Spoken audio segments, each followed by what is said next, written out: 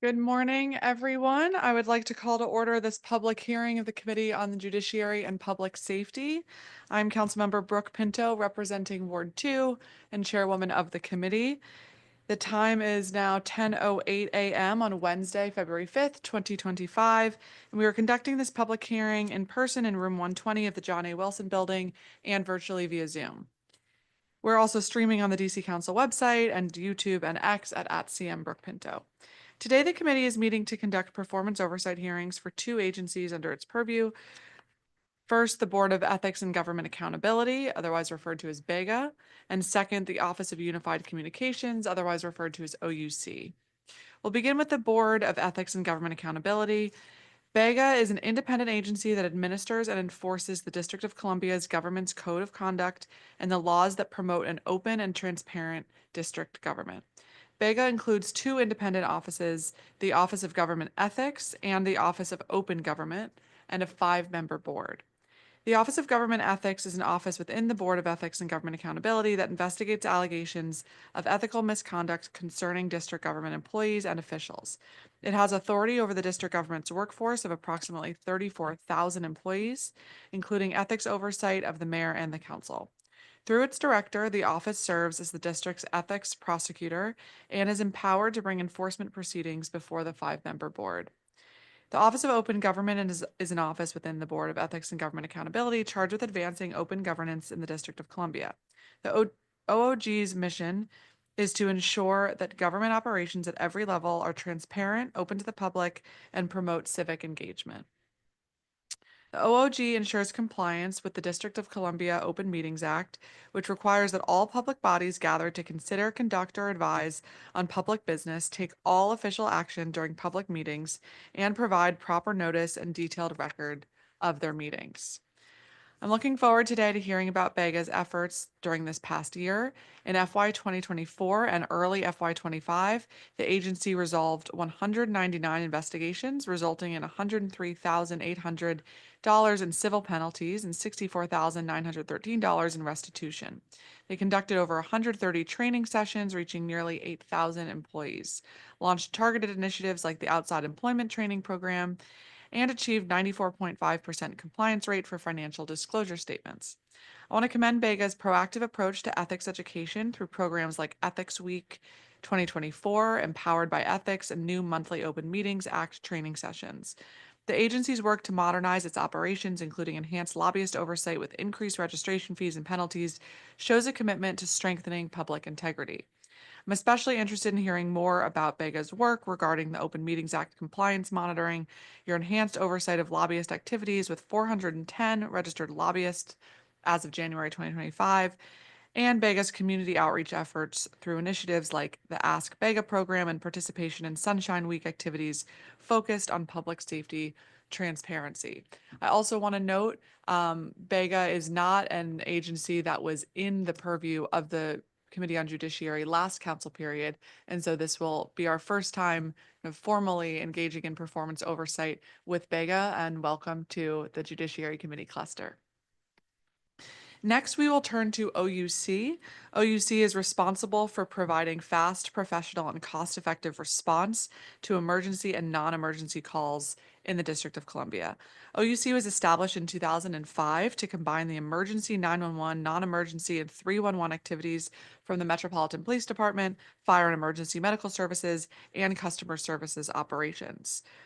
I would like to sincerely thank our OUC and all of our DC's first responders and public safety agencies for all of their work in emergency response and recovery after last week's tragic mid-air collision over the Potomac River.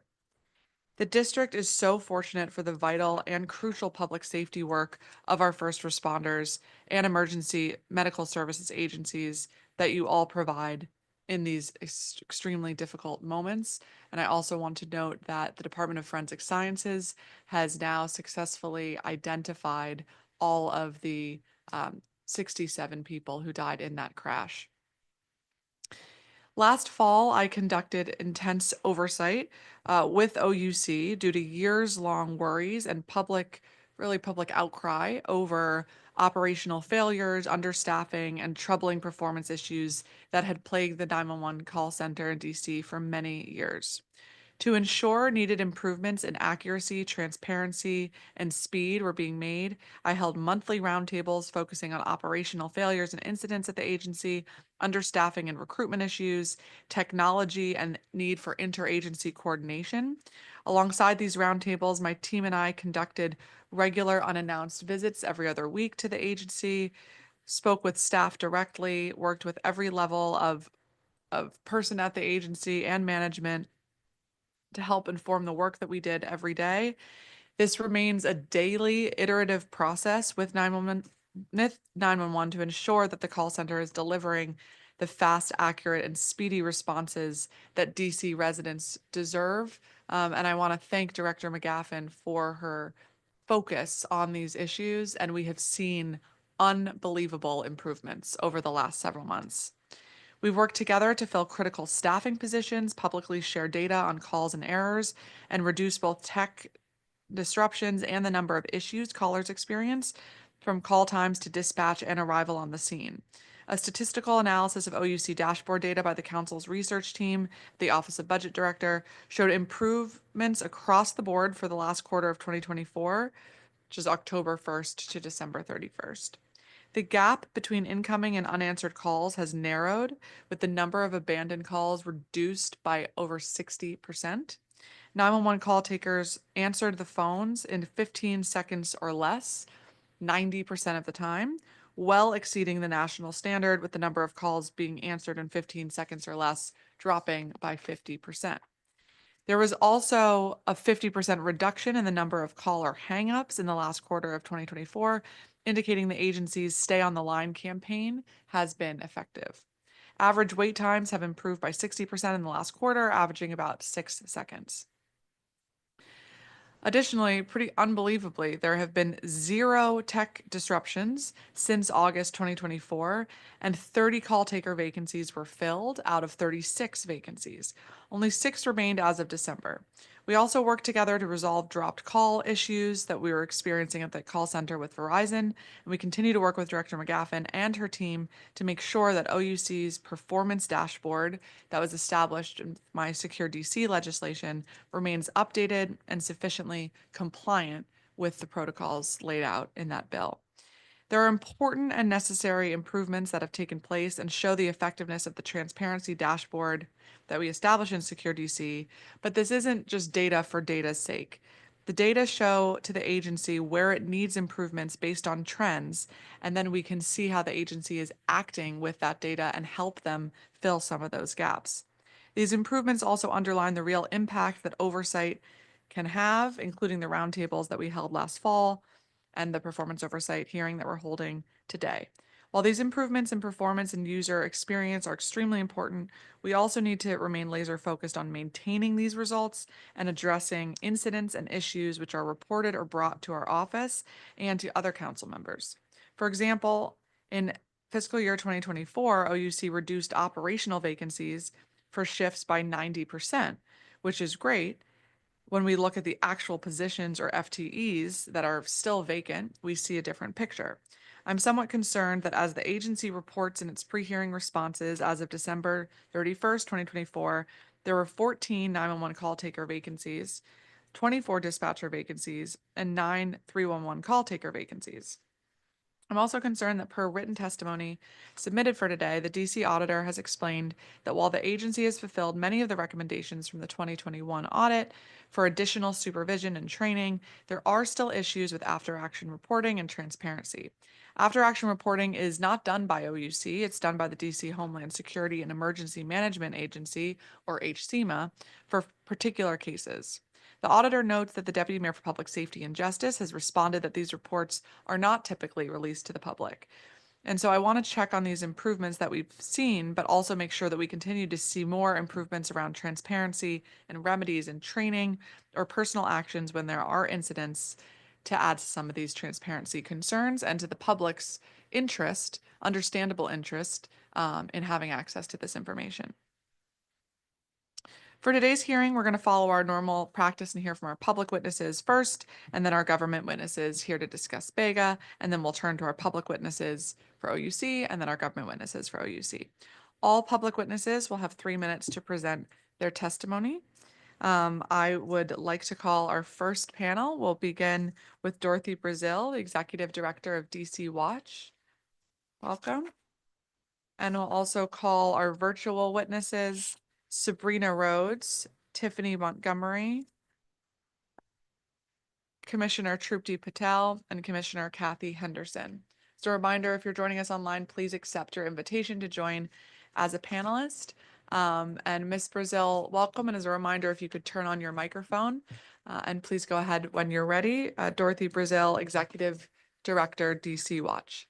Good morning. My name is Dorothy Brazil. I'm the Executive Director of DC Watch. For more than 20 years, my organization has been a good government watchdog organization. I regularly come to the council hearings, especially performance and budget hearings, to review and comment on the performance of different components of district government. Today, I will deviate from my normal practice and want to speak to you directly, Ms. Pinto. You did not mention in your opening remarks when the deadline will close for the submission of written testimony, but I hope you will give some time for people such as myself to submit testimony. As you know, performance hearings in the council are extremely important and they precede the consideration of the budget for different agencies. What I want to say to you, Ms. Pinto, is this. The schedule for today's hearing was published more than 2 weeks ago. When it was published, I not only made an effort to get on the witness list, but I made an effort to review any performance reports that were filed, that agencies were required to file with your committee. I was shocked and dismayed that for more than a week, I repeatedly called your office and your committee staff. And not only didn't I get any answers, no one answered the phone, and indeed, no one returned phone calls.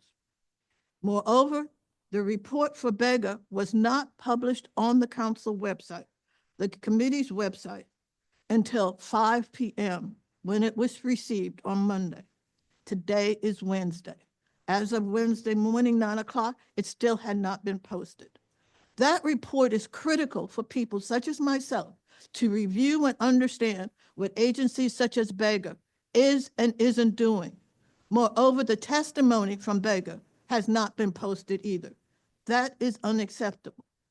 I am especially concerned since this is your first time at the dance. This is the first time you are overseeing BEGA.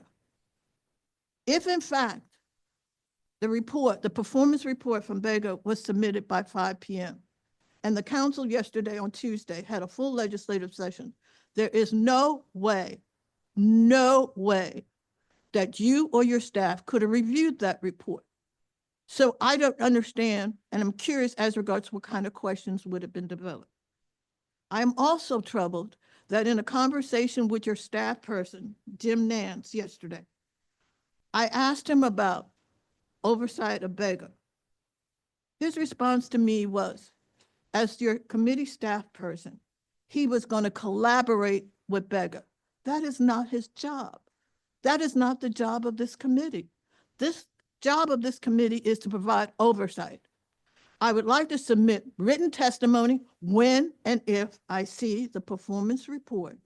And if you can give me some idea of why phone calls to your office all last week and on the hour, every hour on Monday could not be returned by somebody. That is unacceptable. And I'm bringing it personally to your attention so that you know what is and isn't being done on your behalf. Thank you. Thank you very much, Ms. Brazil. I'll respond when we're at the end of this panel. Sabrina Rhodes, public witness, BEGA. Yes, great day, Council and Chair Pinto, staff and witnesses. I appreciate the opportunity to testify on this critical issue of ethics and accountability.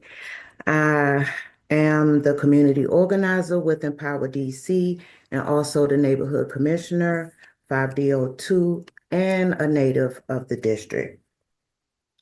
Trust in our government depends on transparency, integrity, and the commitment to serving the public interest above all else, even in this administration.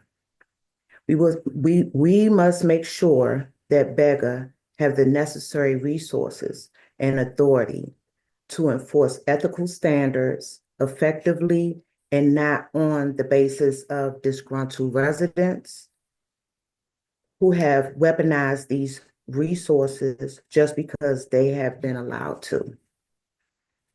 Financial interests seem to dominate the headlines recently. Transparency in government decision-making is key.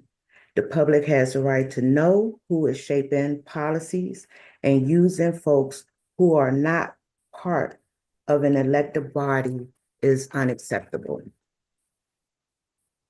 Training and educating ourselves of the oversight process, prioritizing the district residents over personal or political gain activity, seeking the public's input without discrimination is essential to services that prioritize the community. Right now, we don't know what happened to our leadership for the country. We hope our leadership for the district is making sure we are protected and are equipped with the resources to continue to operate with genuine policies so that the well-being of the residents in our community are being improved. Thank you for allowing me to testify, and have a great day. Thank you very much, Commissioner Rhodes. Tiffany Montgomery, public witness. Okay. Commissioner Trupti Patel, Commissioner ANC 2A03. Good morning, Chairperson Pinto. Thank you for holding this hearing so I can enter my comments into the record. So Director Cooks in any other setting should be facing reprimand, possible disbarment, and losing their job. The reality is how my case was handled and addressed was beyond unethical and unprofessional, so much to the point I'm compelled to testify here today. And I want to attach myself to all of Commissioner Rhodes' comments because what I am going through is exactly what she amplified, the weaponization of this agency against unpaid volunteers that are known as ANC commissioners. The Board of Ethics and Governance Agency is an agency that has allowed itself to become weaponized with the bullying and harassment that I have been undergoing for the last 4 years. Ironically, in my initial outreach about the harassment, I was receiving from both Jerry Epstein and Joel Causey. It was Ms. Cooks I had spoken to with about this issue. While she was sympathetic, she, along with other agencies, all said there's nothing that can be done. If colleagues were comfortable bullying me, it sure allowed for carte blanche bullying towards myself and others on the dais from members of the public, which it did. As a collective, ANC2A has had profanities lobbed at them by colleagues and members of the public, physically assaulted, numerous threats of physical violence, racist comments said loud and proud, threats of retaliation and loss of our seats if we didn't give the public what they wanted. But according to BEGA, none of this is bad enough for them to take any action, leaving us out in the cold. In March of 2024, members of the community lost their mind when then Chairperson Jim Malek announced he would be resigning from ANC2A, and the thought of my ascending to become the chair of ANC2A was so reprehensible. It started a flood of missives to you, Councilwoman Pinto, and to other ANC colleagues. Stakeholders were literally lobbying for a convicted felon, all due to the following facts. I flagged numerous concerns on how ANC funds were being spent, resulted in being berated and screamed at in private as well as in public meetings. I had the audacity to support the Aston and then defend it against stakeholders intent on blocking it. Outgoing Chairperson Jim Malek was getting bombarded with calls and emails about my conduct in a meeting where it appeared I solicited a job. It was distressing to him to have so many find anything to attack me with being scrutinized on. So it was I who instructed him to contact BEGA on the matter and made it clear that he is in no way, shape, or form. He made it clear that he was in no way, shape, or form filing a complaint.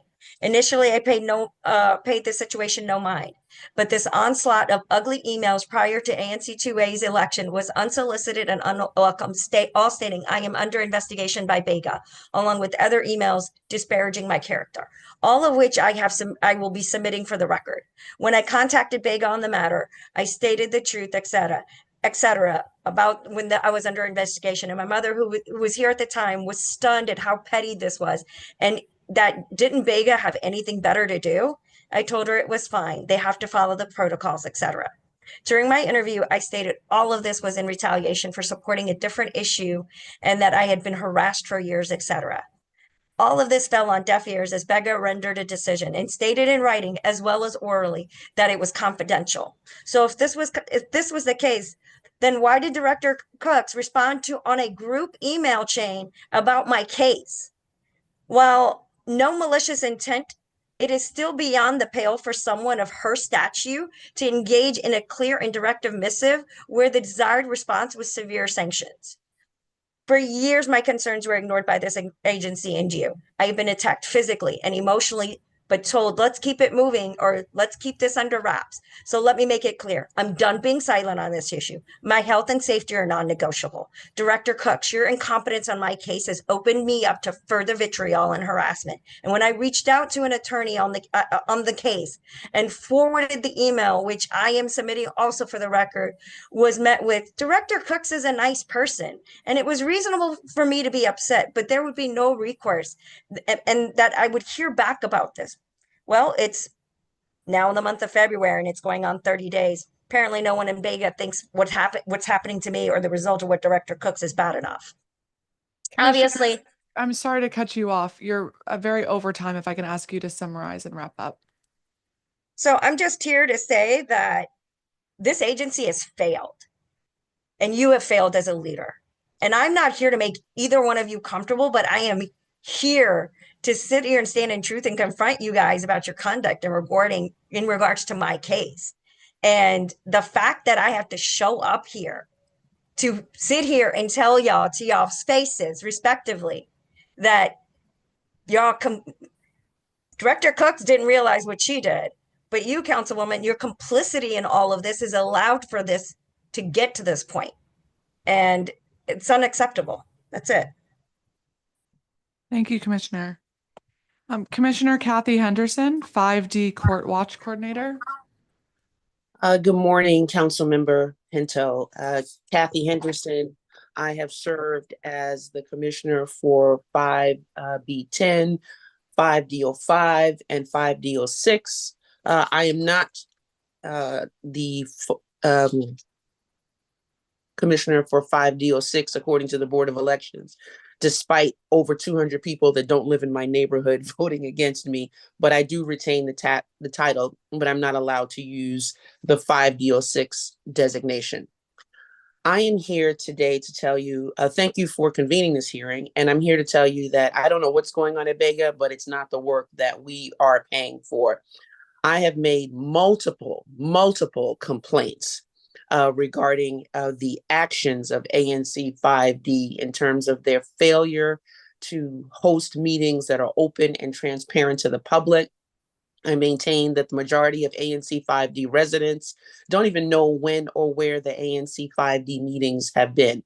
And during my last election cycle, each and every time I participated in a meeting, the chairperson and surprisingly, Commissioner Rhodes, who's here today, they made it difficult for me to even meaningfully participate in the meeting by ridiculously muting me and just engaging in shenanigans. I filed complaint after complaint with BEGA and nothing has been done. There is no documentation. I didn't see anything on their website regarding complaint status or anything, no documentation. Additionally, it came to my attention that the commission during the period of January 2019 to January of 2022 They misappropriated approximately $85,000. I have the documents. I have the documents in my living room from the DC auditor and their financial reports, and nothing has been done. Not one thing. There is no documentation. So what's going on with BEGA? What's going on with the office? They're not adhering to the Open Meetings Act. I mean, this is a farce. The citizens have a right to have the business of our government transparent and available. The citizens have a right that when they elect someone, that person should be able to meaningfully participate in the meetings without undue restrictions. I mean, they've been,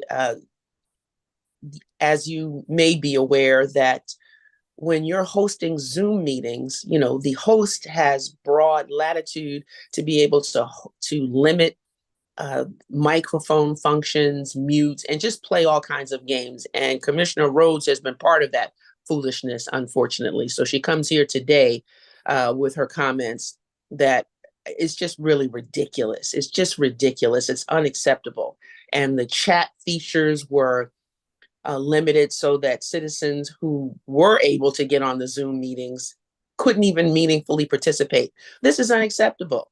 This is unacceptable. And I look forward to having this body under your chairmanship, you know, address what isn't happening at BEGA. There are no fines, there's no documentation, there's no enforcement, and there doesn't seem to be any interest in addressing egregious efforts to prevent the public from participating. And certainly I was prevented, even though I showed up for every meeting during my tenure. Participating was just, it was an exercise in almost futility, with the host claiming, the chairperson claiming, oh, we're having technical difficulties. Well, then why don't you have the meetings in public? Again, if you do a survey or any type of outreach to the approximate 17,000 plus residents, legitimate residents in ANC 5B, most don't even know when the meetings are. And I close with that. Thank you very much. Oh, one more thing. I would also like to be added to the OUC witness list as well. And thank you. Okay. Thank you, Commissioner. All right. Tiffany Montgomery, public witness, are you here on the phone?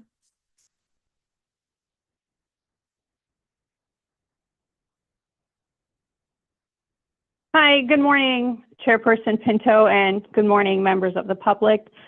My name is Tiffany Montgomery. Thank you for this opportunity to testify at the DC Council for the DC Board of Ethics and Government Accountability, an agency which has been the subject of a federal criminal investigation.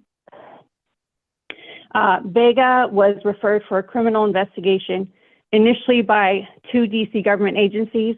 One is the DC Human Resources Department, and the other is MPD, or DC Police Internal Affairs Bureau.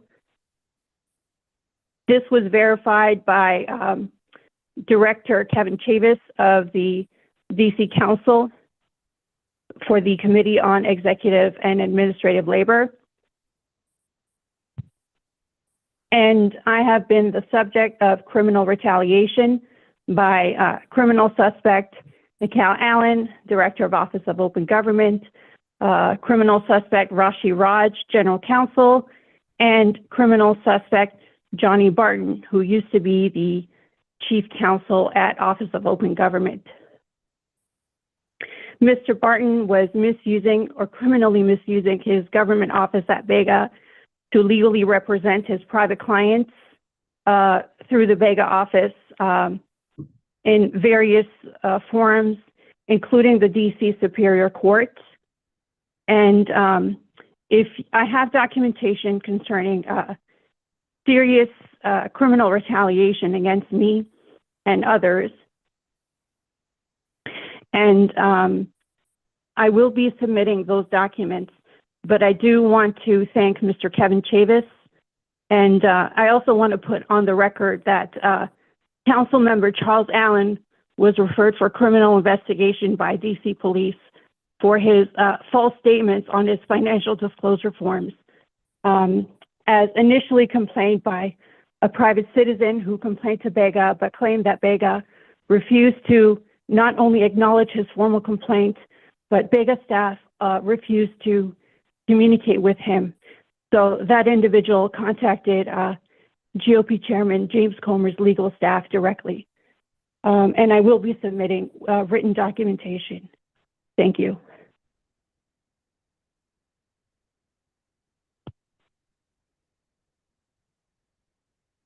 Thank you very much, Ms. Montgomery, and thank you to all of our public witnesses for your testimony and sharing your experiences, some of which were deeply personal. And so I appreciate that bravery and sharing your perspective. Ms. Brazil, first I want to address your concern about the testimony. So the agency's written testimony was submitted to us on Monday afternoon or evening. So it was due at 5 p.m. We received it at 7 p.m. At which time we sent it immediately to the kind of council management system. So 2 years ago, we made a shift. So now there's some consistency between and among committees so that the public doesn't have to kind of figure out what one committee's rules are versus another. So they're all listed publicly on our HMS site, which is on LIMS. I have the link for you here. It's lims.dccouncil.gov. And then if you go to the hearings tab, you can find the list of all of our those questions. Those are now listed online, and we will welcome your written testimony until February 18th, which can also be submitted on that same platform. Can you indicate that the report and testimony is on LIMS? Yes. When was it put on LIMS? We see it on there now. We sent it on Monday night to be uploaded. Sometimes it takes a day or so, which is why we try to build some lead time so that the responses are due before the hearing. So I'm sorry you didn't get a chance to see them beforehand, but they're up, and we will continue to try to do everything we can to make sure that there's transparency in those responses to the public. Ms. Pinto, I don't mean to be argumentative. I want to inform you. Giving them a deadline of Monday at 5 o'clock was unacceptable because the report needs to be reviewed by the committee staff, the council member, and by the community. To then let them submit their report and testimony at 7 p.m. is just unbelievably bad. As of 9 o'clock this morning, I went on the council's website. There is no listing of the report. So I just double checked myself, and it is on the website now. When was it put up? We can follow up and see what time it was put up. That is not something that any of the committees manage because there's now consistency for this. I totally hear you that people need more time, and that's something we can think about for our hearings moving forward so that there can be a little bit more time. As you know, we are just at the start of the year, and so making sure that there's sufficient time for every agency to respond to the dozens and dozens, sometimes hundreds of questions we ask takes a couple of weeks. And so we try to weigh those two things of making sure the agency can provide fulsome responses that are accurate and reflective of what's gone on over the past year and give the public enough time. So I appreciate that feedback, and we'll try to do a better job of that going forward. Ms. Pinto, I appreciate your comment, but just let me say, I went to BEGA's board meeting 2 weeks ago. They were aware of this hearing. They indicated that they were going to be responding to the committee and that they were going to be meeting with you in the committee. For you or whoever in your office to give them a deadline of Monday at 5 p.m. to submit written report, which in many instances, for many agencies and departments, goes from many hundreds of pages. And then not even that day, not even on Tuesday, to post it on the council's website. And as I said, I looked there at 9 o'clock this morning and it's not there. It's not there. My concern is personal, but my concern also goes to, if this is a new area of oversight for your committee, How can your staff have even reviewed it if it was received at 7 p.m. on Monday? That is unacceptable. I would have challenged you to, if they couldn't get it until 7 o'clock on Monday, why did you convene this hearing? Put them to the end of the list, to the end of the performance hearing process. I mean, this is an agency that does not hear you. I was in the room when the legislation was adopted for BEGA. I know the precursors to BEGA, okay? And I know the sorry agency it has become, okay? So this is personal for me because, as I said, I spent more than 20 years trying to be a good government watchdog. When BEGA was established, I said, oh, an ally. And instead, as many of your witnesses have already said, they treat everybody with contempt, sheer contempt. And you need to know that. Well, thank you very much, Ms. Brazil. I really appreciate that feedback. And as I said, we will try to continue to perfect that balance of making sure that the agency has sufficient time to answer questions and that us and the public can review it. I assure you, we have reviewed their written responses and it is now on the website. But thank you for that feedback. Can you tell me why your office doesn't answer its phones? I called once an hour on Monday to your office and your committee off number. No one's answering the phone. I went through at least 5 times last week. I tried to reach out. No one is answering. Can you just explain that to me? I am deeply very sorry for that on behalf of all of us. I know we work around the clock to try to get back to everybody, the thousands of requests that we get every week. And we try to get back to everybody as soon as possible. I am very, very sorry that you were trying to reach us. And it's my understanding that when they got the call, they returned it and spoke to you yesterday. That's a lie. That's a lie. Okay, Ms. Brazil, please don't say that that is a lie. Because it is. I have to say what it is. I have to say it what it is. And then Mr. Nance calls me yesterday finally and thinks that I have a constituent complaint. My concern is, number one, no one's answering your phone. Your doors in many instances, your front door to your office is locked in many instances. And then you're just assuming that, oh, they're calling, it has to be a constituent service. You have oversight over a number of very important agencies in the district government. You don't know if someone's calling to give you some intelligence, to share some information. You don't know. But the assumption immediately was it's constituent services. So let's put it at the end of the list, okay? And That you is should be that very is concerned that about is not a fair assumption. We get thousands of constituent services requests a week, and so that is oftentimes what people are calling about. But thank you for letting me know that, and we will continue to do our best to get back to everybody in a timely manner. Commissioner Patel, I want to ask you a little bit about the process that you engaged with BEGA. You said you could have made a complaint, and then there was an email that was sent back and responded to a large group of people. Can you elaborate a little bit more on that? Certainly. And I want you to know that this was discovered at the beginning of this year. When ANC2A started its new term, commissioners got their brand new inboxes, and in people perusing their inboxes, there were emails that were forwarded to me, and they said, "I think you should. I think you need to read this."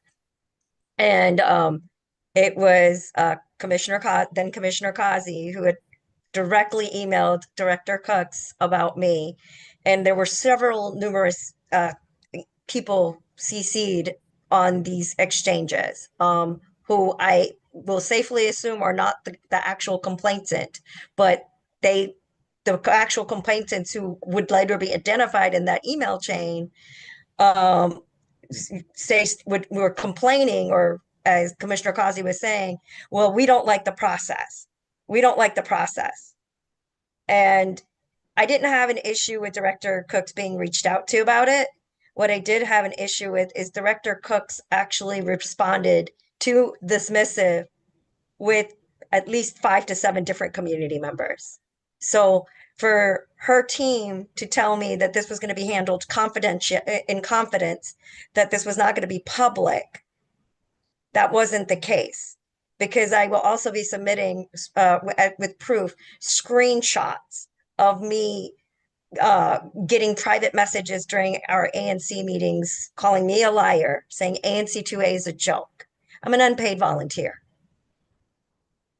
And then to have other emails forwarded to me where you are directly lobbied, Councilwoman, for me to not become the chair, to have my character constantly disparaged. And, you know, this has got to stop.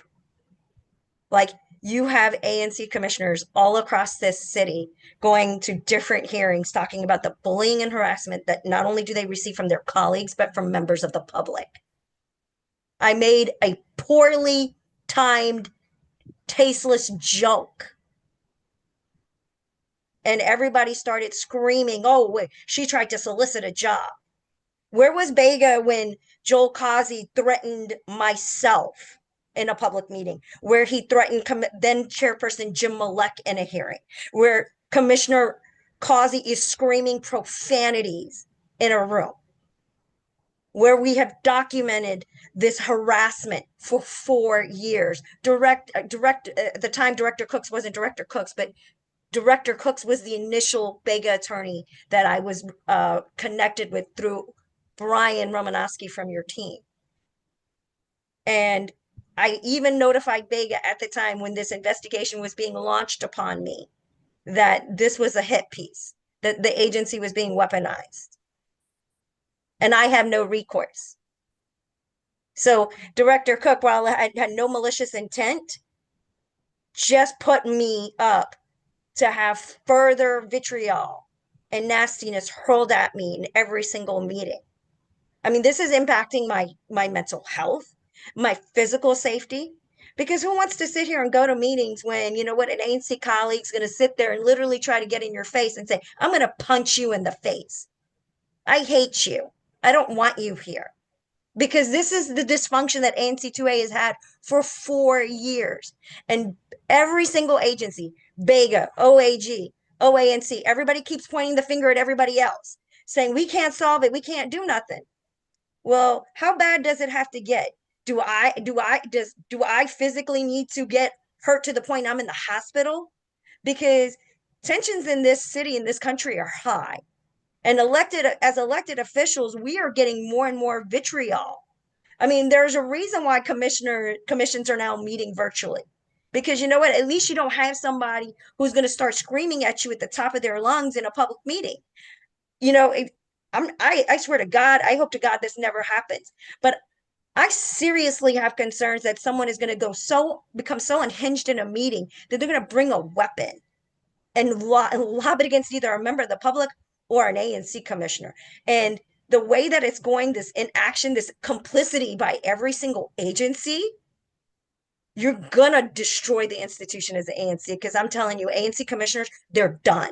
We don't want to come back. We don't want to do this anymore. We're not paid. And to come sit here. Thank you. Okay. Thank you, Commissioner. I am very over my time. I'm going to turn to my colleague, Ward 7 Councilmember Wendell Felder, if you have any opening remarks for either of these agencies or questions for our public witnesses. More so a comment after hearing public witness Henderson. I just wanted to say that, first of all, I appreciate all the work that you have done in Ward 5 and your respected capacity as an ANC commissioner. In the event that you have reached out to BEGA to make complaints and they were not followed up with is deeply concerning. And during my questioning, plan to dive deeper into some of those challenges, but just want to thank all the other public witnesses as well for being here today, and looking forward to today's discussion. Thank you, Councilmember Felder.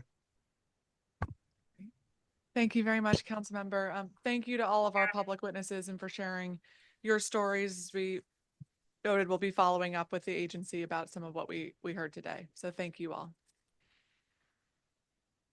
I would now like to turn to our government witnesses for BEGA.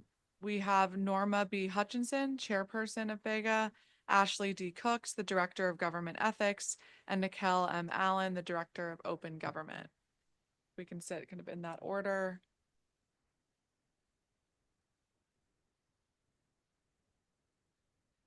Then Ms. Cooks, and Ms. Allen. If we can go Ms. Hutchinson and then Ms. Cooks and then Ms. Allen.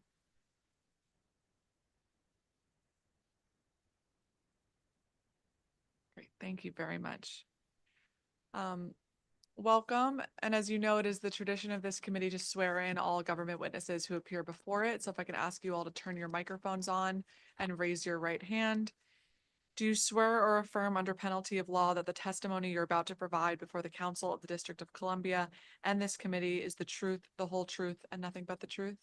I do. Thank you all.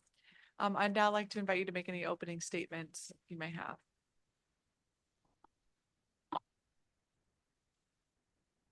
Good morning, Chairwoman Pinto and members of the committee. I am Norm. And I'm sorry to interrupt. If you two could turn your microphones off while you're not. There we go. Go ahead. I am Norma Hutchison, Chairperson of the Board of Ethics and Government Accountability, also known as BEGA or the Board. And on behalf of BEGA, including my fellow board members, Charles Nottingham, Felice Smith, Darren Sobin, and Melissa Tucker, I am pleased to be here to update the committee and the public on the status of BEGA and its operations. With me today are Ashley Cooks, Director of the Office of Government Ethics, OGE, and Nikel Allen, Director of the Office of Open Government, or OOG, whose respective offices are overseen by the board. Both Director Cooks and Director Allen will provide testimony separately about their offices. BEGA serves as the district's Ethics and Open Government Authority. We are a small agency with a wide-ranging mandate to foster high ethical standards in district government employees and public officials, and to ensure an open and transparent operations of the district government. In FY24 and FY25 to date, the board continued its monthly meetings and held one adversarial hearing. On the enforcement front during this period, the board approved 16 negotiated dispositions resolving violations of the Code of Conduct, resulting in $103,800 in civil penalties and $64,913.15 in restitution. The adversarial hearing in FY24 resulted in a final order from the board imposing a $165,000 civil penalty.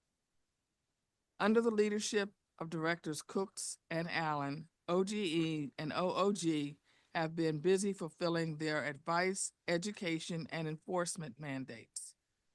The work of both OGE and OOG informed the board's recommendations to the mayor and to the council in BEGA's annual best practices report that was issued on December 18th, 2024.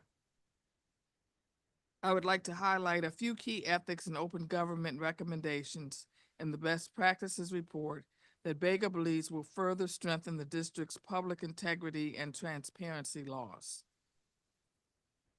BEGA continues to recommend that the district adopt a comprehensive code of conduct, or CCC, that would consolidate government ethics laws in one place and standardize the practices of the legislative and executive branches. To address potential conflict of interest between an employee's official duties for the district and any outside activity or employment, BEGA recommends that employees are required to file financial disclosure. Employees who are required to file financial disclosure statements notify their agency prior to engaging in any outside activity, and that elected officials and certain district employees be prohibited from engaging in outside activities that involve providing professional services for compensation. Along with changes to the district's code of conduct, BEGA also recommends that the council remove the exemption from lobbyist registration and reporting that is currently enjoyed by certain nonprofit organizations. On the open government front, the best practices report also includes recommendations for changing the OMA and the DC FOIA to make the operations of the district government more open and accessible to the public. In addition to recommendations to increase processing times for FOIA requests and appeals to align with timelines in neighboring jurisdiction, BEGA also recommends providing OOG with additional tools to enforce violations of the OMA, including bringing advisory neighborhood councils under the OMA and increasing fines for OMA violations. While the council increased the maximum civil penalty for violations of the OMA from $250 to $500 in the last council period, BEGA recommends increasing the maximum fine to $1,000 per violation.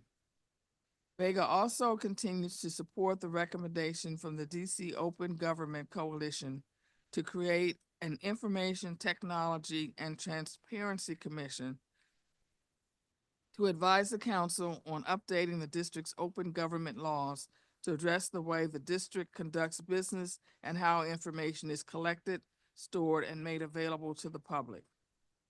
A commission would include representatives from the legislative and executive branches, along with outside experts, and would consider comments from the public. As BEGA continues to focus on its mission of cultivating, providing, and upholding the highest standards of ethics and transparency in the district government, the board will continue to support OGE and OOG as they implement new initiatives to strengthen the district's ethics and open government programs.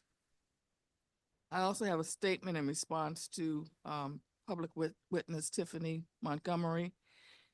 And I would like to make a statement for the record regarding the unsworn statement made by a former BEGA employee who was briefly employed by the agency and lawfully terminated from the Office of Open Government. I have full confidence in my board member colleagues, the directors, attorneys, and staff of the Board of Ethics and Government Accountability. They continue to serve as public servants with diligence and dignity at a time when public officials are increasingly subject to vile attacks on their character, background, and professional acumen for merely executing their duties. I assure the public that the members of this organization are not being investigated by law enforcement or any other entity, as was stated. The esteemed members of this organization will continue to carry out the business of the District of Columbia government, which is to ensure that we all operate in a manner that is ethical and transparent, regardless of anyone who seeks to harass our employees or disparage our work. I'm here to assure the committee and the public that we shall carry on. With that, I thank you, Chairwoman Pinto, and I am pleased to answer any questions the committee may have as our Director Cooks and Allen. Thank you. Thank you very much, Chair Hutchinson. Director Cooks, do you have any opening statements? Yes, I do. Okay, great. Please go ahead. Good morning, Chairperson Pinto, members of the committee, council staff, and members of the public. I'm Ashley Cooks, Director of the Office of Government Ethics for the Board of Ethics and Government Accountability. And I'm pleased to update the committee and the public on the performance and operations of the Office of Government Ethics, also known as OGE. The OGE's mission is to promote public trust and safeguard the district government's integrity by ensuring that employees and public officials abide by the government's ethics standards. OGE administers and enforces the district's code of conduct. OGE's primary responsibilities include providing ethics advice and training to district government employees and public officials, producing ethics training materials, issuing rules and regulations governing the ethical conduct of employees and public officials, receiving, investigating, and prosecuting alleged violations of the code of conduct, and administering the district's lobbyist registration and reporting and financial disclosure programs. OGE's legal staff includes a general counsel, senior attorney, supervisory attorney, and 3 attorney advisors. The investigative team is comprised of a supervisory investigator and 3 investigators.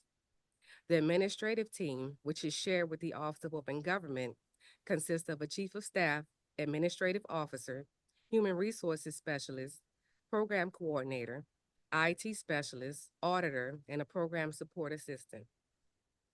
I'm pleased to say that OGE has continued to fulfill its mission throughout fiscal years 2024 and 25, FY 24 and 25. In my testimony, I will begin with an update on OGE's performance within its respective programs.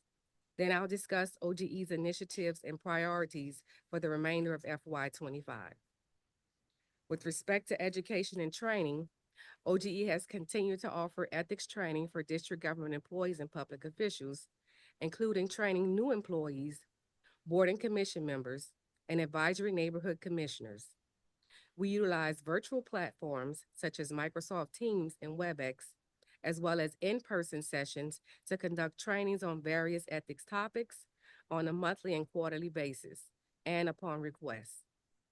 OGE conducted a total of 133 training courses and trained 7,941 employees in FY 24 and 25. We continue to provide on-demand training courses through the Department of Human Resources PeopleSoft system and our online learning management system, which has almost 7,000 registered employees. And according to OGE's FY 24 key performance metric, 95% of training evaluations completed by attendees resulted in an overall positive rating on the evaluation form. Ethics Week is BEGA's annual ethics conference. Each year, we pick an ethics-related theme and provide training sessions and informational materials based on our theme. The conference is for 1 week and usually takes place in October. In FY 24, during the week of October 23rd through the 27th, BEGA held Ethics Week 2023, Everyday Ethics, hashtag can't go a day without it. The 2004 program consisted of 20 training courses presented by OOG and OGE that were geared toward encouraging employees to make ethics and government transparency a part of their daily activities. Ethics Week 2024 took place on October 15th through the 18th, and the theme was Empowered by Ethics. The course schedule included training such as local hatchet game show, financial disclosure workshop, ethics and yoga, common ethics violations, learn from them and avoid them, being ethical is harder than you think, FOIA and OMA introduction from OOG director, fireside chat, journalism and ethics, and outside employment overview. Each annual program was well received by attendees, and recordings of those presentations are available on our website. With respect to providing ethics advice and guidance, in FY 24, OGE issued 6 formal advisory opinions. On February 1st, 2024, OGE issued Cooperation and Retaliation Advisory Opinion, which is a sua sponte advisory opinion that advises on the obligation of district government employees to cooperate with OGE's investigations and the prohibition against retaliating against employees who report unethical conduct and cooperate with our investigations. On June 3rd, 2024, OGE issued Advisory Neighborhood Commissioner Sign-On Letters Advisory Opinion, which is a draft advisory opinion that was written by request and provides guidance to the Office of the Advisory Neighborhood Commission on circumstances under which advisory neighborhood commissioners can ethically write sign-on letters. On that same date, OGE issued Post-Employment Attorney Appearance Advisory Opinion, an advisory opinion that provides guidance to a former employee regarding whether the district government's post-employment rules allow him to enter an appearance and represent a plaintiff in a legal matter in which the district is a defendant and represented by the Office of the Attorney General. On June 7, 2024, OGE issued Social Media Official Use Advisory Opinion, which is a sua sponte advisory opinion which provides guidance on how district employees and elected officials should properly use official social media accounts in accordance with the ethics rules. On August 16, 2024, OGE issued OSA providing statehood information at the Democratic National Convention, which advises on whether the mayor's office of the senior advisory representatives could attend the 2024 Democratic National Convention to present information regarding DC statehood. On September 5th, 2024, OGE issued guidance on serving as president/CEO of an organization that does business with the district, which provides guidance on the ethics rules as they pertain to serving as the president of an organization that does business with the district government. In FY25, on January 15, 2025, OGE issued lobbyist registration and reporting, a sua sponte advisory opinion which advises lobbyists on the reporting requirement and restrictions and informs employees of their obligations regarding lobbyists. All of OGE's formal advisory opinions are posted on the BEGA website and published in the DC Register.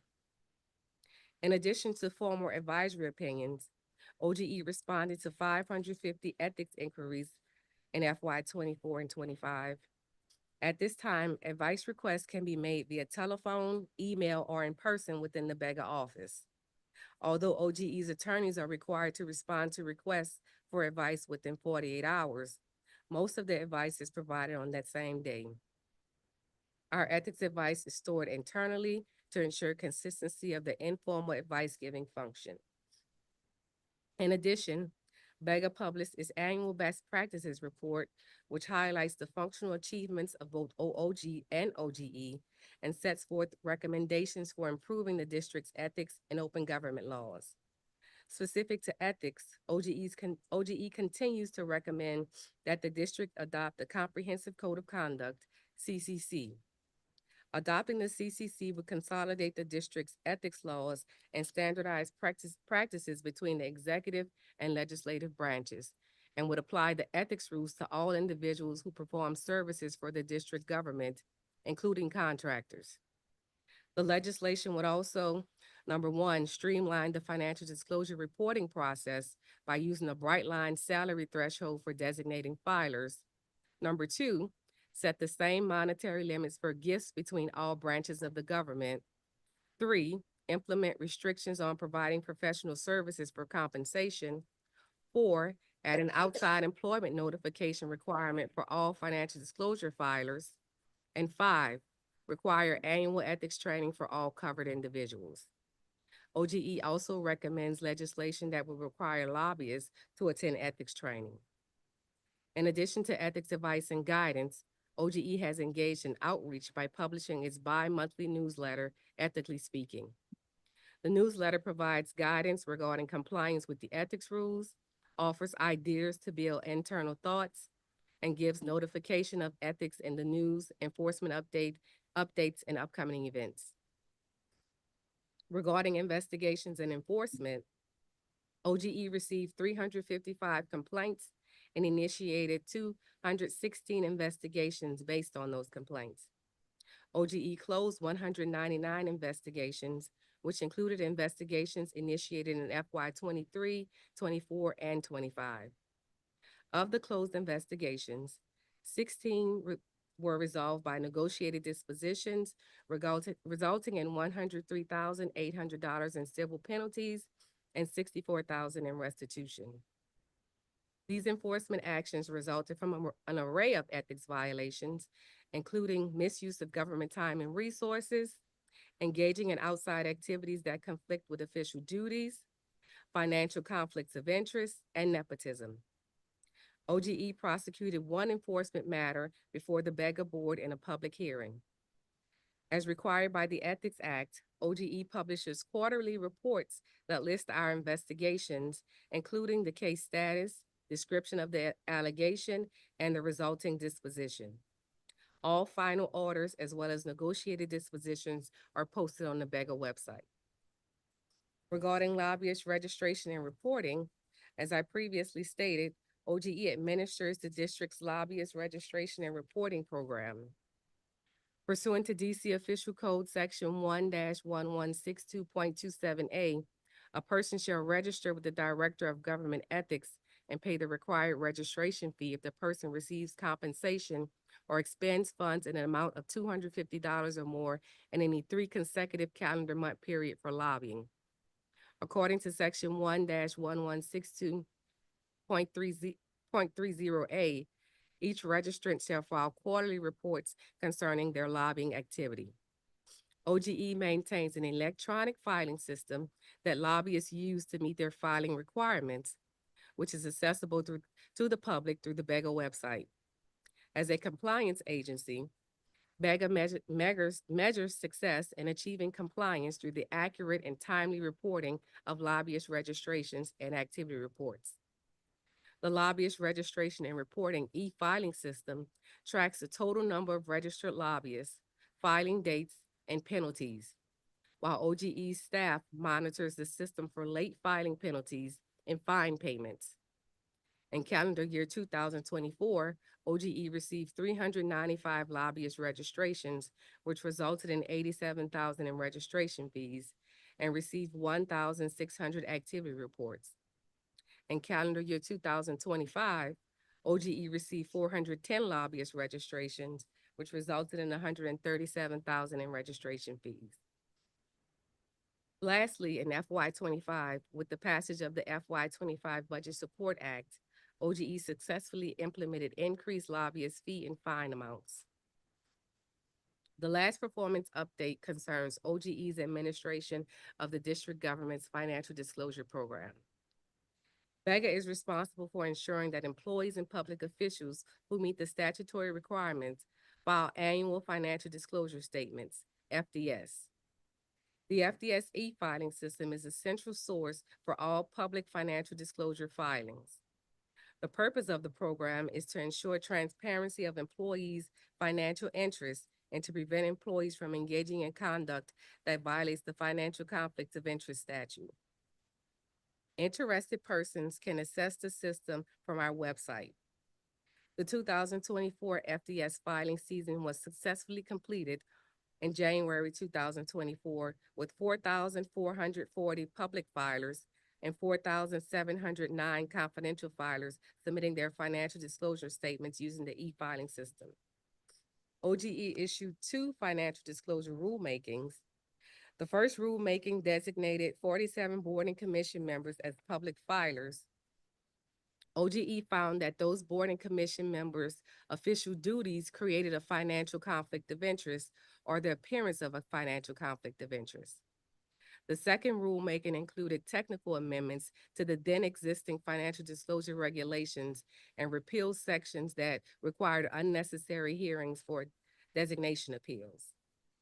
Lastly, I'll provide testimony on OGE's current priorities for FY25. First is our training initiatives. OGE has launched an outside employment training initiative, which will educate employees and public officials on the restrictions surrounding outside activities. Within the last few years, OGE has received several complaints involving allegations that employees are engaging in outside employment that conflicts with their district government employment. In case number 24-000F, Henry David DeBoer, the board held a public adversarial hearing and found that respondent DeBoer violated the code of conduct when he held overlapping full-time positions as an employee of the Department of Employment Service and as an employee of Enlighten, Inc., working as a contractor with the Criminal Justice Coordinating Council. In case number 24-0056P, Henry C. Lynn, the board approved a negotiated disposition in which the respondent held a second full-time position with Freddie Mac during her district government tour of duty and served as a member of the Falls Church City Council. The respondent in case number 23-0010P, Henry L. Graves, worked 2 outside jobs as a doula and a human resources manager with a consulting company. There are other cases within OGE where we have found evidence that employees held second jobs during their government tour of duty and represented an entity before the government. OGE has created a training series to provide information on outside ethics rules and is in the process of creating on-demand training, which will be available on our learning management system.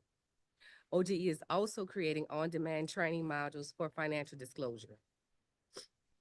lobbyist registration reporting exemption and training requirement. OGE is pursuing an amendment to Section 228 of the Ethics Act that will repeal the lobbying registration and reporting exemption for 501c4 organizations.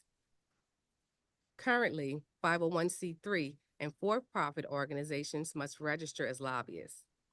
This exemption for 501c4 organizations alone is an outlier among other jurisdictions. Indeed, most jurisdictions, including the federal lobbying disclosure program, do not differentiate between nonprofit organizations and other organizations that meet the lobbying registration requirements. The legislative history is absent justification for excluding 501c4 organizations from registering as lobbyists. While public policy and the nature of 501c4 entities can justify a fee reduction in the same manner as it applies to other nonprofit organizations, BEGA has not identified a practical or public policy purpose for completely exempting 501c4 entities from registration. OGE also recommends legislation that establishes a training requirement for the district's lobbyists. By making the training mandatory, BEGA can ensure the consistency of lobbying information we disseminate and ensure that all registered lobbyists are equipped with the same tools as they conduct business in the district. The training would also attempt to ensure that lobbyists do not engage in prohibited conduct per the Ethics Act.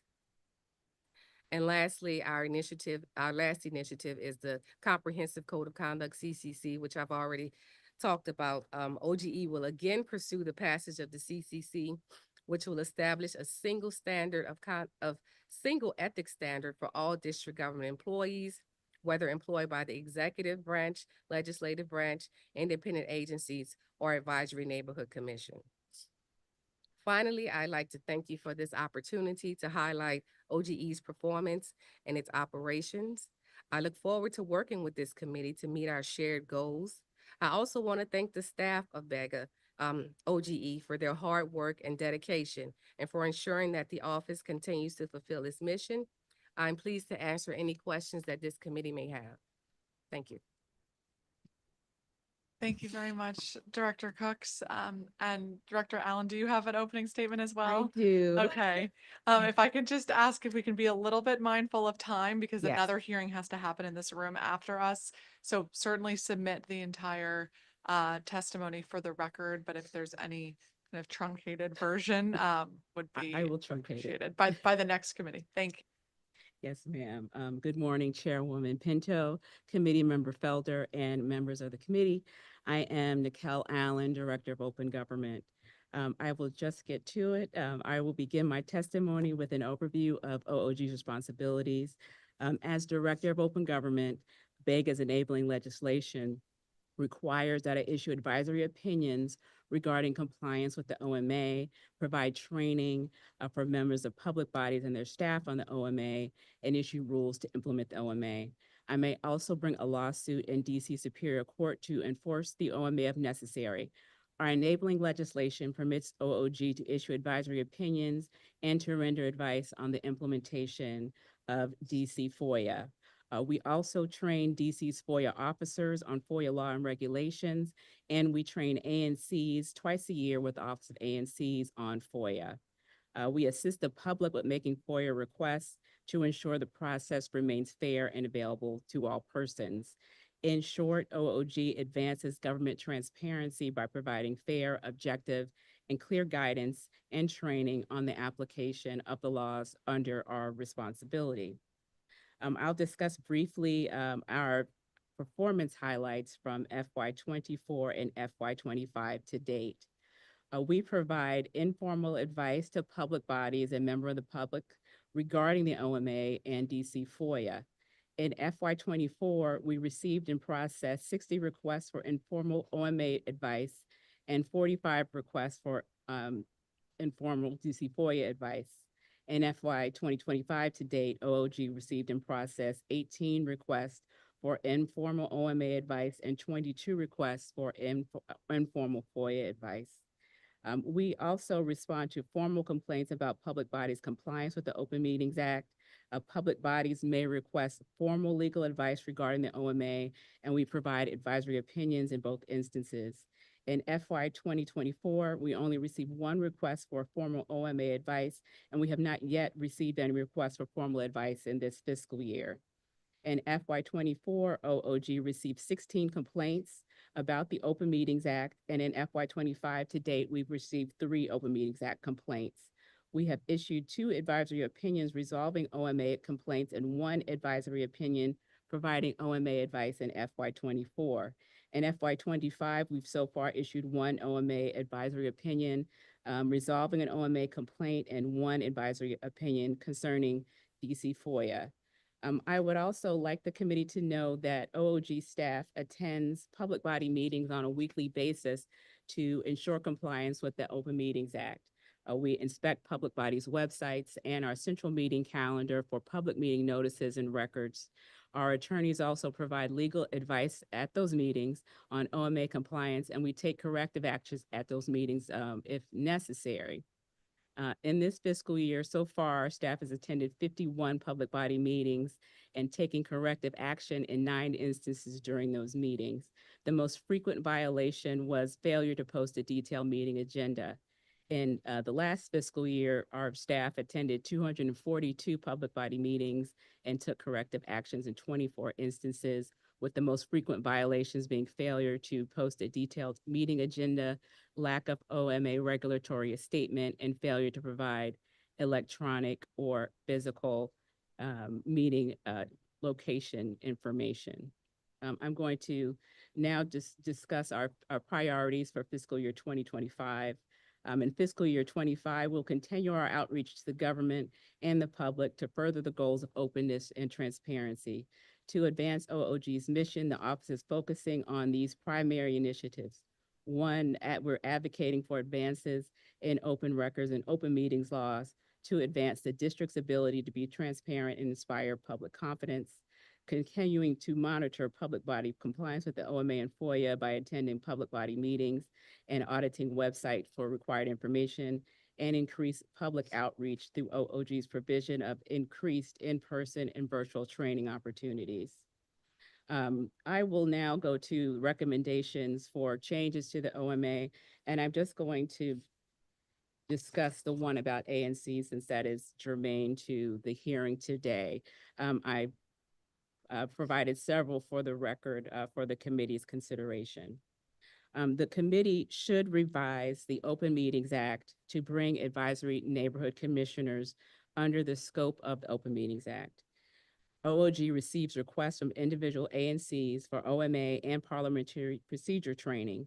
We have provided ANCs with access to our training portal to facilitate their ability to conduct orderly ANC meetings. But we also receive complaints from members of the public and ANCs regarding ANC meeting compliance with the OMA. There seems to be a general thought in the district that ANCs are in fact subject to the OMA. I believe that more people have been attending DC government meetings in general since they have become available online. So there's a general assumption that these meetings are subject to the OMA like all other governmental meetings. ANC meetings should be subject to the OMA, and OOG should have the authority to resolve complaints about ANC meetings. We don't have that authority right now. Bringing ANCs under OOG's regulatory authority over meetings would allow OOG to provide them with training, support, and other resources they need to be more effective leaders and to hold more open and transparent meetings. I assumed the role of Director of Open Government in July 2018, and I was reappointed by the board in July 2023. As director, I have facilitated OOG's growth from a legal staff of 1 to a full legal staff now with a general counsel who we term as chief counsel, 3 attorneys, and a paralegal. I have established OOG as a reliable source for expert information and assistance, and I have worked with the Executive Office of the Mayor through the Department of General Services and the DC Council to successfully relocate the agency to a new facility. While OOG has made great strides during my tenure as director, from an organizational standpoint, I believe there's still much work to do for us to maintain the public's confidence in government by ensuring it is operating in a manner that's transparent. I would like to end my testimony by publicly thanking the OOG team for their work and dedication to ensuring that BEGA properly executes its mission of ensuring that the district government operates in a manner that is transparent and accessible to the public. I could not ask for a more dedicated team and partners in our mission, and I appreciate all the work you do for the district. Thank you, Chairwoman Pinto, for providing me this opportunity to testify about the Office of Open Government. I am pleased to answer any questions you or members of the committee may have. Thank you. Thank you all very much. We're going to do 10-minute rounds for members.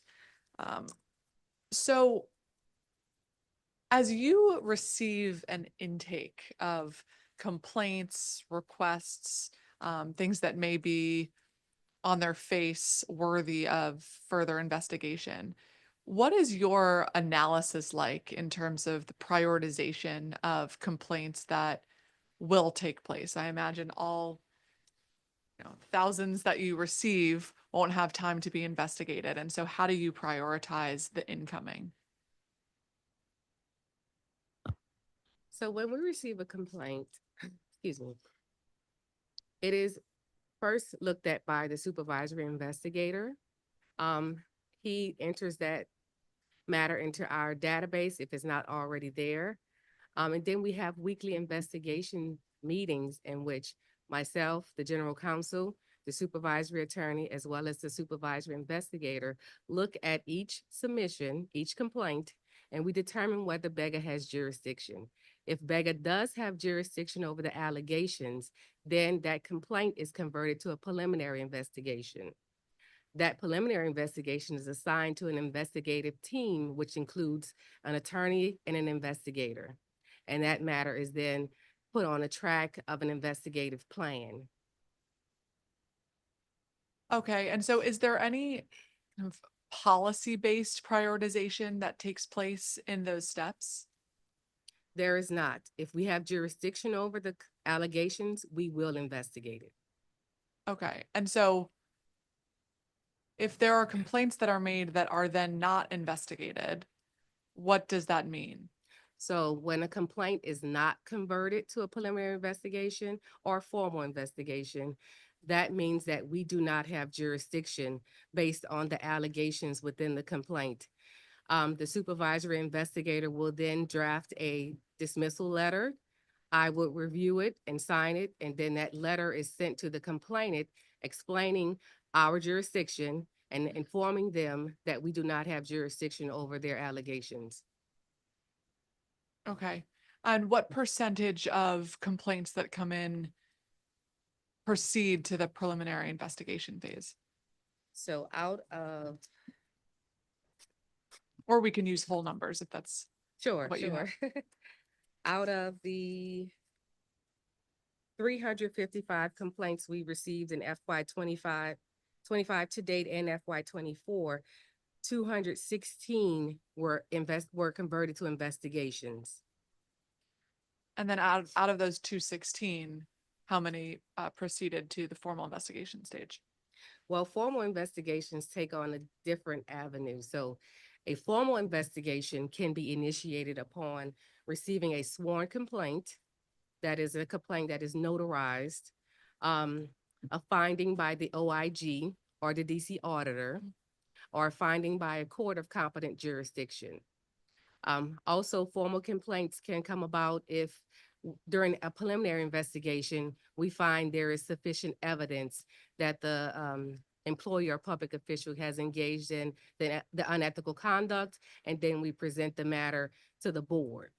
So I think your question was out of the 216. So for those that went through the preliminary complaint stage, what is the next step for those that are going to proceed? The next step would be either dismissal or a disposition. And that disposition can be a non-public informal admonition. It can be a negotiated disposition, an open hearing before the board, or a show cause hearing before me. But those cases, those preliminary investigations can also be presented to the board to be turned into formal investigations in which subpoena authority is granted to me. And then the board would have to make a disposition on that formal complaint. And that can be a negotiated disposition, dismissal, or an open and adversarial hearing. And those are the three options for all of those 216? No, the Those- options are a non-public disposition, which is an informal admonition, dismissal, negotiated disposition, open and adversarial hearing, or show cause hearing. So there are 5 avenues Got that it. the 216 could take. Could have taken. Got it. Thank you. So we have had some high profile ethics issues in our city lately. Unfortunately, yesterday, the council, the first time, expelled a colleague of ours for substantial evidence of violating our council's code of conduct. In what ways is BEGA working to reassure the public that we have the highest quality ethics standards and a transparent process if something like this were to happen again? So when we investigate a matter, we do inform the public of that investigation through our quarterly complaint reports that we issue. Those reports contain investigations that are currently opened, those that are closed, and those that may be stayed. On that report, there is actually a description of the complaint, and if it is closed, any disposition that we've reached. So we try to be as transparent as we can with our investigations with the public by issuing this. We also include that information in our bi-monthly newsletter, which is posted on our website. Just so the public knows that BEGA is aware of unethical conduct and that we're continuing to investigate those matters. Okay. So in last year's budget, the agency had an increase of 5.8%, including increases for salary step and fringe benefits, but also in furtherance of additional training and education sessions, investigated issues related to FOIA, and things that the public could benefit from. We heard from some of our public witnesses a concern around information they were receiving or not receiving from BEGA. And so how have you used that additional budget increase to kind of better inform your work and better expand on the external public training offerings? So some of the budget goes to our case management system, which allows us to better track our complaints and investigations, which in turn allows us to inform complainants of the dispositions for the matters that they file with us, as well as accurately produce that quarterly complaint report that we receive. Regarding training, another large portion of our budget goes to our LMS, which is an online database that employees can self-register for. And we have a good number of trainings there that employees can take on demand at any time. Open meetings. We also have a training portal for open meetings, the Parliamentary Procedure Training Portal. That is open to members of DC government who would like to receive training on parliamentary procedure, Robert's Rules of Order, and on the Open Meetings Act. To answer your question about the public, we do have sessions we have the public attend. We've worked with the DC Open Government Coalition to participate in events where we can educate the public on FOIA and DC open government laws, and also hear from them that they have opportunity to ask us questions, to bring up issues that they want to discuss with us. So we do have those public forums available. Okay, thank you.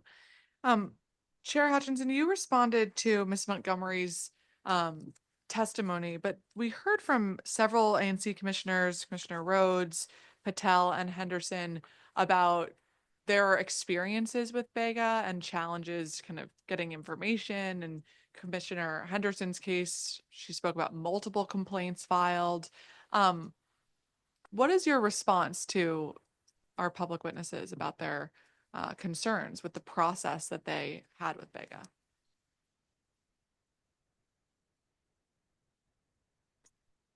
So we inform all complainants who file complaints with us of the case outcome regarding what they filed. Again, we use our case management system to ensure that those letters are drafted. I review them and I ensure that they're sent out. So anybody who files a complaint, an ethics complaint with BEGA, will or and has received notification whether we have jurisdiction, whether we've investigated, and the outcome of that matter. We are available. We have a hotline that folks can also call if they have a complaint and speak to a live person. So we're very available to talk to the public. We have our online submission portal, which is available on our website that folks can utilize. And you can even walk into our office and file a complaint or even get an update about a complaint that you filed. So we are very responsive to the members of the public. Thank you. And is there a process if someone hasn't gotten a complaint to kind of make that concern known? If they haven't, If they haven't received the outcome of their complaint, excuse me. there is a process where they can contact us and then we'll readily send them the letter or give them information about the case. Okay. I want to be mindful of my colleagues' time, so we'll come back to this next round. Councilmember Felder?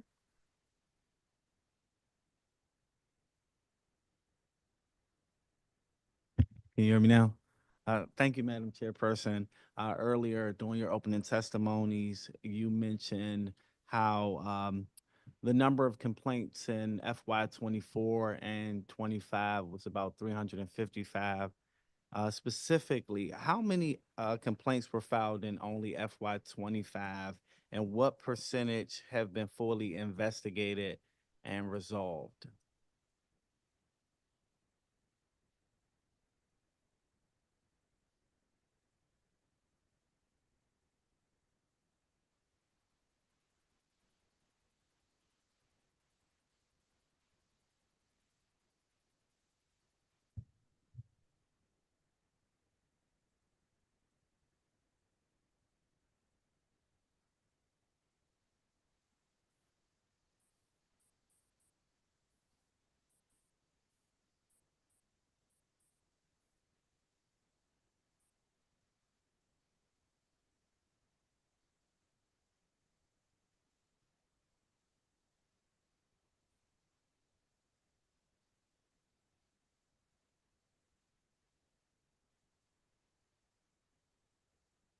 You can you can email me that information. Okay.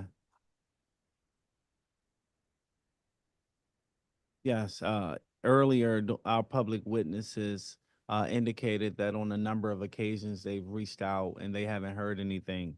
My question is, what is the current backlog of pending cases, and what steps is BEGA taking to expedite those investigations and or complaints?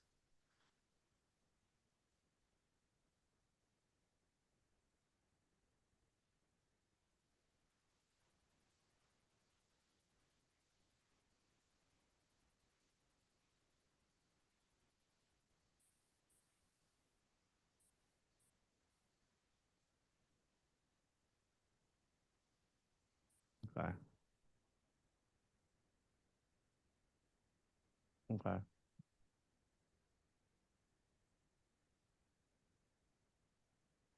Them were discussed in our investigations meeting on yesterday. Okay. So of those 11, those that we don't have jurisdiction over, a dismissal letter will be sent to that complainant within the next week or so.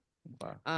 Of the 40, of the rest that we do have jurisdiction, they were converted to a preliminary investigation.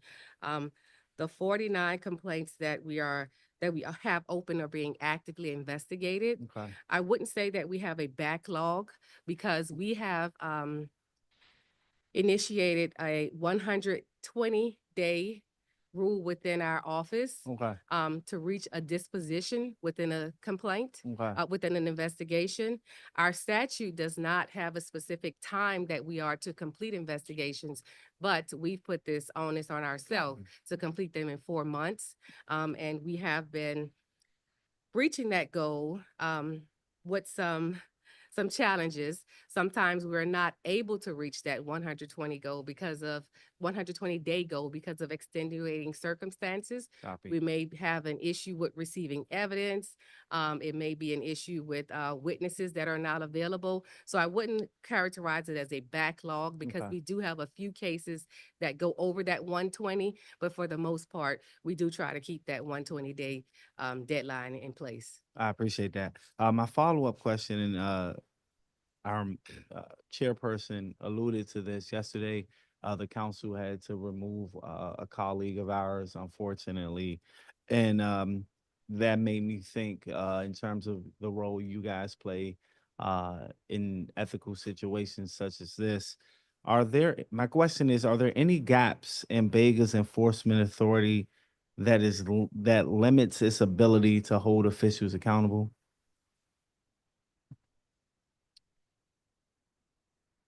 There are not any gaps within our code of conduct, within the Ethics Act that would prohibit us from holding them accountable. We do not have criminal oversight or criminal jurisdiction. So we wouldn't be able to address any matters that are criminal. But if a matter does involve criminal conduct as well as violations of the code of conduct, we can still address that matter. Thank you. What challenges does BEGA face in ensuring that penalties for ethical violations are consistently enforced, if any? We usually issue fines based on precedent. So we have a running list of fines that have been issued for different types of violations. And a fine is issued. The board has the authority to issue a fine of up to $5,000 per ethics violation. So we take into account the board's authority, and each case has its own separate set of facts, but we try to be consistent in the fine amounts that we previously issued in a certain case. Where we do see difficulty is in collecting those fines. So if the respondent in the case is a former employee or someone that is no longer in the district, then we have had issues with collecting the fine amount that is owed. What we've done is we have engaged with the district's central collection unit to serve as our collecting body to try to recoup those funds. We've engaged with the Office of the Attorney General to bring civil action to recoup those funds. And we've also had internal measures within place. We have staff that reach out to folks who owe us fine money via mail or other means to try to collect on those fines. I appreciate that. My next set of questions are surrounding transparency and public trust. My first question, how does BEGA ensure that investigations are conducted fairly and without political influence? Well, we are we are an independent agency. So we do not, I am not appointed by the mayor and confirmed by the council. So we are an independent agency, which means that we conduct our investigations independent of mayoral decisions as well as council decisions. Copy. Are there any concerns about public awareness of the ethics complaint process? Like, what is BEGA doing to improve accessibility and reporting mechanisms for residents and government officials? So the BEGA complaint process is listed on our website. If you go under investigations or I believe maybe education, there is a, it's listed there how folks can file a complaint. They can file a complaint via our online portal, via mail, walking into our office, our hotline, email. So that is listed there on our website. The process is also listed there in which it states that complaints are considered by the Director of Government Ethics and converted to preliminary or formal, if there is jurisdiction for us to handle the matter. So it is there. And what was your second part of that? My second part of that was your reporting mechanisms, like your proof of reporting mechanisms. Say again? Your proof of reporting mechanisms. According to our regulations, we are required to report all complaints that we receive, as well as all investigations that we conduct. And we do that through our quarterly complaint report, which is published on our website. Thank you. What role does BEGA play in overseeing lobbyist disclosures, and are there any weaknesses in compliance or reporting? So we have jurisdiction over all lobbyists who register within the district government. Okay. So anyone who expends or receives $250 or more in a three consecutive calendar month period for lobbying is supposed to register with the Office of Government Ethics on an annual basis. Anyone who also engages in lobbying has to file quarterly activity reports with the Office of Government Ethics. So in that reporting and registration process, we ensure that lobbyists timely file their registrations and reports, and that the information is accurate there. That information is available for the public to view via our website. So there is great transparency in our lobbyist registration and reporting system. Where we have seen issues is one was the fine amount and the fee that lobbyists had to pay, which was rectified last year through the Budget Support Act. We have increased those fines for-profit lobbyists and nonprofit lobbyists. Where we see an issue now is that, as I stated, 501c4 organizations are exempt from lobbying. And we know that there are some 501c4s who engage in lobbying within the district government, but there's this exemption and they don't have to register. So that exemption really hinders transparency, because the public deserves to know who's lobbying officials within the district government. And if it's a 501c4 entity, there is no record of that. Copy. I'll save my additional question. Thank you very much, Councilmember Felder. And I'll actually pick up there as it relates to the lobbyists and the registration. Your December 2024 rulemaking designated 47 boards and commission members as public financial disclosure filers based on their potential for conflicts of interest. Are all of our boards and commissions subject to the financial disclosure? And if so, how many conflicts of interest have we uncovered through reviewing those financial disclosures? Not all boards are subject to the financial disclosure requirement. The purpose of financial disclosure is to avoid financial conflicts of interest. So boards that do not engage in conduct that would create that violation are not required to file. There are certain folks that are listed under our Ethics Act as filers, just by definition of their position. And then there are boards that are listed under Section 2E of the Confirmation Act that are also listed under our Ethics Act. What we found was that there are other boards that are not listed under, not expressly listed under the Ethics Act, that were engaging in conduct such as grant approval, contract approval, and things of that nature, that could have engaged in a conflict of interest. They were not designated as filers. So under our authority, we issued a rulemaking to include those boards that we reviewed who engage in that type of grant making, contracting, anything dealing with district government funds, to be filers. And are those designations something provided by statute, or that you determine the category of boards and commissions that should be subject to the financial disclosure rules? So there are some designated by statute, but we also have the authority in the Ethics Act to designate a board if we find that their duties involve a financial conflict of interest. So what we did is that we looked at the list of all the boards and commissions within the district government, their descriptions, the duties of that board, and any background evidence that we needed to find to determine whether they engaged in grant funding, contracting, again, anything that deals with government funds. And if they did, then we determined that that board should be subject to the financial disclosure rules. If they did in their capacity serving on that board. Correct. Interesting. And how many of our boards and commissions did you find are subject to that threshold? We found that 47 were not included in the Ethics Act, that they were not actually filing. 47 out of how many?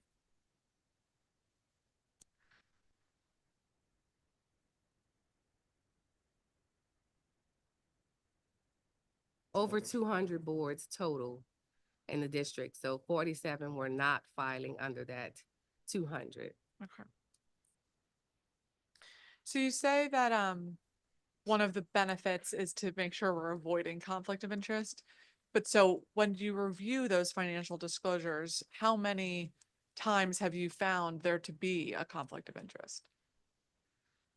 There have, actually, it's been very minimum, which is great. So we haven't, if at all, there's been very minimum where there was a conflict of interest and a board member didn't already recuse from engaging in that conflict of interest. So the fact that there's a conflict is not itself a violation, but if a board or commission member engages in conduct that violates or that may financially benefit themselves or a person closely affiliated with them, then that is the problem.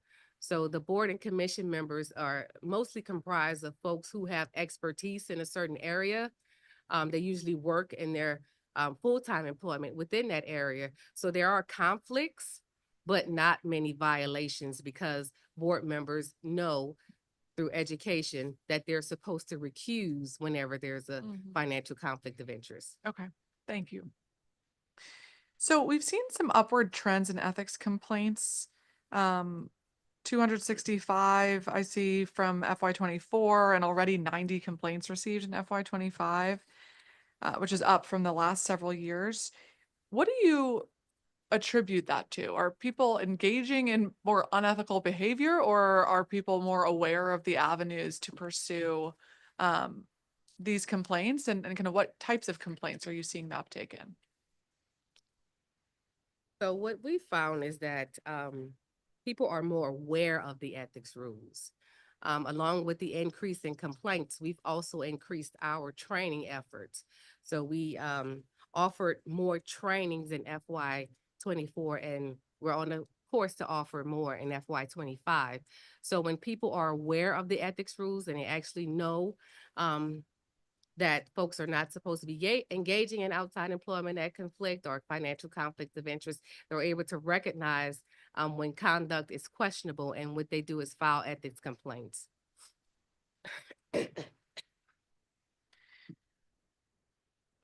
Your data indicates that misuse of government property and resources and outside employment are recurring categories of violations that we're seeing. So what steps have you taken to prevent these categories of violations? Are we tracking specific metrics here? We do track the different types of complaints that we receive, and we issue a quarterly heat map to show and the quarterly report to show the different types of complaints that we receive. But you are correct, misuse of government resources and outside employment violations are on a rise. To address that, that's why we've started the Outside Employment Training Initiative. And we're creating an on-demand training, which we plan to push out to agencies and different public officials so that employees are aware. But, excuse me, we have been tracking the increase in complaints and the types of complaints that we're receiving. And we hope to address them through training and other outreach methods. Okay.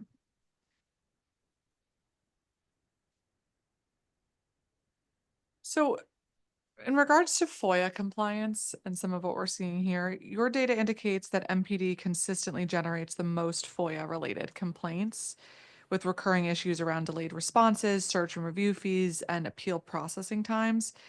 In FY24, you indicated that you handled 45 requests for FOIA compliance guidance with an average staff time of 2 hours per request. which costs over $5,000 in resources. What metrics are you tracking to identify systemic FOIA compliance issues kind of across agencies? And then do you use this data for targeted intervention or training with our agencies to ensure that they are in increased compliance? Well, we do rely on the mayor's FOIA report that she provides annually, as well as the Office of the Attorney General's FOIA report to inform us of what's going on district-wide with respect to FOIA. Individual complaints do come in and we try to address them. One of the things that we did request as far as legislation is to designate us as an official DC FOIA ombudsman, similar to the Office of Government and Information Services on the federal side, so that the public will know that they have an avenue that's short of litigation to resolving FOIA. The MOLC, as you know, has somewhat of a backlog with FOIA appeals. So adding this additional option would reduce the timing of the appeals as well as the amount that goes to the MOLC. So when we look district-wide, of course, MPD is always going to be the most requested FOIA request because of the nature of their work. So we do try, and it can be very imposing for a member of the public to ask for anything from MPD. So we try to assist by talking to the General Counsel's office when applicable to try to help the person receive the record that they're looking for. So across district-wide, I think FOIA officers have been trained more since we implemented our training program. So we are hoping that within our current authority, by just putting our information out there, that it will help the process self-streamline because there's education, because there are opportunities for training, and because FOIA officers feel empowered to make those decisions quickly, and then the process can move forward. Thank you. You're welcome. Councilmember Felder?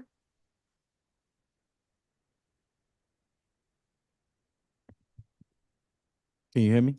Okay, good. How frequent is BEGA reviewing and updating its policies to adapt to new ethical challenges in government?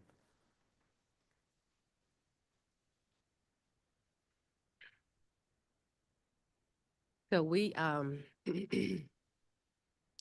we follow the code of conduct, which is available through our Ethics Act. As far as updating our rules, we have rulemaking authority, and those the recent rulemakings that we've done for the FDS program, when we identified a problem that they had folks who should have been filing and weren't filing, we did a rulemaking and we published that. When we realized that the FDS rulemaking rules that we currently had were outdated and some of them were unnecessary, we did a rulemaking for that and we edited the current rules as they were. So we use our rulemaking authority to try to update any ethics gaps that there are, but we don't have, as you know, legislative authority.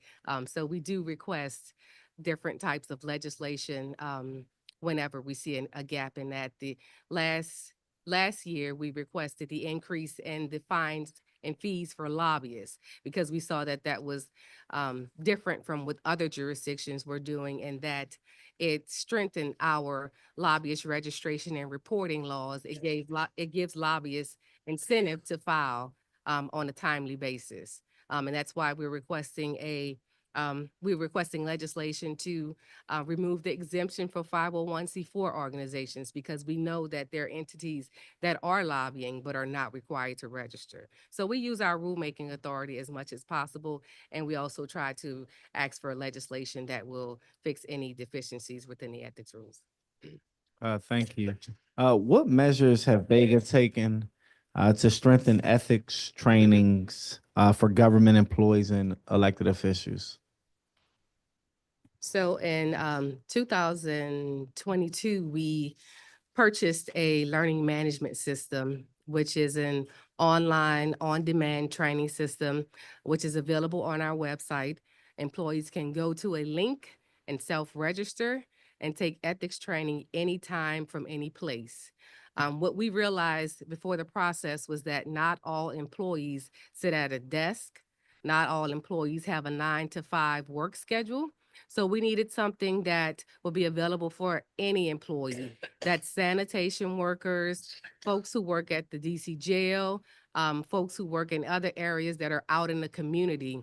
So what we did was we acquired our learning management system, which offers ethics trainings on all ethics topics. And again, employees can utilize that platform anytime from any place using any type of device. Has BEGA identified any trends or reoccurring issues in ethics violations? And if so, how is the agency actively addressing them? So we have seen an uptick in outside employment violations.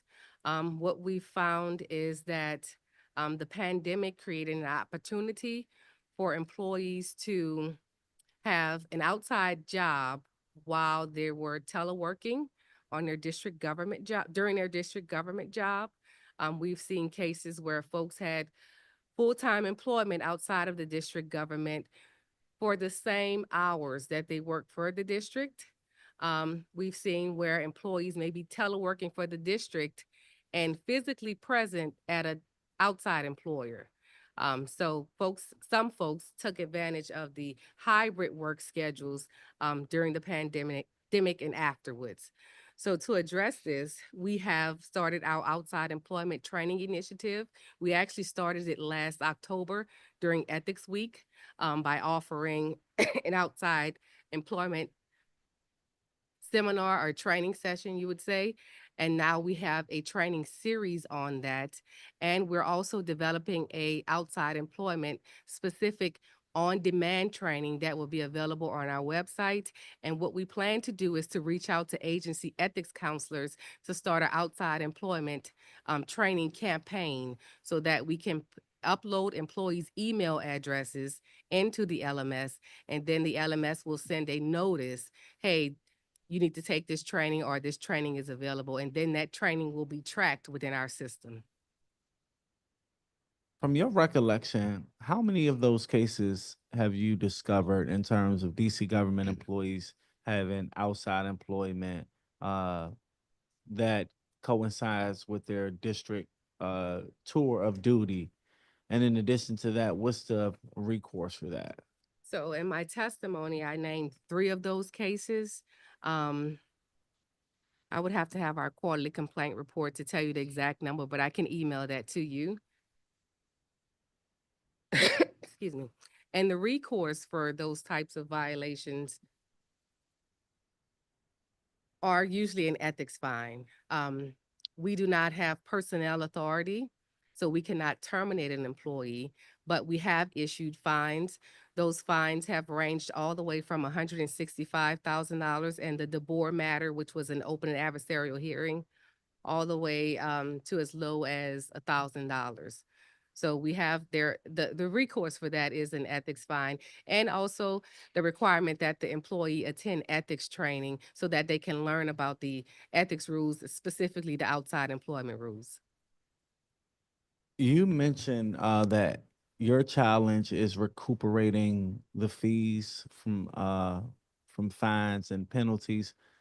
From your recollection, how much would you say is owed to your office based on the penalties that have been administered? So I will say that as far as lobbyists, late filing fees and late filing penalties, we have recently assessed some penalties for our Q3 2024 quarterly filing. And that was to the tune of 60,000. Of that, we've collected roughly 4,000. So we're still in the collection process. Regarding fines that are owed from ethics violations, I would have to get that number for you. Why do you think individuals aren't paying? Because they can afford them, or it's just no consequences? So for persons who are currently employed, we're able to garnish their wages through the Office of Pay and Retirement Services. So that's really not an issue. But for folks who are not paying, I think it's because they believe that they can get away with not paying the fine, that they believe there is no recourse. But we have engaged with the Central Collection Unit, which uses different collection agencies to collect on our behalf. And they've been making calls to some of those delinquent fine holders. But I think that folks believe that there is no recourse if they don't pay. And some of the time, most of the times, it's persons who are no longer employed with the district government. Are there any additional resources or legislative changes needed to improve BEGA's ability to prevent ethics violations before they occur? For legislative change, we have and continue to recommend the comprehensive code of conduct, again, which will standardize the ethics laws between the entire district government. Currently, the code of conduct is comprised of about seven different statutes and regulations. So there's some wiggle room there. But I think that if we have a comprehensive code of conduct that addresses everyone, including contractors who perform services for the district, then we can, I guess, enforce, or we can try to avoid ethics violations. But there is no 100% guarantee that folks will not engage in unethical conduct. There are just some folks who would rather engage in self-dealing than abide by the ethics rules. So a comprehensive code of conduct is a great step that that could ensure a more ethical government, but there's never 100% out of anything. Thank you. That concludes my questions. Great. Thank you so much, Councilmember Felder. Can you talk about the distinction between the informal guidance and formal advisory opinions? My understanding that OGE issued 6 formal advisory opinions last year. And so what is the distinction there, and what should the public take of each? So formal advisory opinions are opinions that are posted on our website. It's ethics advice that is sometimes requested or done sua sponte. Those advisory opinions are posted on our website, and they give the requesting employee safe harbor so that no one can come back later and say that they have violated an ethics rule, because we've actually looked at the matter at issue and determined whether that conduct would be a ethics violation. So formal opinions are public. Informal ethics advice is confidential ethics advice that we provide to employees and public officials. So not every time, it's not always the case that employees want to air their questions. They may not, it may be a very sensitive question. It may involve sensitive information. So they're able to call our office, send an email, or even walk in and get confidential ethics advice. That informal ethics advice is stored internally within our office. And it just assures employees that we're there to provide them with advice, and that it won't be public, basically. In terms of some of the changes that you're looking at with the code rewrite, can you elaborate a little bit on some of the concerns that you're seeing around gifts? You recommended increasing gift limits from 10 to 20 per gift, 20 to 50 aggregate annually. Are there enforcement actions that we're taking as it relates to gifts, and what are some of the trends you're seeing? So we've had a few enforcement actions regarding gifts. But the reason for the change in the gifts rule is because the amount is pretty outdated. It was issued as $10 in 2012 when the agency was first started. With inflation and everything else that's going on, $10 is a bit low. And it's not consistent with the federal government or other jurisdictions. So while there are not tons of gifts violations, the amount is very old and antiquated. And by increasing it to the $20, it would not actually cause any more ethics violations because $20 is still very minimum. And there are inconsistencies between the legislative branch's limit, which is $50, and the executive side, which is $10. So the CCC would just make it one overall amount for all branches.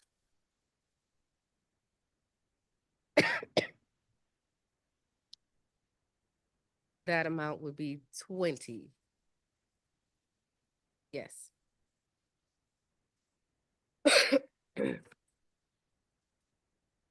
Hey, can you repeat the question?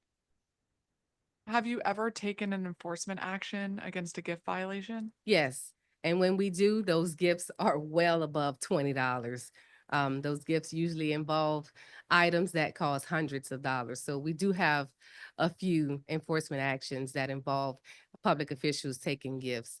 I can think of one that involved a school principal that accepted some gifts, that accepted a trip to a spa from some parents. I can think of a case where a supervisor was accepting gifts from her subordinates. And of course, that is prohibited because, of course, subordinates are giving the supervisor these gifts to try to sway them regarding their performance evaluations and things of that nature. And how do you enforce those actions when you find a violation? What's the penalty? We usually issue a fine. That fine is based on previous cases that are similar. We look at the facts in this case. We look at mitigating circumstances. We look at how egregious the employee's conduct was, how much the gift was. So we take in various factors and we do issue a fine for those types of violations. How many fines have been issued in the last year? For gifts alone, Right. and this last year, I would have to check. Okay. Okay, I'd be interested to know that number. Thank you. Lastly, you had your ethics week of 2024 focused on empowered by ethics and 17 different training sessions. How are you evaluating the efficacy of those training sessions and if they're kind of yielding a reward? Because on one hand, we see an uptick in complaints. And so how are we kind of measuring success?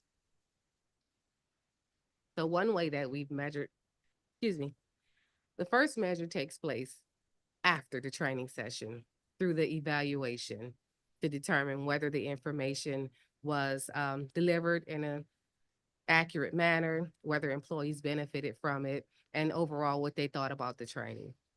And then after that, we do take into account the types of complaints that we receive. So if we give a training on, say, for example, if we give a training on post-employment, and then folks become aware of the 3 post-employment restrictions, and we start to see an uptick in post-employment complaints, then we know that that training was beneficial because now folks are recognizing those types of conducts and then they're filing the complaint with our office. Mm-hmm. Okay. Thank you very much. That concludes my questions for you all today. I will say the committee is interested in working with you all on the comprehensive rewrite. And so thank you for your efforts there and looking forward to our collaboration this year on that mission. As always, I want to give you a chance if there's something we didn't get a chance to talk about or any kind of brief closing remarks you may want to make.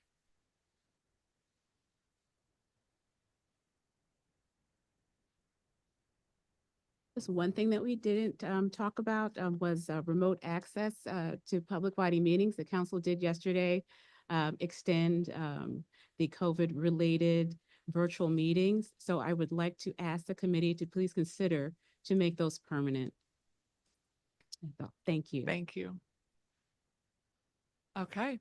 Well, thank you all very much for all you and your teams do throughout the year to try to keep our government ethical and filled with integrity. It is an extremely important mission. And again, welcome to the Committee on Judiciary and Public Safety. We look forward to working together this year. Thank you. Thank you. We will now turn to our Office of Unified Communication portion of this hearing. We will first turn to our public witnesses for the agencies. A reminder, all public witnesses have 3 minutes to present your testimony. Our public witnesses are all joining us virtually today, so we'll call you all now. Please accept your invitation to join as a panelist. Taylor Terry, Janae Williams, Jen Kaufman, and Commissioner Kathy Henderson. Give you all a minute to join here. And we will start with Taylor Terry, public witness. Hello, thank you, Chair Pinto, and everybody else who's present at the hearing today. You're all just a tiny little dot on my screen, so I can't call you up by name. But okay, I'm a Ward 1 resident and of 17 years. I'm just here on my own behalf, not representing any community organization or anything. So this testimony pertains to OUC, of course, but it pertains to the 311 system, 311, which is, of course, the purview of OUC and all the agencies that use it, as well as OCTO. So this is sort of a message I'll deliver across hearings for all those folks, but I'm here to talk specifically to OUC.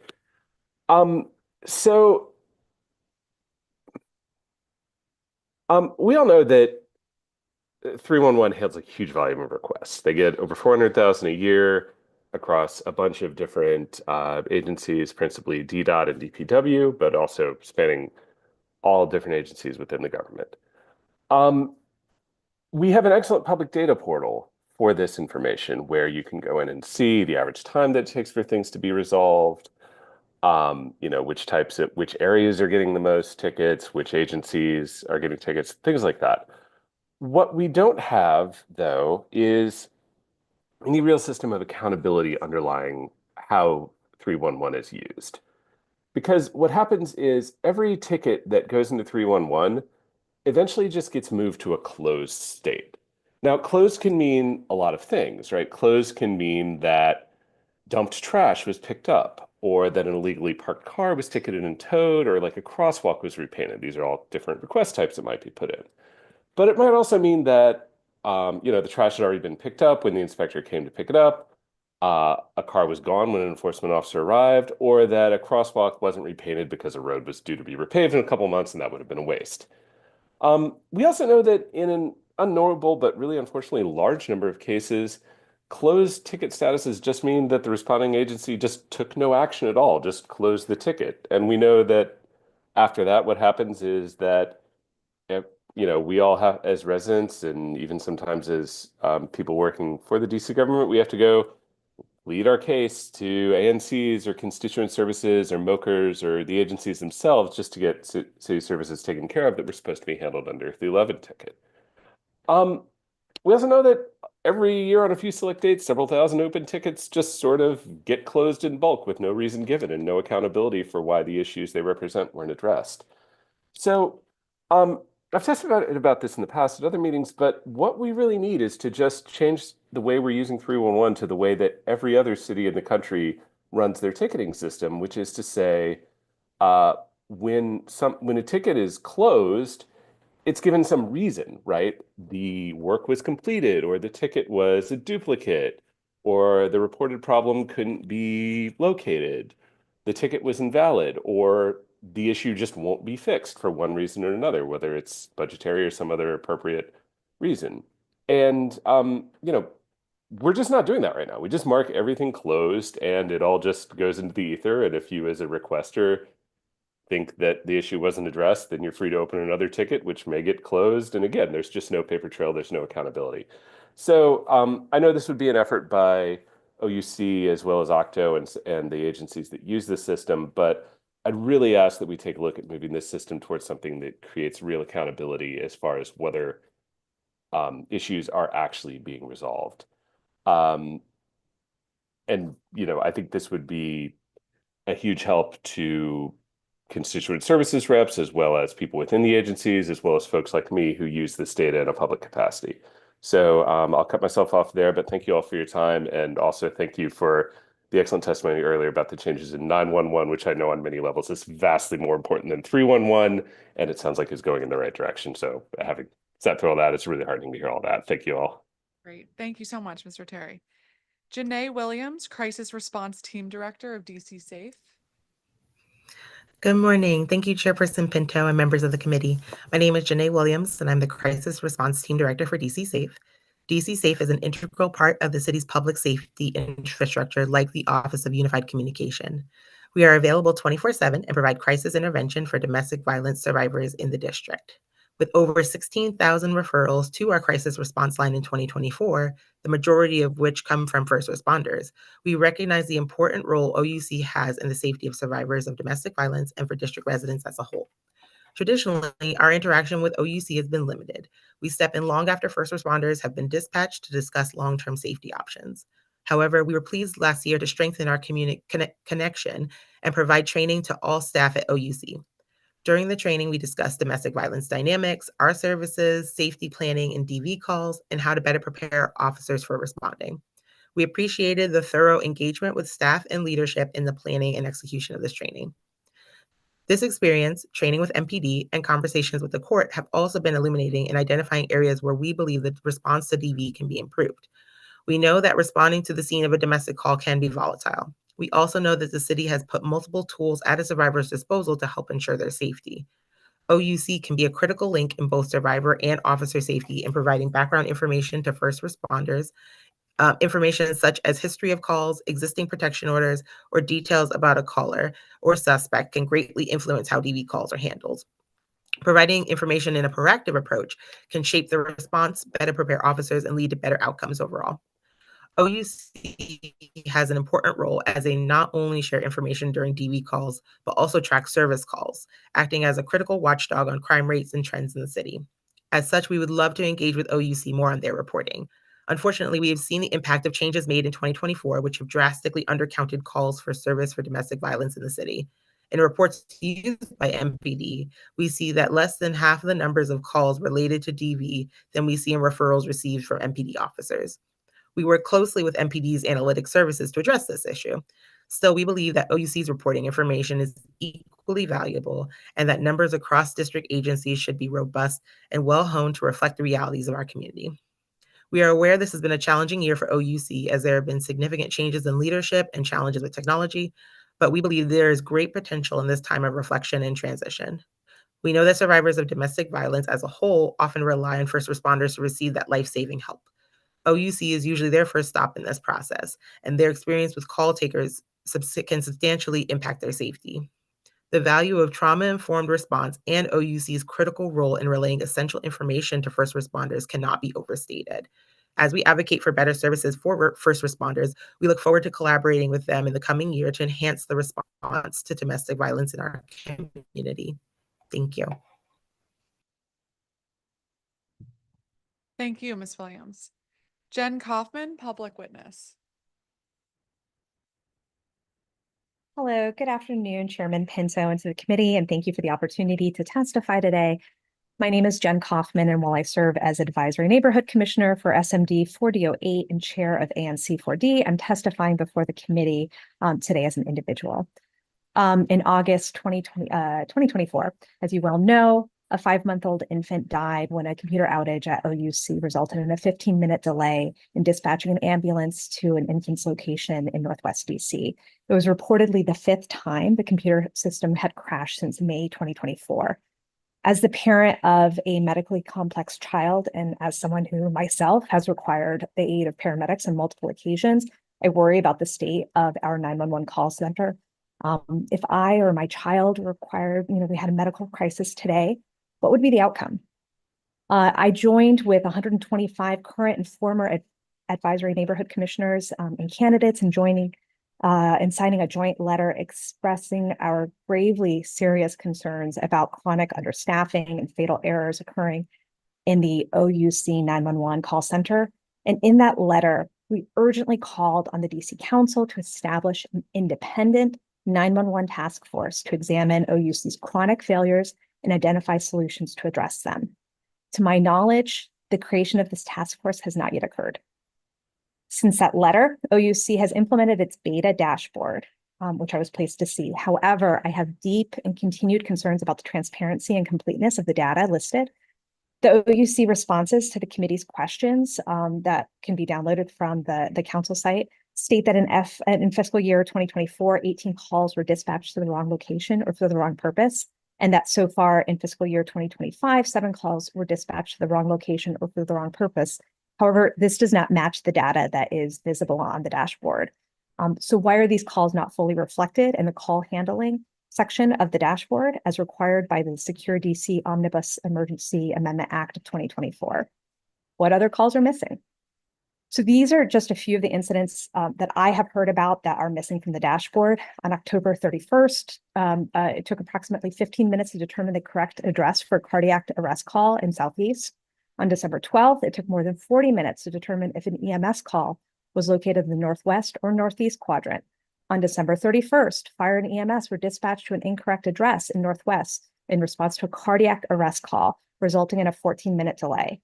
And then just in the past month, on January 7th, Channel 11, which is the EMS talk group for Northeast and Southeast, was left unmonitored for at least 5 minutes. Medic 33 called in 8 times, and they had to switch over to Channel 12 to finally get an answer.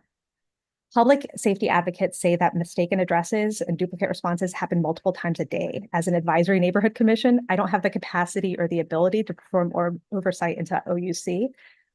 We depend upon DC Council and Mayor Bowser to do so.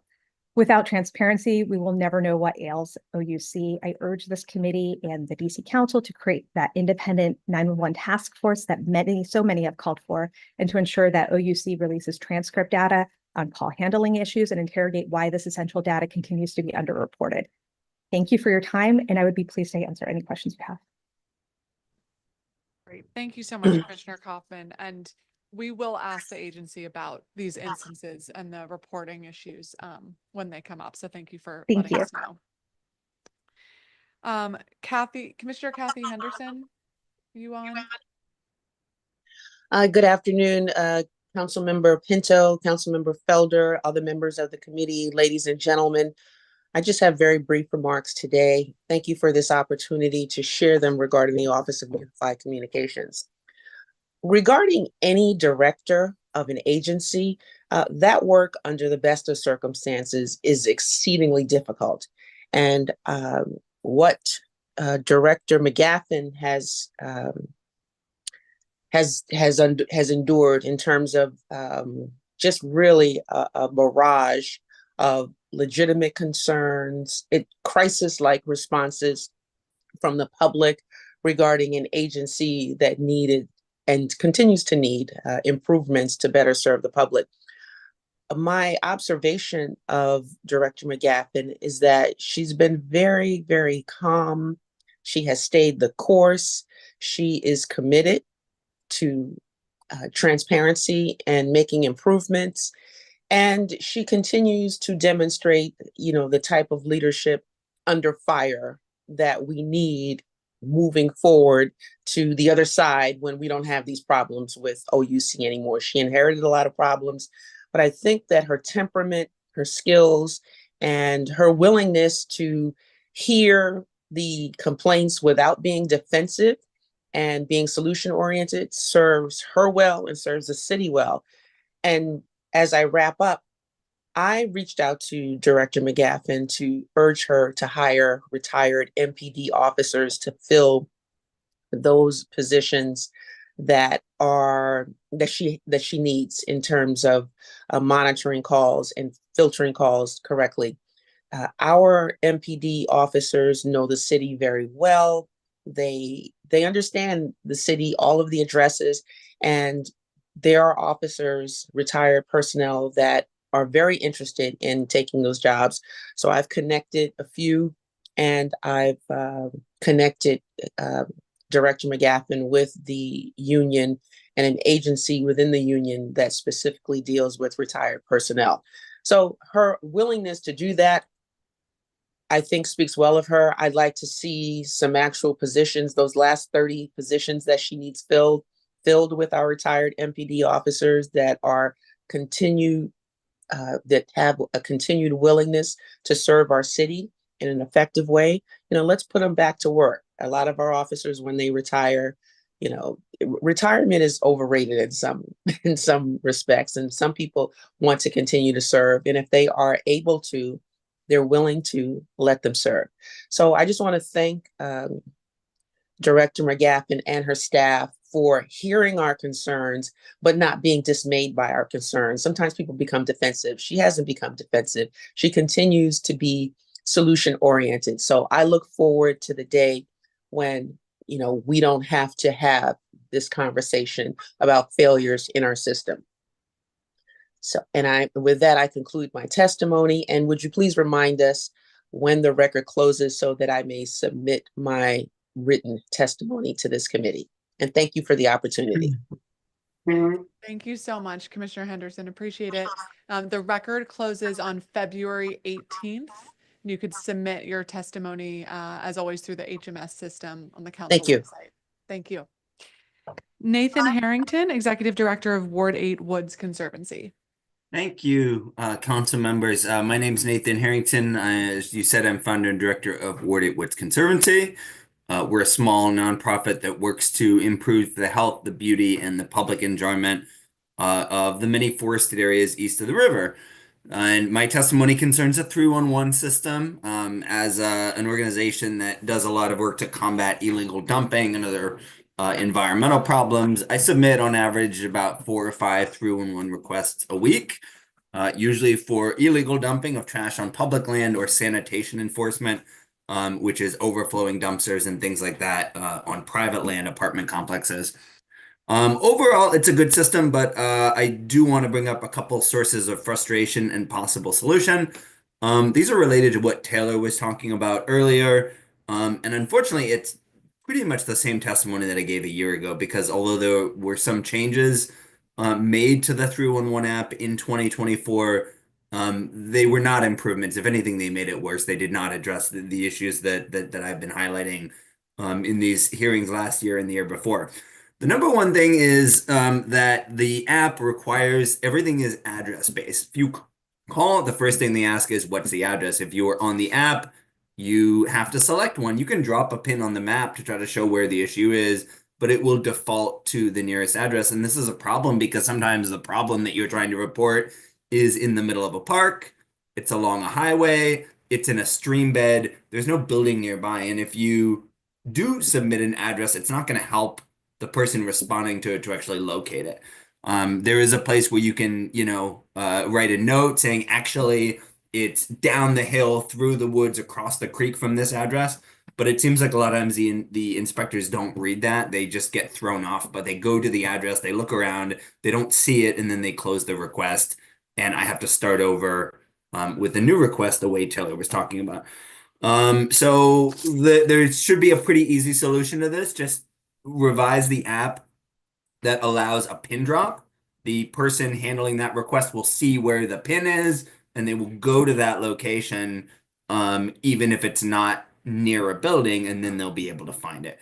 Most apps that have maps allow you to do that. I don't understand why the 3-in-1 system does not. Another thing is just some of the forms themselves are really poorly designed. For example, the one where you report illegal dumping, it asks you for your phone number, without exaggeration, 4 different times. I'm logged in to my account on the 311 app, so they already have my phone number there, and then I still have to enter it in 3 different places to no avail, because very rarely does anyone actually call me for follow-up regarding my request.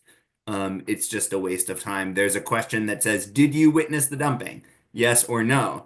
After that, there are 5 questions that are only relevant if you did witness the dumping, but the form forces you to answer all of those questions. You can't leave them blank, even though, a well-designed form, those questions, once you click no on the first question, the rest of those fields would just go away. It shouldn't be a hard fix, and it would make the forms a lot faster and easier to fill out. And the last thing is, and this is again related to what Taylor said earlier, if there is a problem, let's say the inspector couldn't find the problem, so the response is no actionable violation found. Or sometimes it will, 311 is supposed to be like one-stop shopping. You report the problem and they, whoever views the request sends it to the right agency. So Mr. as a Harrington, resident, I'm sorry yeah, to cut you off. You're a that's bit okay. over time. If I could ask you to summarize and wrap up. Sure. So there should be a way to send a follow-up message through the app that can be seen by the person who responded to the request so that you can follow up without having to start over with a new request. That's all. Thank you. Thank you. Thank you to all of our public witnesses. I think that this has been a long time coming. Many of you I know have been focused on the challenges at OUC for a very long time. And so thank you for your partnership and working with us and working with the agency, which has been really instrumental in seeing some of the improvements that we've seen. I'll certainly ask Director McGaffin about some of this as it relates to the forms and the address issues, making sure those are all reported. I do want to note, Mr. Harrington, to your point about the location mapping, we have looked into this several times, both physically at the agency and in follow-up conversations with them. And one of the things that we've learned is it's not as simple as it initially seems, in part because of the jurisdictional issues we have with the federal government. And so that's why OUC uses a kind of combination approach where they're both looking at the geographic kind of pin drop that they can determine from the caller, but also relying on the caller's explanation of where they are, because using one or the other they found is less accurate. So I don't want you to think that the suggestion kind of went into a void. We did follow up with them on it and learned a lot more about the kind of processes that they learned and why we agree that that is a better approach given the information we have right now. Okay, well, we are going to turn to our government witnesses. Thank you again to our public witnesses. I'd like to call up our OUC Director, Heather McGaffin.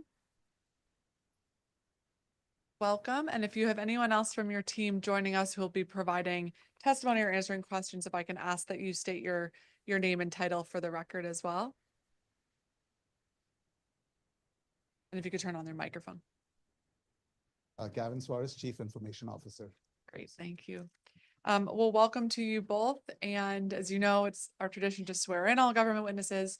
So if I can ask you to raise your right hand, do you swear or affirm under penalty of law that the testimony you're about to provide before the Council of the District of Columbia and this committee is the truth, the whole truth, and nothing but the truth? I do.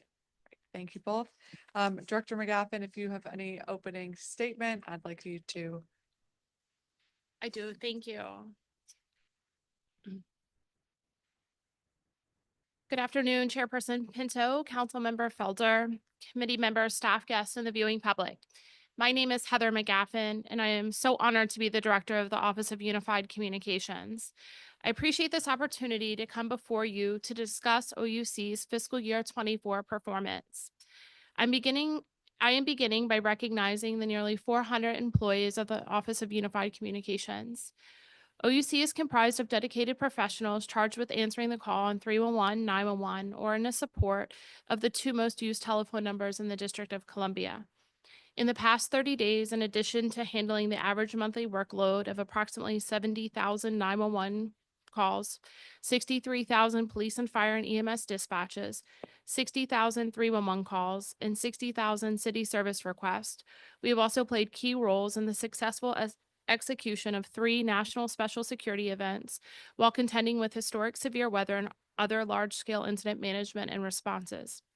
This required countless hours of planning, meeting, drills, tests, rehearsals, exercises, activations, and day-long team member deployments to locations across the city. I deeply appreciate my team's dedication to our mission every day, and especially in these historic moments as we ensure that our city successfully does what needs to be done when the eyes of the world are upon us. In fiscal year 24, OUC handled approximately 1.68 million 911 calls. 72% of those calls were handled in 15 seconds. The NENA standard for call handling states that 90% of calls should be handled within 15 seconds. We are relentless about improving our performance, and we have made strides in this area, particularly since the onboarding of additional 911 call takers and dispatchers, which I will discuss in greater detail momentarily. In fact, through fiscal year 24, we saw incremental gains around this metric. And in fiscal year 25 so far, the upward trend has been that approximately 94% of calls have been answered in 15 seconds or less, and the average answer time is 2 seconds.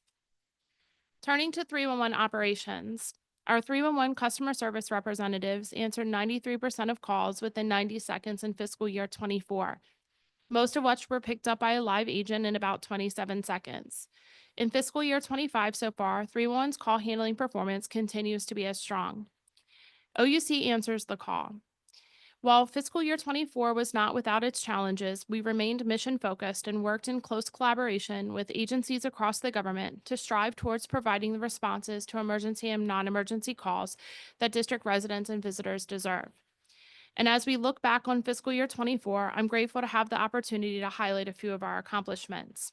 Last fiscal year, we reduced 911 operation vacancies by 90%. To achieve this, we successfully revamped our critical vacancy recruitment program and shortened the onboarding process timeline by 50%. This achievement directly correlates with the residents' very valid concerns about queue time and our understanding that during emergencies, seconds of wait time is agonizing. In fiscal year 24, OUC hosted 5 prospect days and participated in the district's public safety hiring fairs and recruitment events across the city and region. We interacted with more than 3,000 applicants and now have a robust list of candidates ready to become part of our incredible team. In that vein, I want to take a moment to thank the Mayor's Office of Returning Citizens Director Lamont Carey, who is a tireless advocate for returning citizens. And through a strong partnership with his team, we recently onboarded 3 district returning residents who support our 311 division as customer service representatives. OUC is a proud ally and partner in Mayor Bowser's efforts to help residents break the cycle of recidivism. Through 24, we also collaborated with the Fire and EMS Service and the Metropolitan Police Department to ensure our efforts to help maintain public safety continue to be aligned as closely as possible. An example of this work includes OUC's successful transition to the Total Response Power Phone Protocol system in February of 24. Total Response helps to ensure that call takers have technology that is responsive to callers' needs at their fingertips. The technology uses a proven and patented investigative questioning approach that helps enhance caller and responder safety. In addition to engaging in various cross-training activities, we also met regularly to review event types, associated workflows, and response plans so adjustments can be made to help ensure that responses to emergencies are as appropriate and efficient as possible. Another partnership strengthened in this fiscal year has resulted in improved performance in 911 operations is that with the Office of the Chief Technology Officer, or OCTO, and the Chief Technology Officer, Stephen Miller. Together, we devised and implemented a 22-point plan to shore up our vast and complex technology infrastructure, which included dedicated additional resources with highly specialized subject matter expertise to monitor and maintain our systems, improving the change notification and process protocol, and updating the hardware for all of our systems. In 24, we have made demonstrative progress in our efforts to enhance transparency, and in particular, the expansion of our 911 performance dashboard, which can be found at ouc.dc.gov, provides insight to the work of the city's first responders, 911 call takers, and dispatchers, whose efforts are behind the scenes but nonetheless critical to building a safer, stronger DC. Newly added metrics on the dashboard include a breakdown of staffing for all 911 operations role per shift and data on advanced life support dispatches. Lastly, I recognize that OUC employees are integral to achieving the city's public safety initiatives, and for this reason, ensuring that they are well trained and prepared to do this life-saving work is one of my greatest priorities. Accordingly, last year, our workforce participated in more than 27,000 hours of training, which improved skills and knowledge, increased productivity and performance, and created uniformity of work processes across the agency, leading to increased job satisfaction and improved morale. We also onboarded our first wellness coordinator, and she's administered a comprehensive wellness program by coordinating, planning, and facilitating a broad range of mental, physical, and financial work-life balance focused activities and programs for all of our employees.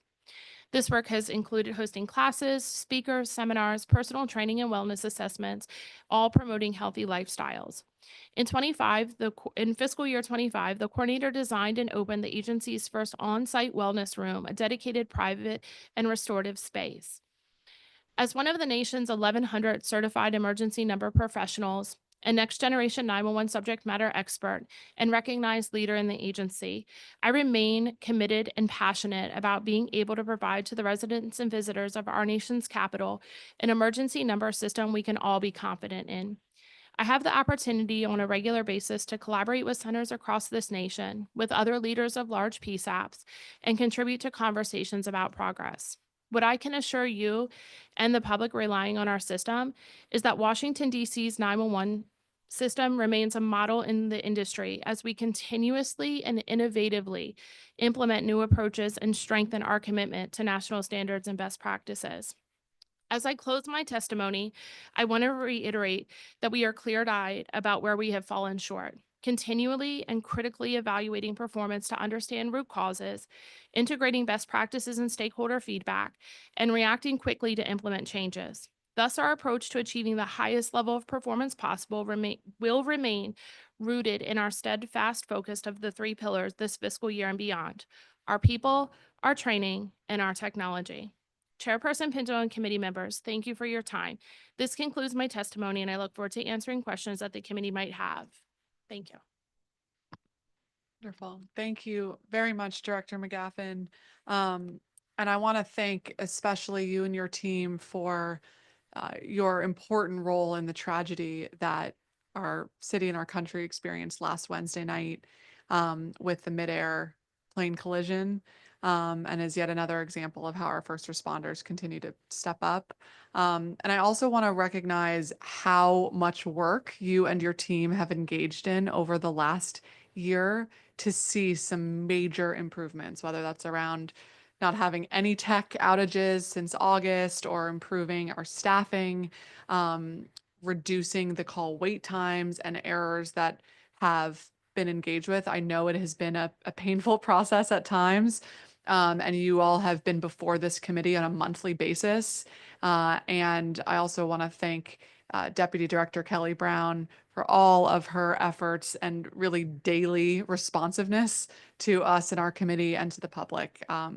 We really appreciate it, and it does not go unnoticed how many hours have gone into the improvements that we have seen. And I know we all share the goal to stay laser focused to make sure that we can continue those efforts, continue that progress, and add to the transparency and full staffing that's going to make everyone successful. But thank you very much to you and your team. Thank you.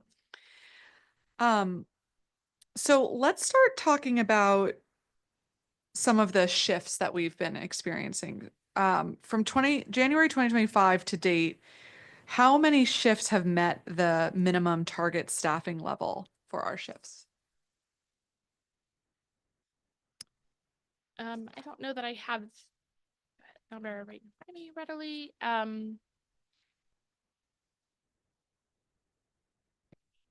So look at that. Sure, take your time.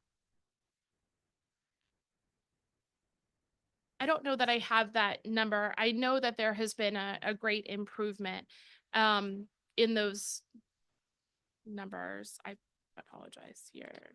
Do we have those numbers for last month or for December 2024? We do. Okay. I look at these dashboards every day, so I should, and I look at these numbers every day, but just give me a second here.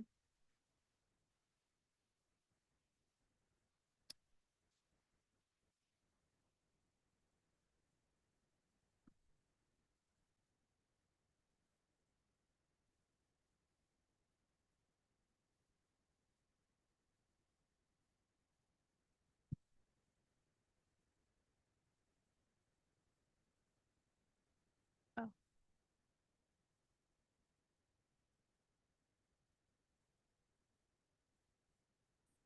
I'm gonna invite Deputy Director Brown up to the table. I'm sorry. Okay, we'll move I on for now. apologize. No problem, but that would be But that great is, to yes, to absolutely. get access to that. Do we have information about how many of our call takers in the past month worked overtime? So what I do know about overtime is that the numbers are significantly down and our mandated overtime is substantially less than what it has been. Um, as far as in the past month, how many have worked mandated overtime? That number is less than a fourth. I know Wednesday, I was there Wednesday night, of course, into Thursday. We had 0 call outs. So we did not have to last week hold anybody over on shifts. And that's becoming more of the normal because we have people. So even if folks are calling out, we're still able to fill the seat. So over time, especially when we talk about November, December, and January, is down substantially from where it was before. Okay. How many call taker vacancies do we currently have? So as of this morning, we have 7, and that number was even lower than that. We've offered a few promotions, and we have had a resignation for somebody to who's going to go join another public safety agency within the city. Okay. So 7, and then how about for dispatcher? For dispatchers, we have 18. We have 14 people in the process. They're going through the PHQ. And so that number, I know my goal was to get that number down to 0 in January. Making the move from call taker to dispatcher has not been as fluid and easy for folks. They have been really comfortable in the call taker role. Some folks have tried out dispatching. It's maybe not their forte. And so we are trying to figure out a plan forward. We have hired our last 6 externally from other agencies who have come to Washington, D.C. from other 911 centers in the region, and 2 from out of state who have come here to fill those roles. Was that a new methodology to hire directly into the dispatcher roles as opposed to moving folks up? It was because originally in our system, it was a career ladder promotion, and we worked with the union. Once that was exhausted, we could then post that out or externally or out of house. So we've been able to do that. And we have had some success there. So now we have this robust list. I say robust. We have 14 people who are in the background of that. Okay. And when you say 14 people are in the queue, what is the next step to get them placed? They are in the background check.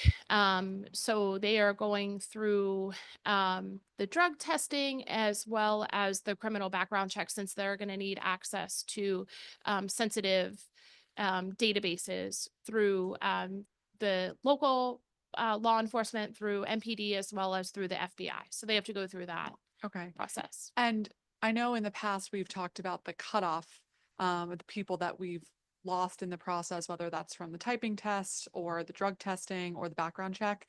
Has that delta gone down so that we're not losing as many people through each of those phases? That's correct. So most of these people who came through for the dispatcher only, we had about 25, I believe, the 27 that applied for the dispatcher only. So to have 14, some exited because they found other jobs. Some weren't responsive for whatever reason. So we're not sure why we lost them. But to have 14 people at about 27 into the dispatch is really impressive. Okay. Are there any other efforts underway or that you found successful last year around hiring, whether that's job fair or the high school program? The high school program remains. ENC Henderson spoke about it. Our connection with MPD and FEMS remains really successful. We've onboarded some more retirees, and that's really working out. The other thing that has been really successful for us is really just posting those jobs on national forums. The NINA and APCO both have job boards.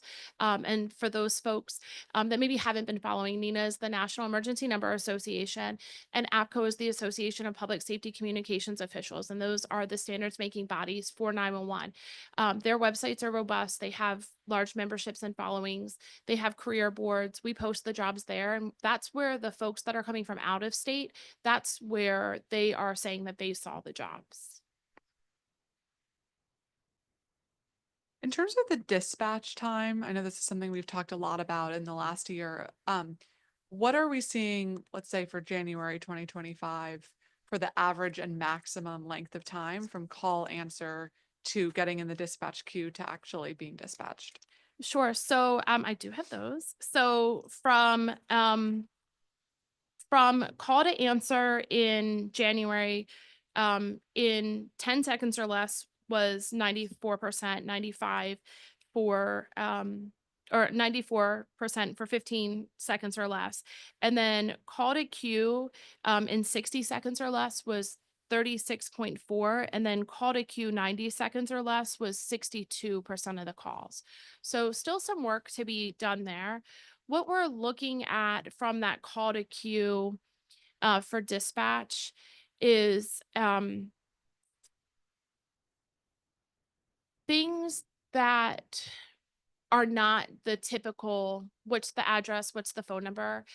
We're having to really calm people down a lot. The calls that we're getting, especially with our Make the Right Call campaign, the calls that we're seeing on 911 are folks are doing the right thing. They're calling 311 when it's not an emergency, and we're so grateful and appreciative of that.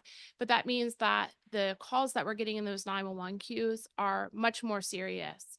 And so we're having to calm people down. We're having to get their attention because I just listened to one the other day where the person called 911, but nobody is really talking to the call taker. They're talking amongst themselves. And so the call taker is really trying to get somebody's attention to be like, I'm here. Something's obviously going on. Somebody talk to me and tell me where you are, what's happening. And so all of that feeds into that call to queue time.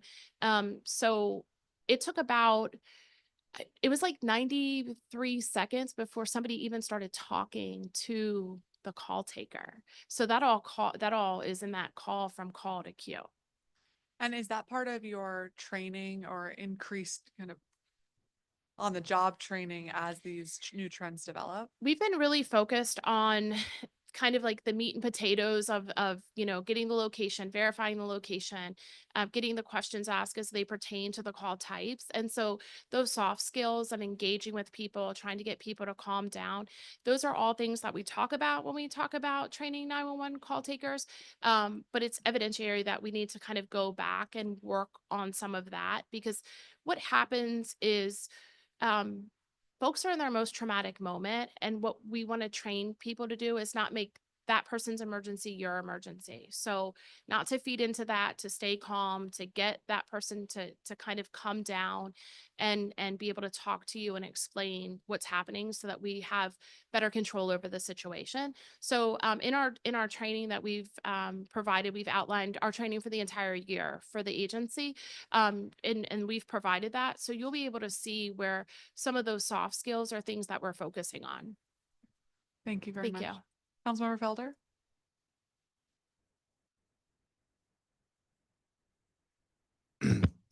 Good afternoon, Madam Chairperson Pinto, committee members, and everyone joining today's hearing. I also want to thank Director McGofton and the dedicated team at the Office of Unified Commands for their hard work and commitment to ensuring that DC's emergency and non-emergency communications run smoothly.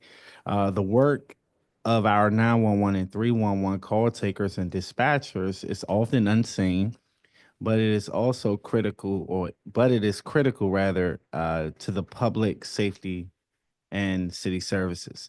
OUC plays a vital role in keeping our residents safe. Over the past year, the agency has handled over 1.6 million 911 calls and nearly as many 311 service request calls while navigating complex emergency responses, severe weather incidents, and large-scale events. I commend the department for improving call response time and staffing levels, as well as for implementing new technology like the Total Response Power phone system, which enhances emergency response efficiency.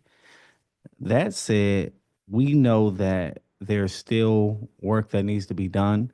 Ward 7 residents deserves a 911 system that they can trust to be responsive in times of crisis. We need to ensure that the progress OUC has made, particularly in hiring and training new call takers, translates into consistently high performance and reliability.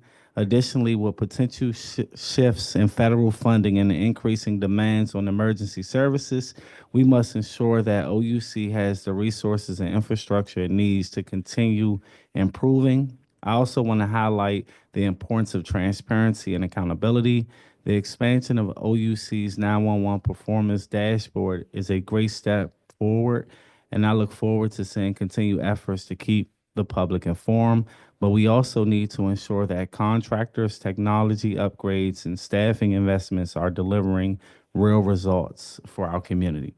Today, I look forward to discussing how OUC's plan to sustain and build on this progress, ensuring timely responses to emergencies and strengthening public trust in our city's emergency communications. Thank you, and I look forward to discussions. I'll jump right into a couple of questions that I had. Thank you. Oh. And I always extend this, so Councilmember Felder, please come visit us and see the work that we do. You're always welcome. Absolutely. My first question, are you anticipating impacts on OUC's budget, particularly regarding federal funding streams that support emergency communication and technology upgrades?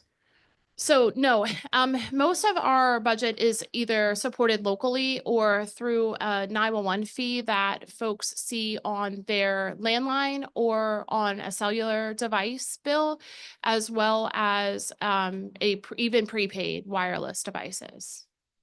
Copy. How does OUC plan to ensure that budgetary constraints do not compromise 911 response times or the quality of 311 services for residents? We do our best each and every year to find the balance. Our focus remains always on operations as far as technology, training, and staffing. And that's where the majority of our funding goes. One of the things that we have historically pushed for is an increase in the 911 fee in Washington, D.C. From our agency. It is the lowest in the nation, and per capita, we take the most calls in the nation per state. So we have a delta there. And so we've proposed a hospitality tax in the past for hotel rooms to help fill that gap so that the burden wasn't on residents. Is OUC preparing for possible policy changes under a new administration that could affect emergency response protocols or federal support for public safety communications? 911 is a local responsibility, so no. The National 911 program is housed at the Department of Transportation. They are more of a gathering group, if you will. They provide a lot of resources and information. They bring folks together from across the industry to help make progress and plans, but there are no mandates out of that office. Councilwoman Pinto alluded to this. She spoke about the progress that you all have made with response times. My follow-up to that is, given the improvement in 911 response times, what steps are being taken to ensure these gains are sustained, particularly if budget constraints arise? Recruitment was our focus, and as we move in further into this year, and those numbers are in the single digits for call takers, it's retention. It's keeping our amazing staff in their seats. And so I'm really focused locally on what can we do to keep folks in the DC 911 center. The National Capital Region has more 911 centers in this area than any other concentrated area in the whole nation, because every county or city around us has a 911 center. When folks are trained, that is a skill set that is in high demand. And that's why you see things like hiring bonuses and lateral move bonuses. And so being able to keep folks here is really, really important to me. It's important to me to get them here. It's equally as important, if not more so, to keep them here. So things like wellness and really focusing on them as individuals and us as a team is my focus as we're moving into 25. Thank you. Can you provide an update on how OUC is working with contractors to improve service delivery and if there are any risk of payment delays due to funding uncertainties? We have no payment delays and we don't have any risks at this time. Copy. With the implementation of the 22-point technology improvement plan, are there any specific areas where additional investments is still needed to ensure reliability and security in emergency communications? I'm going to turn to our Chief Information Officer for that one. Copy. So we've already looked at certain investments. We're actually going to do replace all our networking equipment starting soon. Some of the things that we're also looking at is like the building environmental system to make sure the two buildings have reliable HVAC system. The generators are working well. We just finished a generator replacement at the main building. So, and we're still looking at other things to improve on. Thank you. What metrics is OUC using to evaluate the success of recent staffing increases and technology upgrades, and how will these be reported to the public moving forward? We use the APCO call answering time, which is 95% of calls in 15 seconds or get answered in 15 seconds or less. And we put that on our public dashboard at ouc.dc.gov. The expansion of the 911 performance dashboard has increased transparency. How does OUC plan to build on this effort and ensure continued public trust, particularly in underserved communities like Ward 7? When folks reach out to us about a problem or concern that they had, we always address that. I do my best to try and call every single person who had a concern, hear them. I do that, or my deputy director does that. We hear their concern, we investigate it fully, we hold folks accountable, and that looks like a myriad of things. Obviously, discipline, training is certainly something we want to do. What I know is that no one shows up every day and says, I'm going to mess this 911 call up. Something is going on. And if we can fix that, we do our best to do that. When things become unfixable, we take the appropriate action to do that, but we report outcomes on that dashboard as well. The other thing that we do is we solicit feedback about the dashboard. We don't actually get a whole lot of feedback about that. When we do, we try to make corrections to it.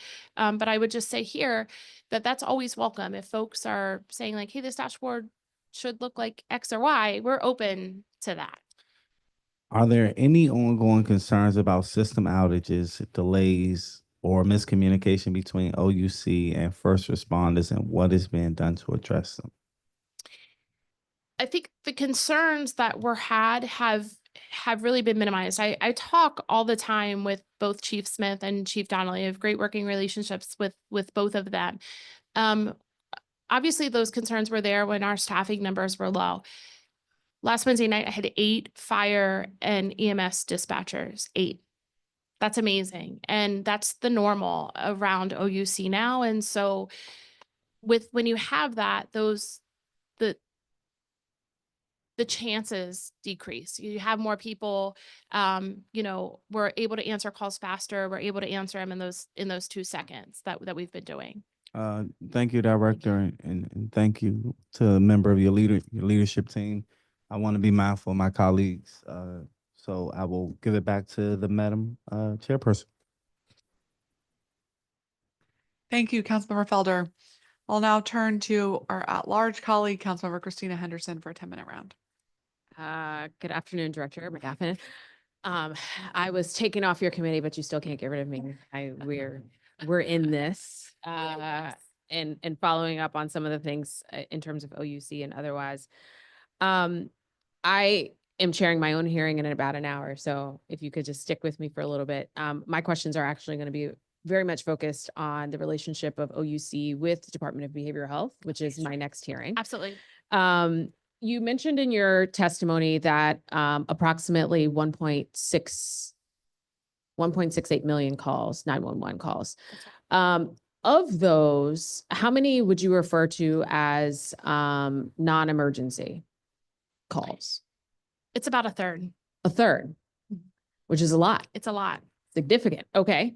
And so do you all, when you're breaking out your 911 calls, look at it by call type? So this was an active fire, this was a shooting, this was mental health, et cetera. Yes, we do. Okay. Approximately how many calls do you get that it has tied to a mental health concern?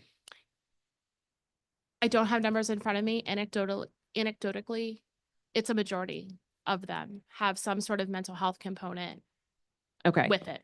So one of the things that I'm trying to figure out is we have this whole other service called 988, which is certainly not as well known to folks as 911, but in handling some of your volume issues, we can handle some of your volume issues if we can get people to call the right number. That's right.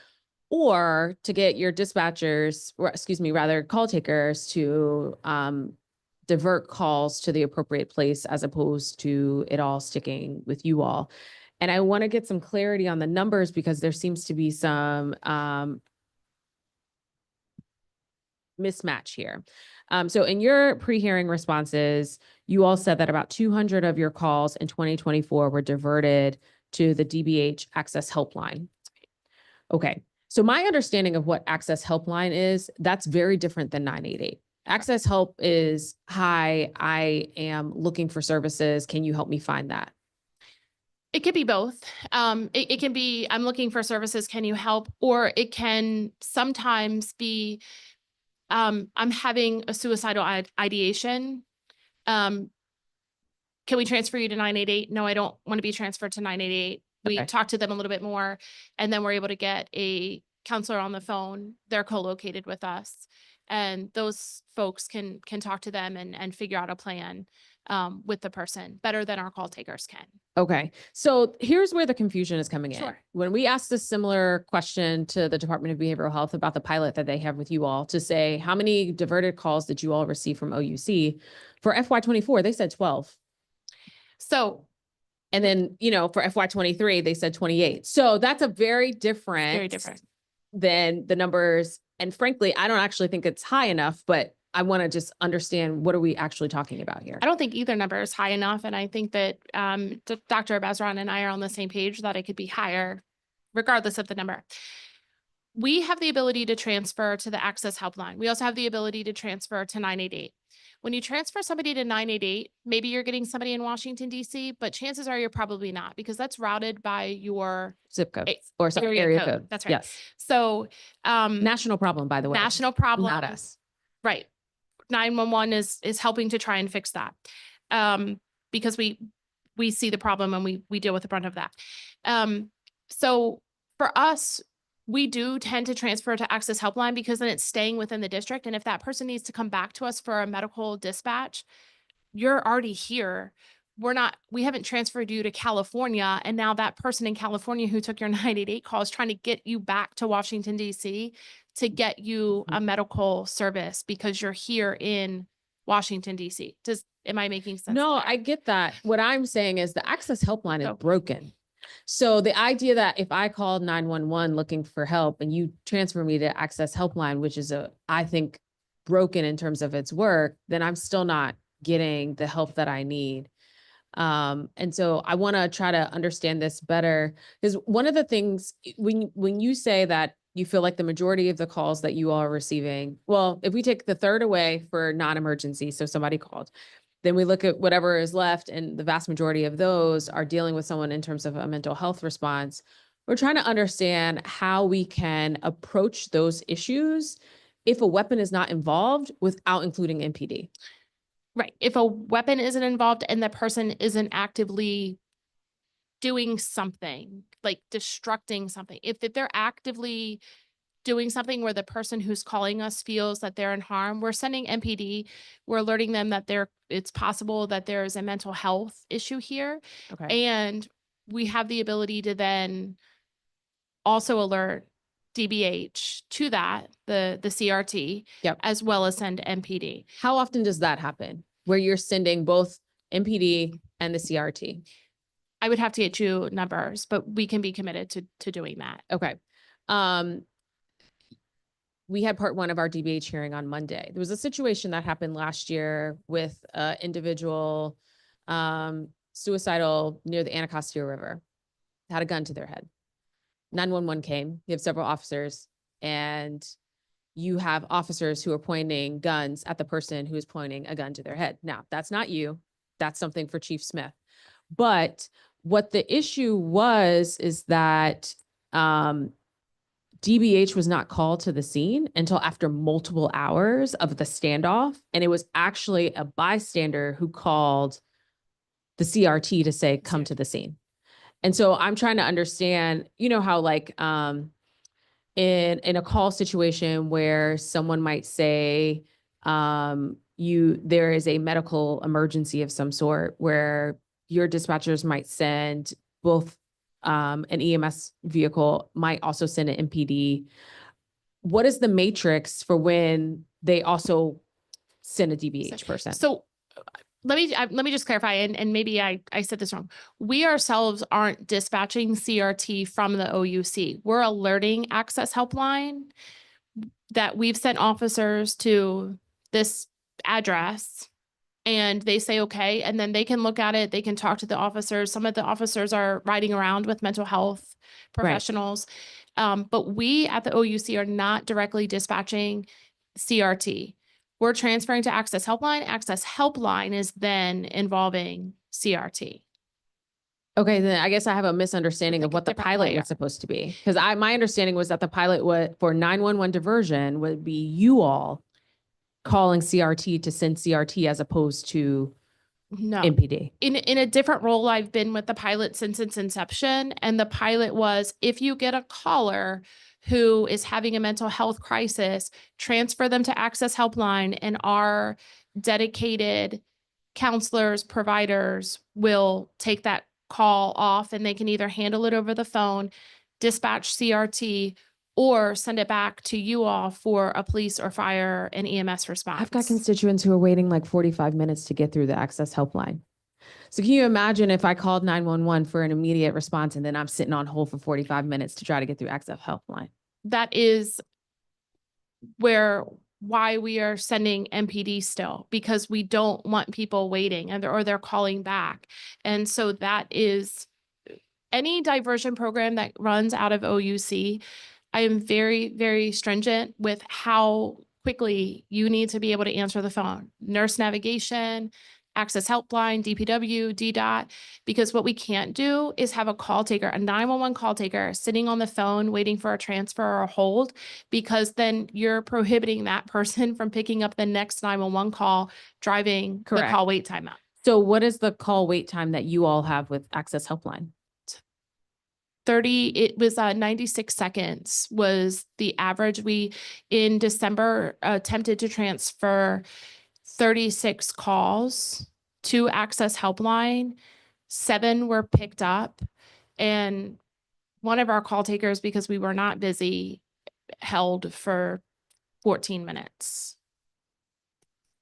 But there were no calls in queue for that person to answer. But you just, in that one sentence, highlighted what I think is a challenge here, right? I know that for Chief Smith, she doesn't want her officers always doing all of the mental health calls, but the only way for this to work is if the folks on the other side are doing their part. This is why I came to talk to you, because I felt like I would get a little bit more information and data before I go talk to Dr. Bazran. And Dr. Bazran and I spoke on Friday. And so she and I spoke on Friday, and we have just started pulling the data on our end to say, like, why isn't this working? It's kind of been out there, this isn't working. And so I think she and I have a plan. You said December. You December. attempted to transfer 36 calls to Access Helpline and 7 were picked up. That's correct. That's not even 50%. Correct. Is that a quarter? I don't know. Math was never It's mine. a good quarter. Good quarter. Yeah, 20%. Okay. I'm over my time. Thank you. Thank you. A D-, yeah. Thank you. Thank you. Maybe 22%. Thank you very much, Councilmember Henderson. I'll now turn to my Ward 1 colleague, Councilmember Brianne Nadeau, for a 10-minute round. Thank you, Madam Chair. For convening us today. And I do want to, while we're together, express my appreciation for the many first responders, including OUC, who participated last week in the response to the collision of the airplane and the helicopter over the Potomac. A lot has been covered already. I will avoid being repetitive as much as possible. I want to start with the industry standard for call time response is 90% of calls should be answered within 15 seconds. In your testimony, you said in FY24, OUC handled approximately 1.68 million 911 calls. 72% of those calls were handled in 15 seconds. What's contributing to the difference there, that extra 18% that is the industry standard? I'm sorry, Councilmember. Can you repeat that? That was Sure. Okay. So you're at a 72% rate of calls handled in 15 seconds, according to your testimony.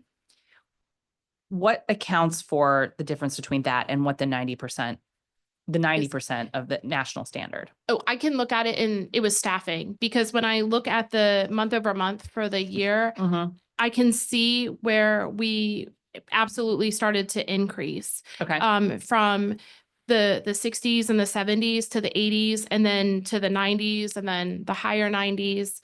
And that is, we brought on our biggest classes of TEOs or call takers. More people in the seats. I had 28 call takers on the floor on a day work on Thursday morning. So when we have more folks not only hired, but coming to work, that is really attributing to being able to, the average was, I don't know if you heard this, but the average answer time was 2 seconds. Last week?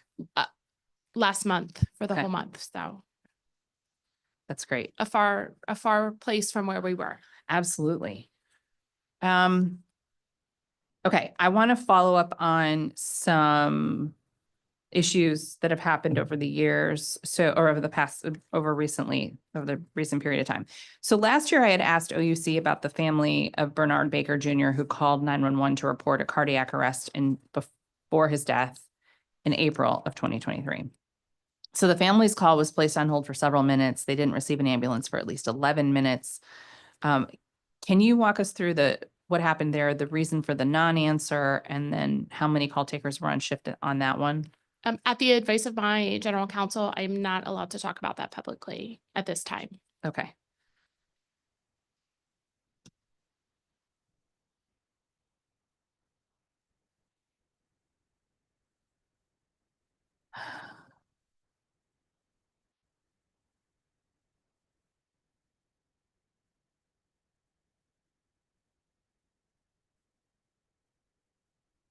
How many internal reviews has OUC conducted in the past year?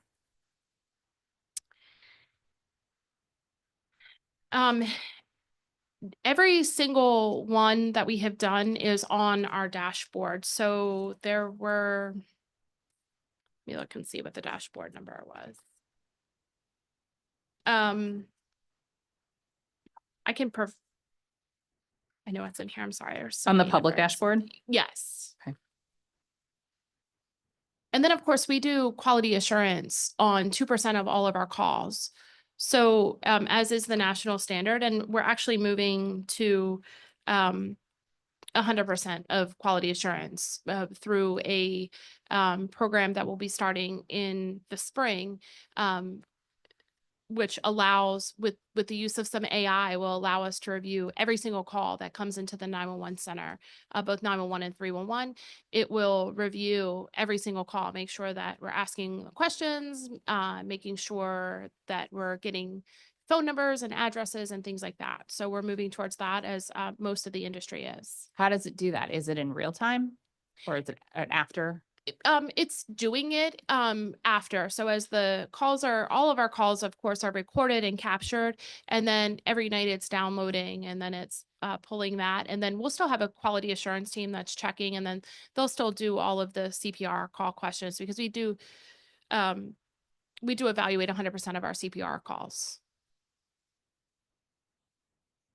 So once we have a demonstration available, I'm happy to share what that demo looks like, much like we did with PowerPhone. And who within OUC has the authority to initiate an internal review following an incident resulting in death? Anybody, a call taker can, anybody can ask, but the fire department, if they have a concern with a call, the police department, if they have a concern with a call, there isn't a protocol of who can or who can't. Anybody can say, I don't think that this call went well, or I don't know if I answered, or I don't know if I handled this call well. Can you check? Just last week, several call takers asked if they could get their calls QA'd because there were things that they had not handled before. And of course, with our new call takers, we're QAing all of their calls because they're new and we want to make sure that they're doing it appropriately. Okay. Thank you for that. The agency's response to question 46 states that in FY24, OUC dispatched the wrong address just 9 times for both FEMS and MPD. And we have citizens reporting that there have been at least 23 fire and EMS calls sent to the wrong location. There seems to be an underreporting discrepancy here. Can you demonstrate that there weren't at least 23 dispatch calls to the wrong address? 18. So this is how we get wrong addresses. The wrong addresses come from fire and EMS and MPD. You send us here and that person is not here. So they send those over to us through our liaisons. We have a FEMS liaison and an MPD liaison. We capture that. And then we do the investigation.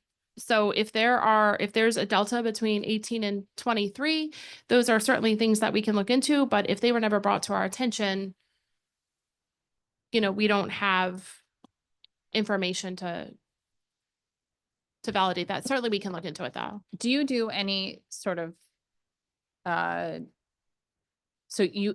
now it gets triggered by one of those agencies, one of those first responding agencies letting you know there was an issue.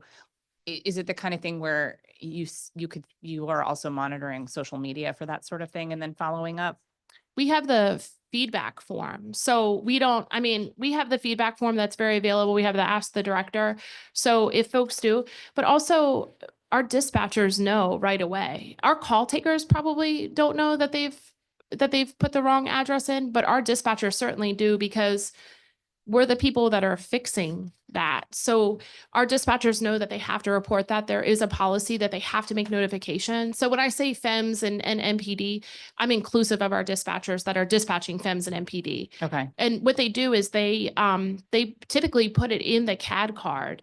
This was the wrong address, notified supervisor, whomever. Okay. And then they immediately will look at it, they'll pull it. We can pull screens, we can go back and look at people's screens and see how did this happen, what happened. And so we launch a full investigation. I don't have personal social media, honestly, and we're taking 1.6 million calls a year. We're not really monitoring social media. I think we have enough means for people if they have an issue to let us know, and we'll certainly always address those.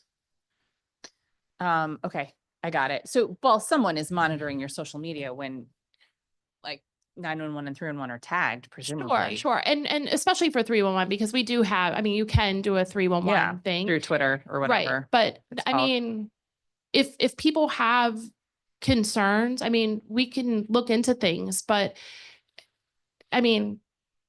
people say a lot of things on social media that aren't necessarily true. So No, I'm just suggesting there might be other ways to be sure you're not missing things, but I think you get my point. So the feedback forms, are those, that's something that I think the council should be able to see in incidents. Is there a way that those can be shared with us? Online, and we share with Chair Pinto's office. So The feedback forms? The feedback forms, they can see those. It's probably the most underutilized thing that we have, honestly. People either will send an email, which we always forward to Chairperson Pinto's office, or they call us if they have a concern. But like I said, with the addressing, a lot of that, we're finding that we know right away because they're showing up at a door saying, nobody here called. We need to call these people back and find out where we really go. And so we're finding that internally. Okay. My time is up, but I want to know, Thank my you. staff has reached out to your agency several times in the last year requesting data and numerous after-action reports for incidents in Ward 1. And we have yet to receive those responses or see the data that we're asking for. And not even a partial release of what we requested. So can you please follow up Can with we, us? to get sure, we'll follow up. Okay. Thank you. Thank you. Council member. Thank you. Thank you very much, Councilmember Nadeau. And just to confirm, because this is our experience, although the traditional avenues of reporting a missed address or a wrong address are through FEMS and MPD, in the circumstance where we have, for instance, heard from a constituent about a concern and then share it with OUC, that is then added to the dashboard as another example of an error, right? Yes, absolutely. And Councilmember Nadeau's office has also sent them over, and we've been able to talk. That was the Verizon thing. That was one of her constituents actually who helped us solve that. So yes, we're always open. If you hear things, please share them with us so that we can address those. And we're always open to that. Thank you so much. Thank you. Okay, I want to circle back to the minimum staffing. I have numbers for I you. have your numbers. Okay, great. Yes, thank you. For your so for patience. January 2025. 49 of our 66 shifts were fully staffed. Most of those were supervisor gaps. Ideal staffing was 105% for call takers and 113 for dispatchers. And for December, 49 out of 67 was fully staffed. 109% for call takers and 107% for dispatchers. It continues to be the supervisor roles because if we have a supervisor who's there, but we're using them as a dispatcher, we're not counting them twice. We're putting them there. Being a supervisor at OUC or anywhere is tough. And so we're now working just as hard as to find dispatchers from outside agencies or outside locations to find supervisors. So we have a few FEMS retired folks who are joining us, and we're really excited that they are, but we're working steadily to fill those gaps as well. Okay. And of the 49 of 66 were at the minimum. So if we fill the 7 vacancy positions in call takers, would we expect that 17 shift delta would be erased? No, because right now the call takers are they're there and they're showing up and they're coming to work. It's really dispatchers and supervisors. So that's where we're starting to shift our focus. Of course, we're going to get those 7 filled. Those are entry level work positions. But now the dispatcher roles and the supervisor roles is what's going to change that number from that 49 to 66. But are the estimates or projections of filling those staffing, if we have all of the vacancies filled, do you expect that every shift will meet the minimum staffing level? Yes, because our minimum staffing level is under, so just like, I'll just use this example. We have 8 FEMS dispatchers assigned to a shift, but 6 is minimum staffing. So we have the delta kind of built in. I just want to make sure as for we head those. into budget that we're not just filling the vacancies that we have, but that we have the right number of FTEs. And as our numbers have increased, we're asking for more positions so that we can account for things like FEMLA usage, sickness, because that's the one thing that remains true. A shift got the flu and they were all out because you've been there, everybody's together. So okay, it's hard. Thank you. So going back to kind of the efforts that have been underway to better coordinate with FEMS and MPD, and some of the examples that you were talking about earlier with the training, and in what ways have the perspectives of FEMS and MPD folks informed the level of training and kind of services that you're providing to people on shift? I think one of the biggest things that has played such a powerful impact is the deputy mayor's convening of the working group between FEMS and OUC, and it not just being Chief Donnelly and our chiefs and myself, that we put firefighters and paramedics and call takers and dispatchers in a working group together, and we've made so much progress there. We've made progress on exercises. We've made progress on how we're doing things, on workflow. We've made progress on relationships and how things work. And I think that that's really important. Our trainees today are actually our call taker trainees are all out with MPD officers and DC fire stations. They're all on ride-alongs today, getting a geography lesson and better understanding fire and EMS and policing in Washington, DC. And for both the ride-alongs that your staff is engaging with and the kind of sit-alongs, as I understand they're called, with MPD and FEMS at OUC, in what ways are you kind of tracking that information that's being shared and making sure it's followed up upon, so it's not just kind of an anecdotal experience that informs, but that's really formalized? That's right. So our staff, when they come back today, they're going to write about what they learned. We're going to run scenarios with some of the things that they saw or learned. They're going to pull up the cards that they went on. So like, how did that card get started? Was this the right response? How did this work? I myself still do ride-alongs. And not with Chief Smith. I do them with officers out in the districts because it's a good insight to me, like, oh, that's a problem. We should look at that, or we should fix that. And both Chief Smith and Chief Donnelly come over to OUC too. And so I think it's all of us kind of having that pulse on things that is helping us. And I think us just all being in lockstep together and working as the system that we are cohesively is what is helping us all to make these gains. Thank you very much. And I agree that those ride-alongs are very helpful. And as a reminder to the public, anyone can sign up for a ride-along with MPD, which I know many members of the community have done and have found very informative to them as well. I want to thank you and your team for the work that you've done around the 911 performance dashboard.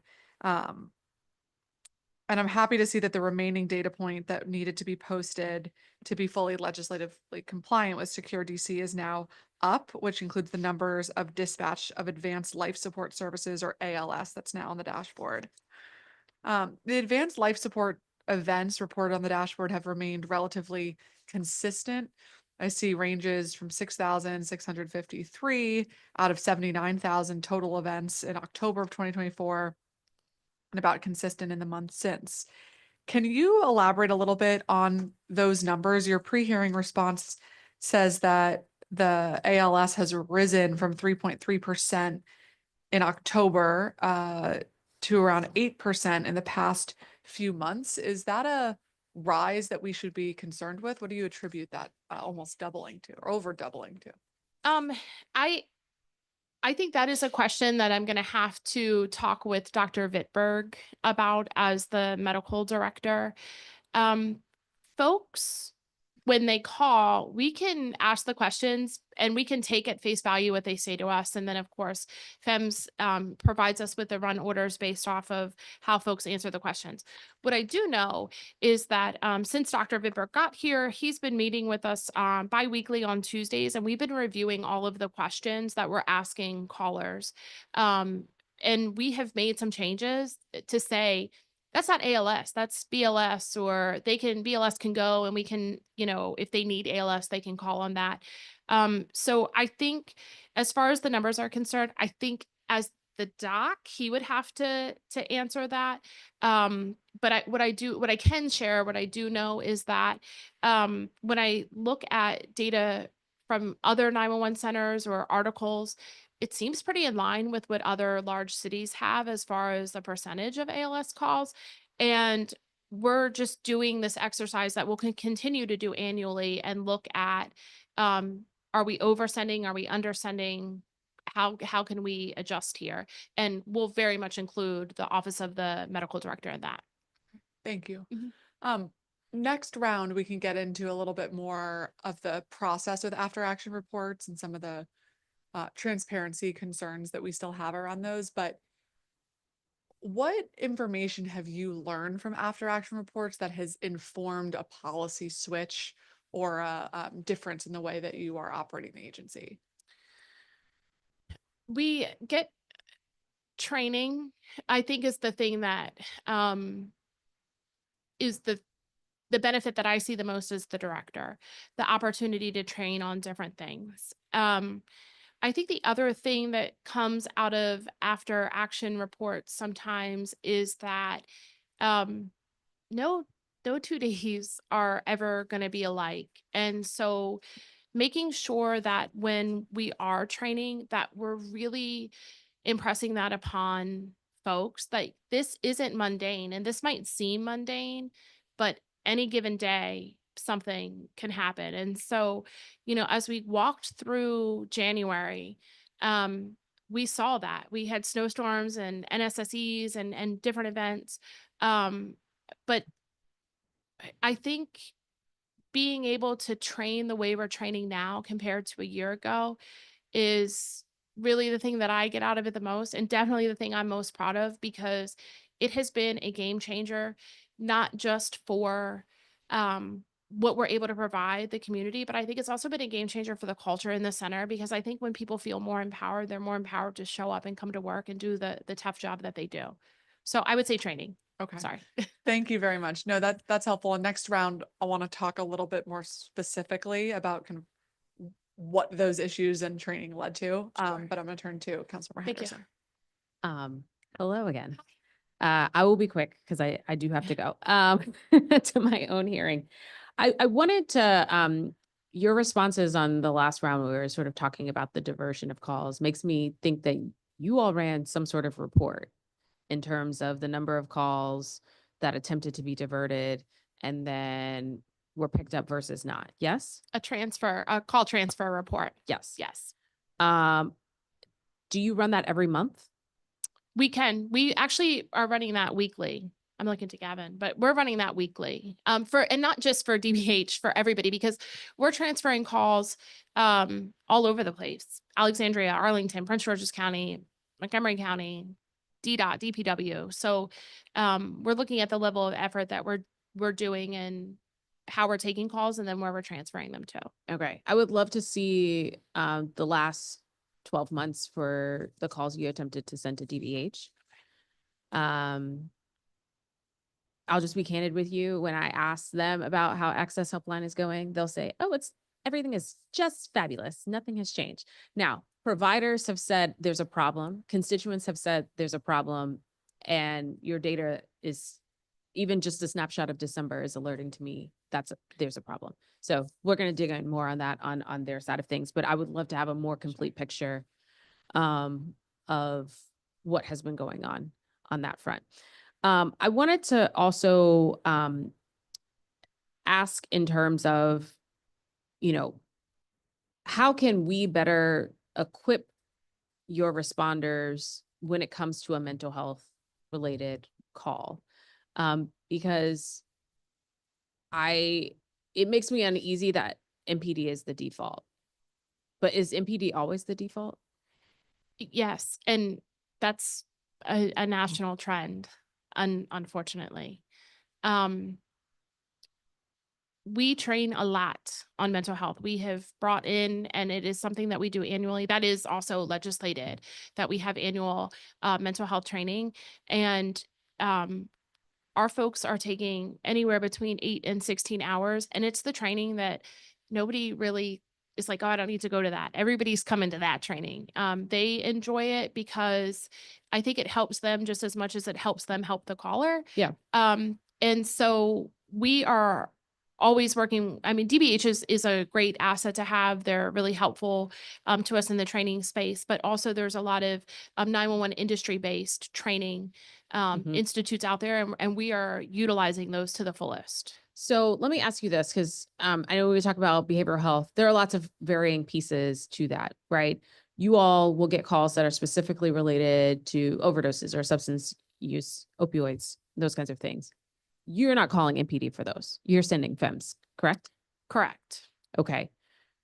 So I guess I'm just trying to understand the decision matrix of, all right, overdose goes to FEMS. That makes sense. Then, what's the next piece? So we have a matrix, just like we have NPD writes the questions and they decide what gets dispatched, and just like FEMS does that, DBH does that for what is acceptable at the Access Helpline. And so when the program first started, it was only calls that were taken between 7 a.m. and 7 p.m. because that's what they could handle. Then we expanded the program to 24 hours.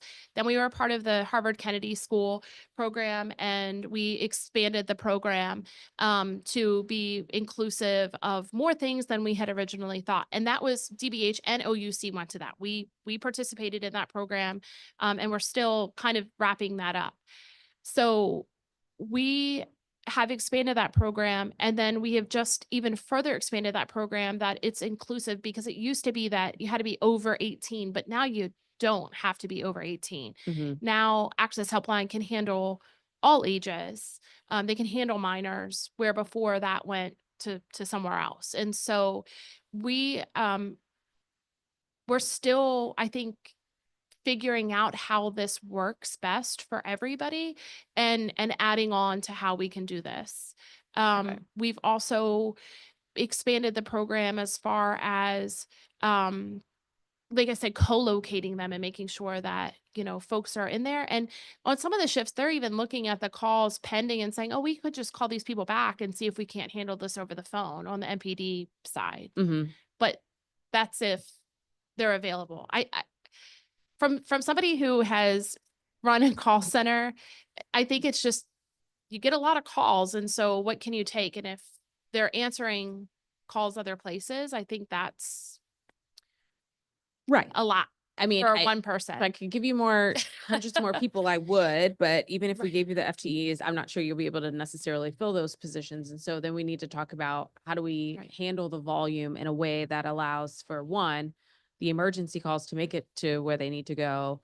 And for the non-emergency calls, I think that's probably us not necessarily doing the best job of explaining to people who you do call instead. On those pieces.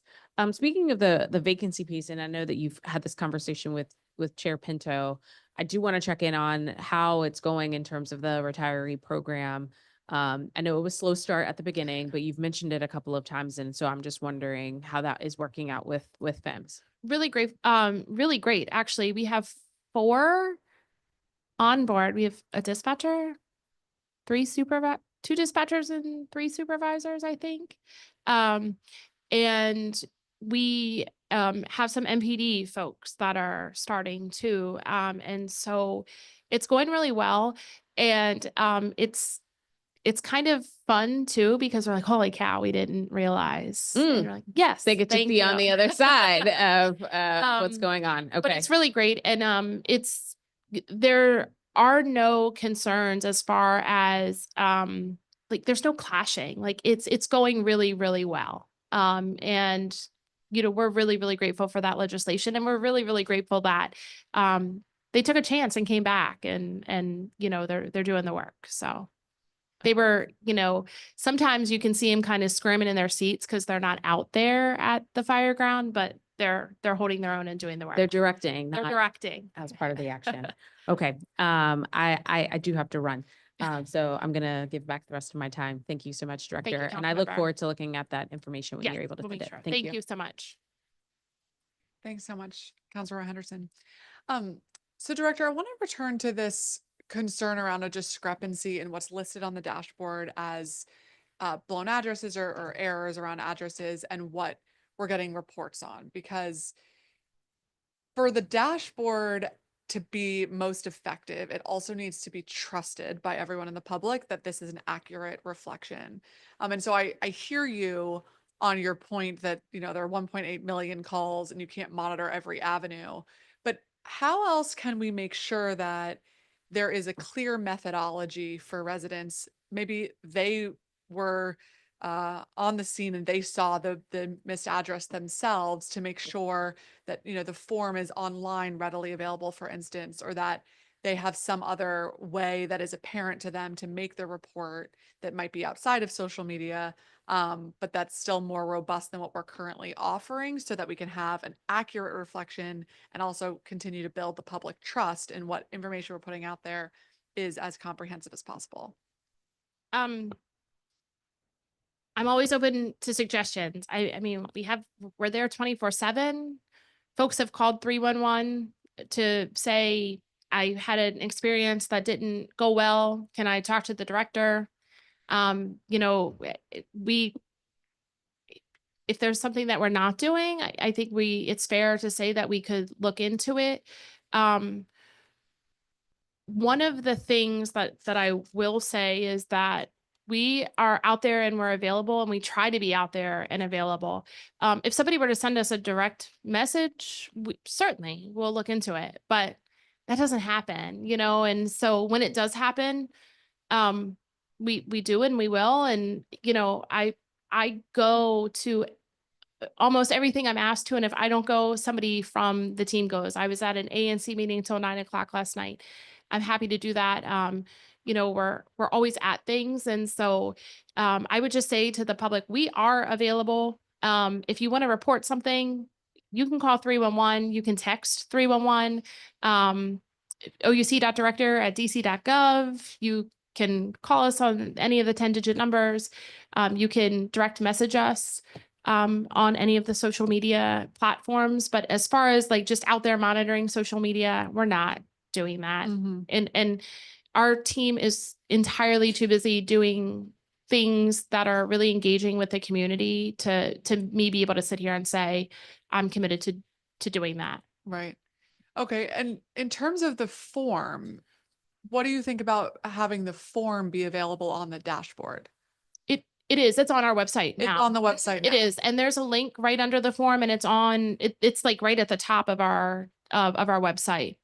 Okay. Okay, great. I think that's an important PSA for folks too. If there's an issue, That's right. you can submit it via the form. That's right. Thank you for that. So let's talk about some of the specific incidents from January of 2025. Can you briefly kind of enumerate any of the 911 errors that occurred, and if there was a resolution reached in your investigation? Yes, let me just give me 1 second here. Okay, they're all on the dashboard. I don't have the dashboard printed out here. What I can tell you is this. I don't have them printed out in front of me. They are on the dashboard. What I can tell you is this. We are putting that up in real time. As soon as we are getting notification of that, we're putting it up. Sometimes they don't have dispositions, and then we are going back up and putting those dispositions up. So if you just give me a second, I will pull up the dashboard and take a look at it so that I don't speak incorrectly here. Oh, thank you.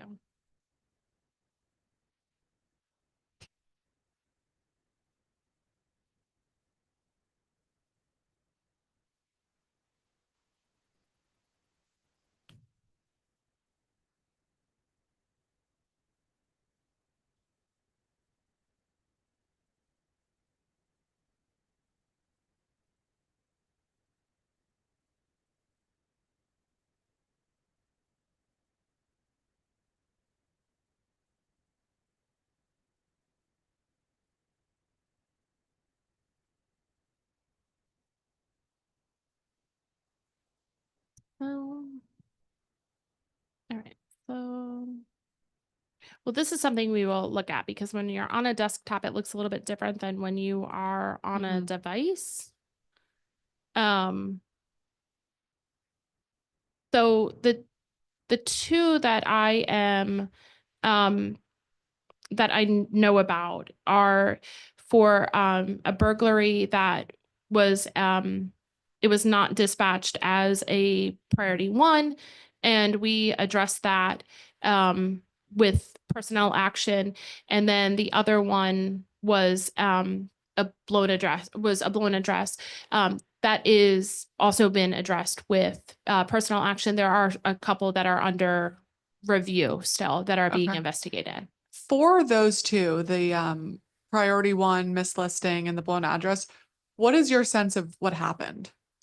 So for the one where the dispatch was off, I think that it was very busy and it was just missed. When we go back and look at the screen and everything that was happening in that police district, and we look at what the call or what the dispatcher was doing, it was just an honest mistake. As far as the blown address, it just was not using available resources. Okay. And well, what does that mean? Not So- using available resources. So instead of just saying, what's the address of your emergency, you telling me, and then me asking for it again, or me using it because I see it and saying, oh, this isn't right. There was no conversation about, oh, that's not what I'm seeing.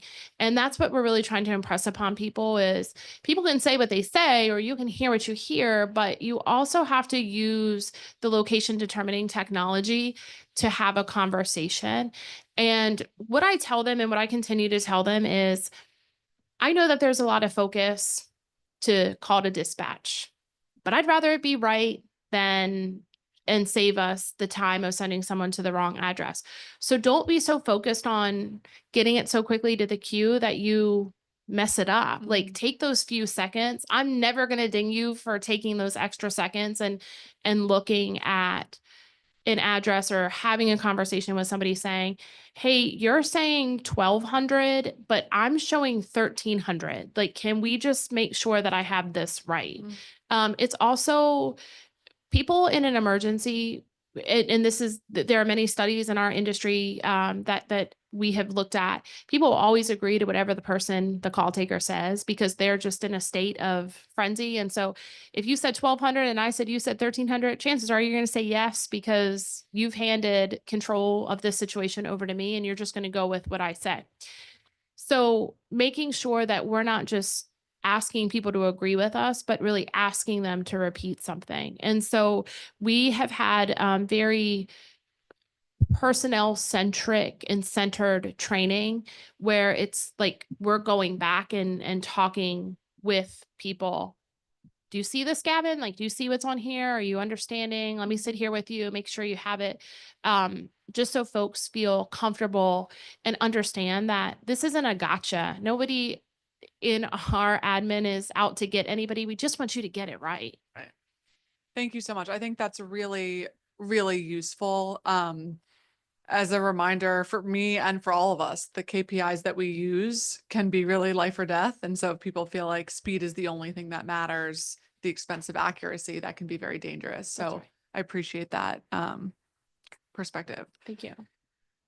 So let's go back to becoming a call taker.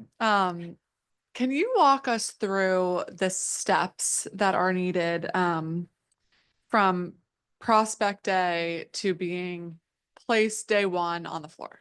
So that's right. So before prospect day, you have to apply for the job. It's open, careers.dc.gov. Look for the job at 2720 Martin Luther King Jr. Avenue Southeast, that TEO position. You put your name in, and then we are going to contact you to come to prospect day. And when you come to prospect day, you're going to take the critical test. You can take the critical test, like they have a pre-test online. They also have flashcards. It's all free to do. You can go online, you can study. You can also go and take a typing test online to get your typing skills up. We require that you type 35 words a minute. So I always encourage folks to go and do that. So you show up on prospect day, you take the test, you pass it. You're immediately going to go to an interview panel. We're going to interview with you. We're going to ask you some questions. You're going to get to ask us questions. And on that interview panel are call takers, folks that are doing this job. And you can talk to them about life-work balance so that you have a really good idea about what you're getting yourself into. Then we'll give you a tour of the center and you will start your PHQ. You can start that on your phone. We can give you a code that you can do it at a desktop. If you don't have access to those things, we can provide you with a laptop and some space to do that. And you're answering some basic background questions and some psychological questions. Once you do that, within a couple of weeks, a psychologist is going to call you and they're going to do a assessment with you. It takes about 2 to 3 hours. That's on the phone. You don't have to go anywhere for that. And then you will do a we'll do a background check. That's where you do have to go and get fingerprinted. We'll set you up with all of that, and then you'll come to our agency, or if that's not feasible, we'll send you somewhere close by where you would go and get drug tested. And then we're going to give you a start date. We're going to send you a letter. We're going to give you a start date. You take your DCHR orientation in the morning. You come to us in the afternoon. You meet all of us. And then on Tuesday morning, you come back and you start your NINA and APCO training, your basic telecommunicator certification training. That's self-paced, but we're there to help you. And then you have 8 to 10 weeks of training. And then you're doing near on-the-job training where you're in a simulation lab, or we're doing calls. Our new QA system will be able to kind of simulate calls based on things that we actually get. It'll simulate the calls with the call takers in that training space. Then you'll be introduced to a communications training officer. You'll be assigned to a shift. You'll work with that CTO every day. You'll be in the passenger seat. They'll be driving. You'll be listening, taking notes, asking a lot of questions, and then you're going to flip flop. And it's kind of like student driving.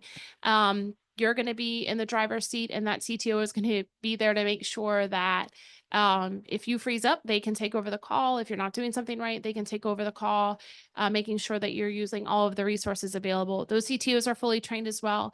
Once you go through your CTO training, you sit with a supervisor or a member of our training team.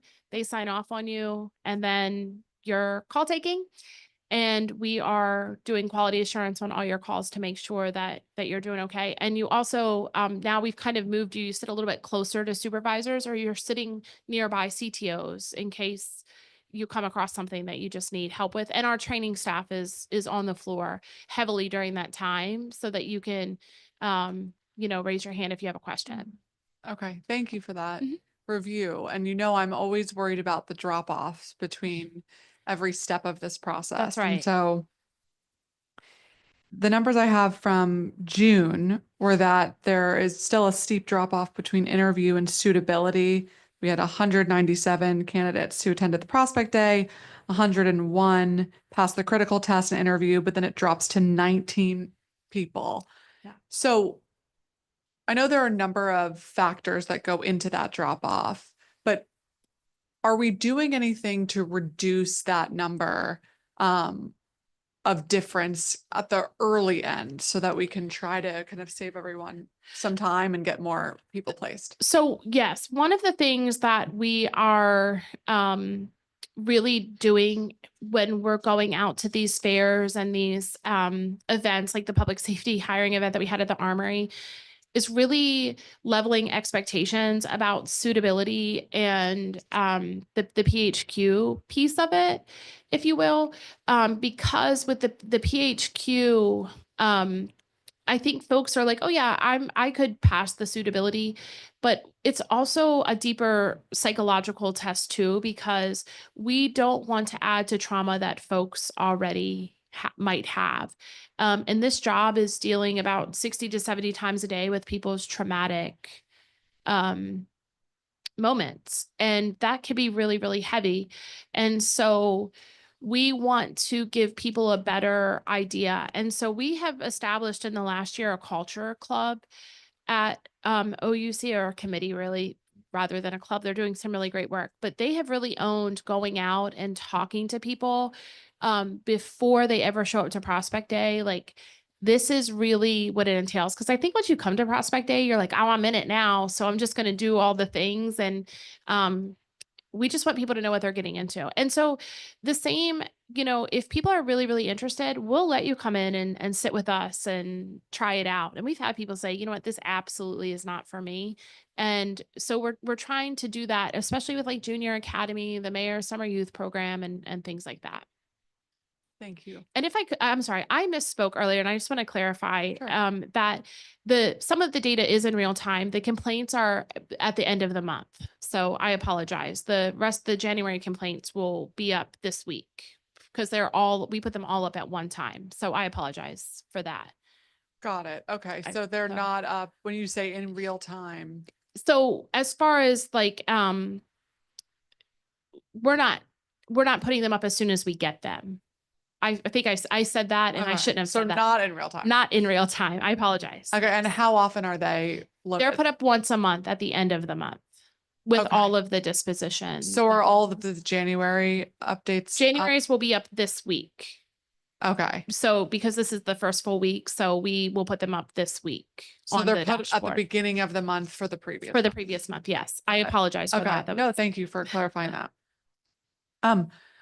Just as important as hiring, is retention. What are some of the reasons you've seen kind of trends of people leaving, and what are we doing to try to retain our staff as best as possible? OUC is celebrating its 20th year this year as an agency. And so a lot of our dispatchers, especially MPD, came over to us as MPD employees. So they're ready to be done. They've served well, and so they want to go enjoy life outside of OUC. So I think for that, we're just anticipating that. And I think the other reasons folks leave is it's heavy and it's hard work. Nationally, it's about 2% of folks who start a career in 911 finish it. And so when we ask people why they're leaving, it's different situations, but a lot of it is because this is just heavy. For the other folks, it's really because they're moving on to something else. They came to us at 18, they're 21 now, they want to go be firefighters or police officers. And so they go to FEMS or MPD or Capital or wherever they go. And for others, it's families. You grow up, you get older, needs change for your families. And so they go and they do that. Very few leave us and go to other centers. In fact, it's the reverse. We get more coming from other centers to us than we see leaving us and going there. Have the attrition rates over the last couple of years remained consistent?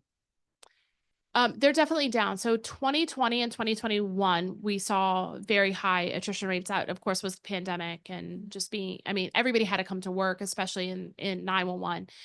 Every single day, there was not a telework or work from home option. So people had to leave because kids were home, right?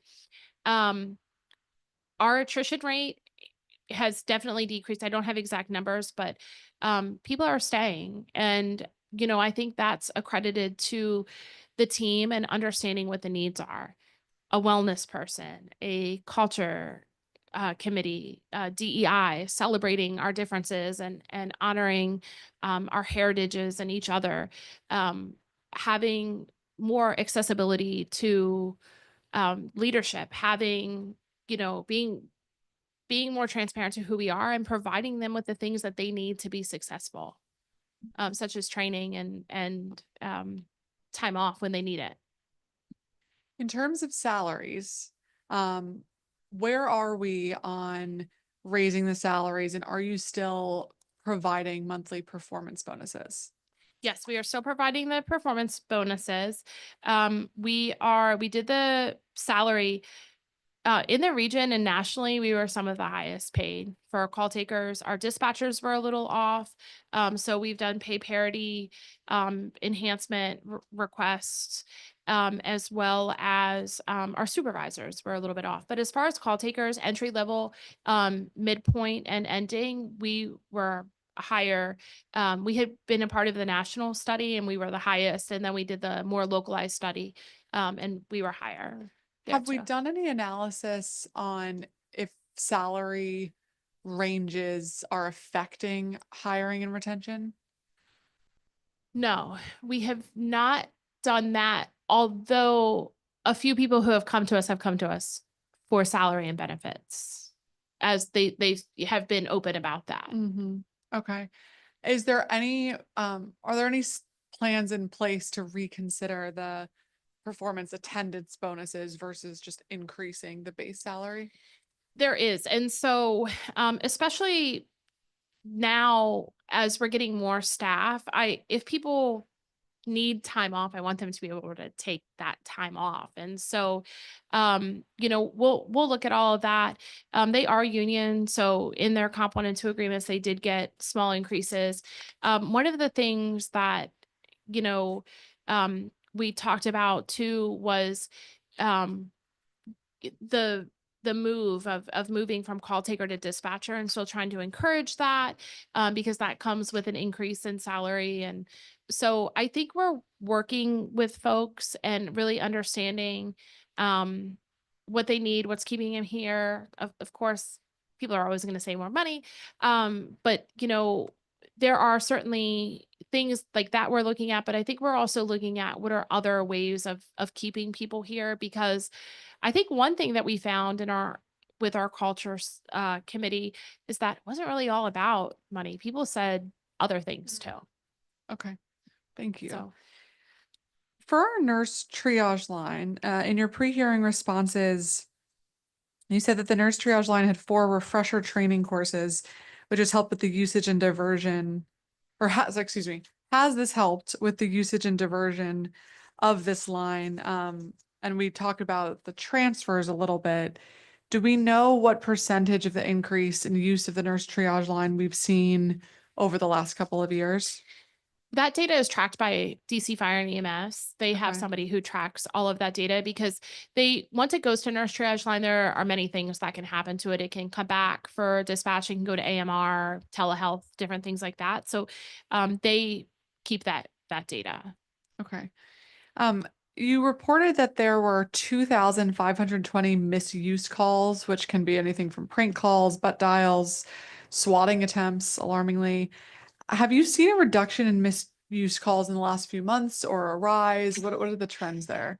No, I would say a rise. And in fact, there was something on social media yesterday, here's DC 911's 10-digit number, and so there are always, I think, going to be swatting attempts in our city. We're working with not just our local law enforcement, but we've been working with our friends at the FBI, who have been offering training to our call takers to better identify those things, so that we're not sending large run orders or large contingencies out to things that are unnecessary. But Washington, DC 911 remains the most swatted 911 center, hands down, in the nation.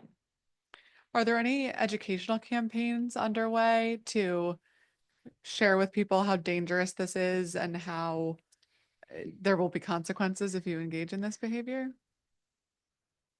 No, not yet. I think the consequences have to really be there for us to be able to educate on that.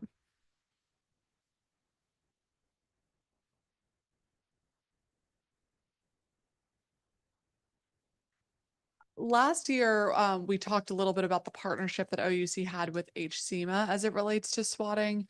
How have those conversations and partnerships been going? So we talk about swatting being a problem, and HCMA certainly, as far as Homeland Security, we work with CISA and the FBI, like I mentioned.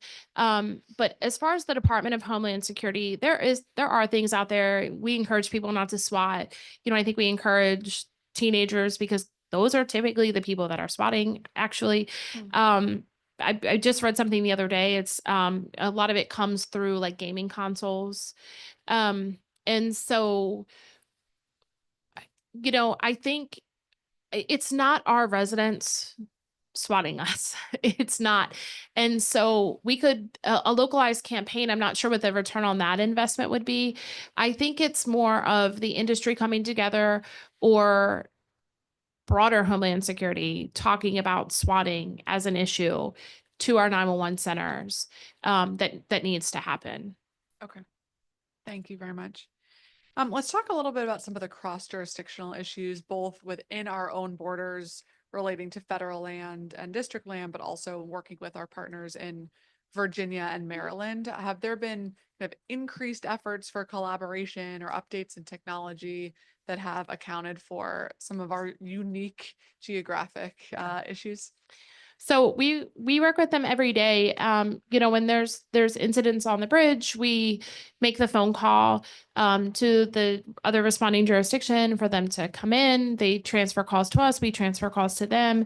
I know that there was the question about the National Capital Region CAD to CAD, and the CAD to CAD is very complex. I've worked on the CAD to CAD program both in the public space here at Washington, D.C., but also when I was in the private sector as a consultant. So I've been with this project for a very, very long time. And here's what I can tell you about the CAD to CAD. OUC has tested and we have done everything that we possibly can do for CAD to CAD. The CAD to CAD and the CAD to CAD GDX is a large system that 8 of the 13 counties or cities currently participate in the National Capital Region. I sit on the governance board for CAD to CAD in my role as the 911 director here. I talk with Chief Donnelly about it. There are some limitations as to why we're not in CAD to CAD. They're not technology limitations, and that's the purview of the Office of Unified Communications. Chief Donnelly would have to answer for the other limitations as far as workflow and why those decisions are made, because I'm not in those meetings and he is. But I can tell you, as far as the technology piece goes, we've done the testing, we've done what we've needed to do. It's getting upgraded. There are some of our neighbors are getting CAD upgrades. And so there are ways that they are working together currently. It's not a way that we today can work with them. But it's not stopping us from being interoperable. And it's certainly not stopping us from doing what we needed to do. And we continue to have discussions with them. We continue to participate in the ways that we can. And what I also would say is the collaboration and the interoperability between the National Capital Region is some of the best and has been highlighted nationwide because of the work that we do, not just in times of trial, but also on a day-to-day basis. And so I think one of the things that I haven't yet mentioned today, but I will, is that even on Inauguration Day and that whole weekend, we had call takers and dispatchers here from Arlington, Alexandria, and Fairfax. And I just want to publicly thank each and every one of them. They were answering 911 calls with us. They were helping us dispatch. This was the first time we were able to do that because of our advancement in technology. They knew our systems. We were able to provide them logins. They were able to do it. And they were answering calls all over this city and doing a really good job at it because of that collaboration and that ability to interoperate. And so while CAD to CAD isn't there, we're still interoperating, and OUC has done what we can and what we are able to do at this time as far as getting our systems to where they need to be to interoperate for that. Thank you. Let's talk a little bit about 311 and the system updates there. Sure. Is there a reason why requests for snow shoveling can only be done by phone? We received requests and complaints from several constituents that there should be a button and isn't one to request this on the 311 app. That's just because it's so immediate. We want to make sure that we're not missing anything and that people that need it are getting it right away. So we look at that list that is in real time. I can say that, that is done in real time. So we're looking at that database just as ServDC is looking. There's no delay there. So as we're entering that in, they're looking at it. We're able to get snow heroes out immediately. I was on the phone with Director Scott during the snowstorm on January 6th. Making sure that, we had everything that we needed. And that's the easiest way to do that. There's no delay in that system. Okay. And I hear that. I guess just for a lot of residents, they might not think of all those different steps. They're used to going on 311 and plugging it in. And so I do think that's worth exploring to be part of the drop-down menu to add for shows. Sure, we can work with ServDC to see if that's a possibility. Okay. I don't know that they have anything else in the portal, so I don't know if we'd be able to build out just for one service request they don't have any other service requests. Mm, They're not a receiving agency to OUC as like DPW would be or DDOT. I see. So maybe the build out is just for Serve DC Right. in the case of So we'll have to look and see what that lift is and that Gotcha. return on investment would be. Okay. Thank you. Mhm. We've also heard some concerns over missed trash collections following multiple 311 requests. Constituents have reported getting an auto reply about expected resolution date, but that there's still no collection, or that the service request appears to be resolved, but before it is actually resolved. And I know that in large part, this is a DPW issue, and there were major staffing challenges in January because there were so many events and issues that we needed DPW staff for. But I'm curious if the customer service or communication at 311 can be focused on more of a consistent, accurate follow-up with the corresponding agency so that people aren't waiting for a request and it looks like it's resolved when they're seeing at their own home that the trash is not picked up. A Ward 4 neighbor last night in an ANC meeting asked me, could your customer service representative say this at the end of every call?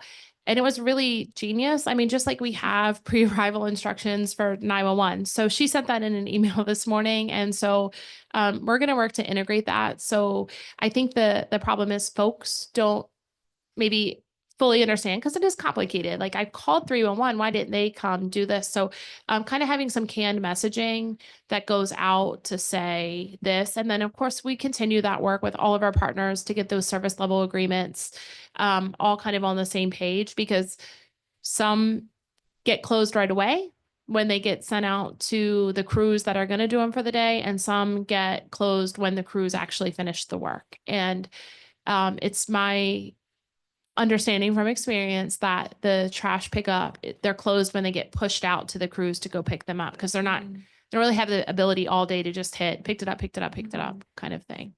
Interesting. Okay, that's helpful. We can certainly share that with constituents as well. And we have a slide deck that we can provide to your office that I shared last night that I think we can, that was helpful, that they found helpful. And we can certainly share that out. Great. Thank you. That'd be good. How are things going with the 211 warm line? And is there any interaction between the OVSJG hotline that they also have for victims? So for OVSJG, their hotline is different from the 211. So they are not co-located with us. 211 is actually moving. They've outgrown the space that they had with us at UCC. So they are actually moving over with the Department of Behavioral Health. And we will continue to answer any overflow that they may have.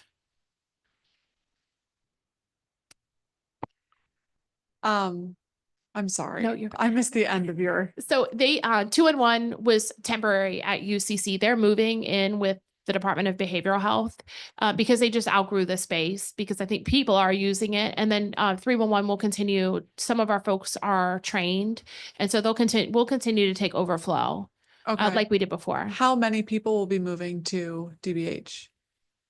It's all of the 211. They were a whole separate entity. They were just CFSA. They were just out sitting at Okay. UCC. Do you know how many people about? There were 6 of them and a supervisor that were sitting at UCC. Okay. But as we're growing and they're growing, it was just too many people. So they have a bigger space wherever they're moving to. Okay.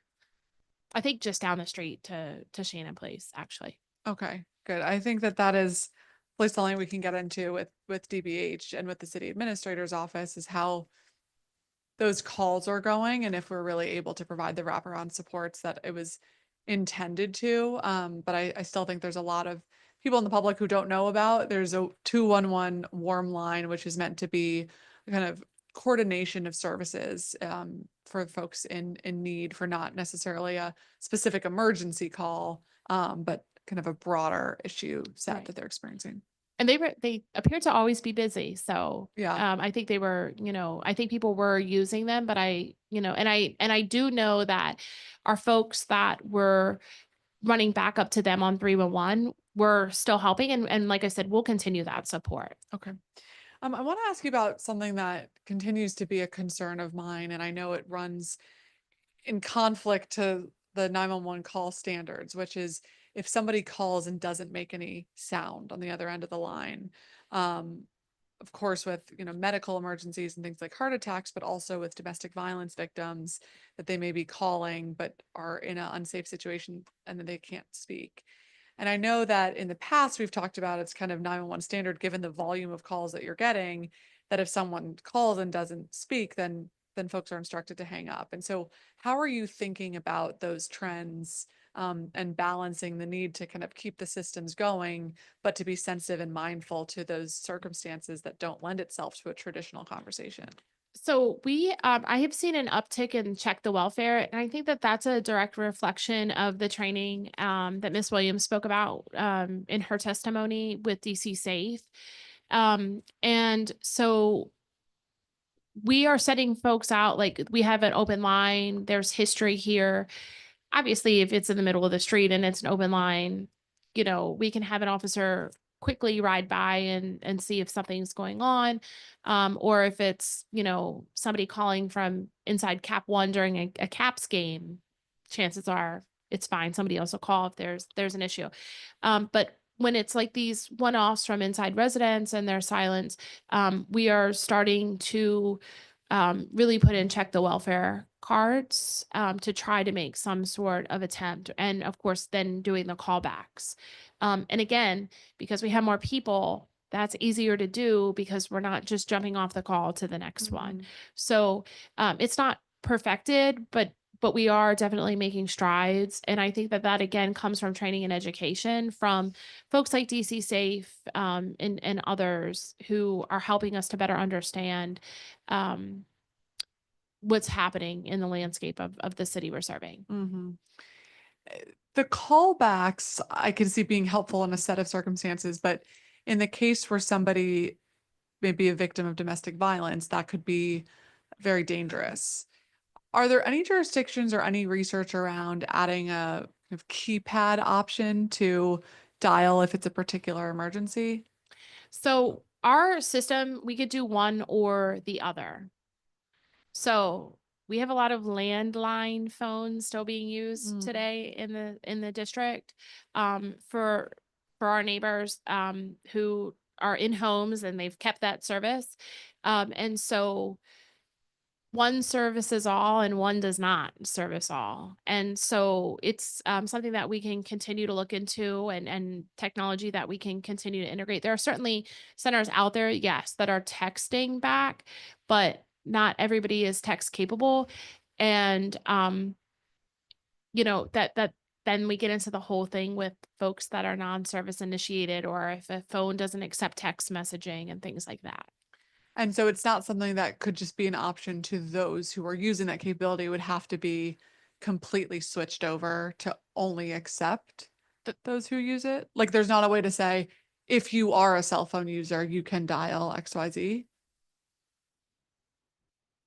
No, And if you a were cell phone user can always text 911 by just texting 911 to Right. us, and then we'll come back to you with, via text message. We're Right. not calling you.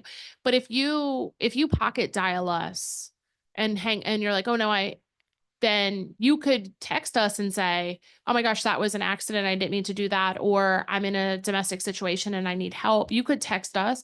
But if you call us, we're going to call you back, because if we text, we'd be cutting out a big chunk of people who may have been trying to call us. I see.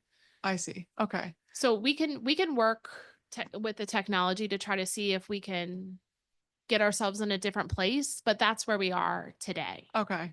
I guess I'm thinking of a scenario where someone may call and is silent, to have an option to say, like, we're gonna have to hang up because we don't hear you, but if you are in danger, like push Text us. 1 Oh, I or see. something like Okay. that. We have actually had people kind of say that, like push a button or, put the phone down, or it's some of the DC Safe training was kind of about that. I think one of the biggest stories we hear is about, I called and I ordered the pizza. And I used to tell people 10 years ago, no, that doesn't really happen. But yes, now we do train people kind of into that. Like if people start having this really off conversation with you, go with it. Like they might be telling you something. And Yeah. so training in that sense, that's where we're so grateful and fortunate for the outside training that we're getting from folks who know victims and know what the community is doing or what they're telling the community, and that's where those partnerships come in. But as far as the technology piece, I will have to kind of see what else we can implement on that side. Mm-hmm. Okay, thank you so much. I think that's a really important point. I remember when I was very young, probably too young to watch this movie, I saw a Lifetime movie of a woman and her child who were abducted, and they called 911 kind of under the seat and then asked the abductor, like, why are you driving down this road? Why are you taking me here? And the 911 call takers taker. sent the police and went to the right location Location. because they kind of went along with that. Well, one of the training groups that we use is called the Denise Amber Lee Foundation. Nathan Lee is an amazing champion for this industry and a friend, and his wife was kidnapped in Florida. And he has made it his mission to train outside of the box because his wife tried everything she could to be found.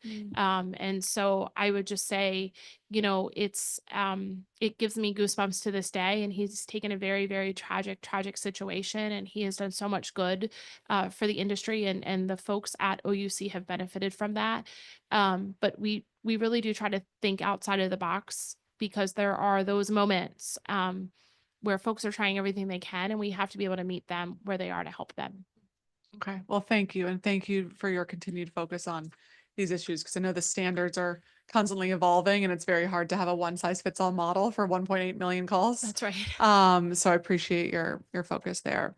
I want to ask you about an incident that we received, that a person was struck by a train and survived at the Anacostia Metro station on January 23rd. Apparently the initial callers reporting to OUC that this was a person struck by a train, but that it was dispatched to OUC as a simple car accident. So one engine and one ambulance was sent, as well as a wrong address assignment. And so do you have any information on this, and kind of what supervisors are looking for in these types of issues to prevent errors like this? I can tell you that one is under active investigation. And Okay. so I can't disclose more than that, but we are taking the right steps on that one. I will talk about how we do an investigation in general. When we find out about something, we do the investigation, we look at it, we listen to the call, we look at screen recordings, we talk to the team that was involved, the people that were involved, and then we also look at everything else that was kind of going on and around at the time. We then look at the training that the person had, and we look at what other things have happened. Is this the first, second, third? Where are they in this? What have we offered before? And that's how we move forward in making our decisions in accordance with the DPM in the illustrative table. So when we do an investigation, it is very, very thorough. It's evidence-based, it's facts. And we also listen to all of the recordings as well. Because we can hear everything and see everything, we can recreate what happened. We can then also kind of look at that in a, were there safety nets involved? Could, with addressing, it'll tell you like, this is too far off. Was LDT available? Was it not available? So we're looking at everything that was available, and kind of measuring up to what should have happened and what didn't happen. One thing that I will say is, because we have more people, we are able to train now too on the job. So we're not asking people to come back for training. And I think that that's helping too, to minimize things. Because folks don't have to give up a day off to come back for training. We can train and, while they're there.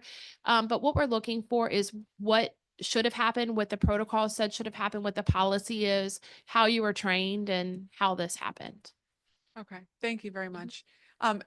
When you have the results of that investigation, can you Yes, send it to us? absolutely, we will. Thank you very much.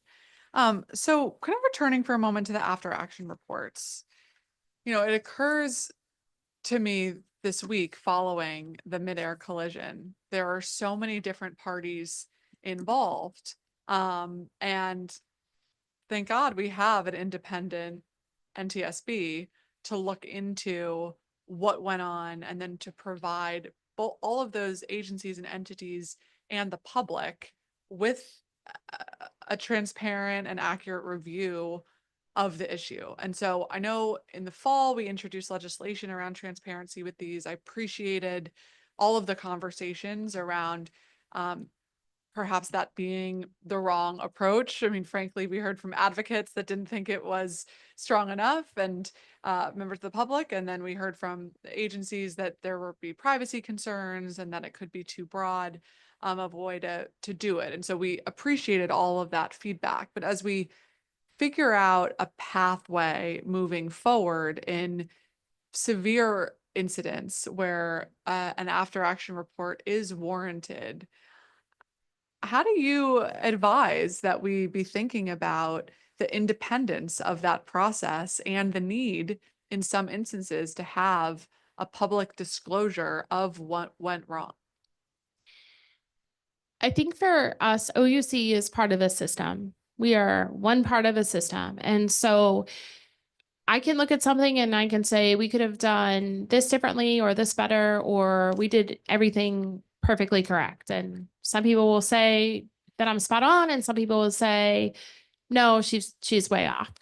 I think when we talk about how we do it, it just has to be holistic and it can't be focused on one agency. And I think for where I sit and where I am, you know, we have participated in audits. We have participated in analysis. I've done that work on the other side. I think the people who are doing it have to be credentialed and know what they're looking at. And I think that that's what's key and important. You know, if you have a person who is saying OUC didn't do X, Y, and Z right, but said person doesn't know what they're talking about or doesn't know the standards or doesn't know the best practices, then they're just saying what they're saying. I think when you do any sort of after action report, it has to really say the APCO policy or the APCO standard is this. The OUC did this. The gap was this. I think that's what makes people realize where the gaps are. I think after action reports are great if they identify where the gaps are and how you strategically fill those gaps. To just say they could have done this better, what's better? I mean, I can determine what's better because I'm a professional in this industry.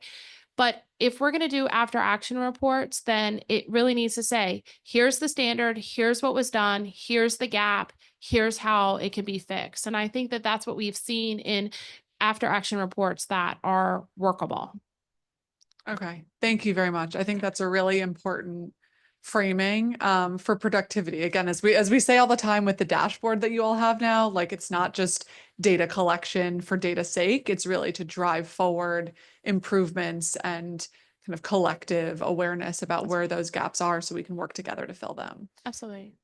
So I appreciate that. Okay, that is going to conclude my questions for today. Appreciate the next hearing who's been waiting to get started here. But Director McGaffin, as always, I want to give you a chance if you have any other last things you want to mention that we didn't get a chance to talk about or any other closing thoughts. No, I just, again, as always, want to thank the employees who are so dedicated to the Office of Unified Communications. I hope that everyone feels good about the work that they have done, that they are doing. Back there at the UCC now, and that we'll continue to do. And just absolutely grateful to Mayor Bowser, Deputy Mayor Apia, Chief Smith, Chief Donnelly, and all of our partners, Dr. Diaz, Director Carey, and all of our partners in public safety. And to you, Chairperson Pinto, and to Aloy, who could at any moment come work at the Office of Unified Communications. So Hey.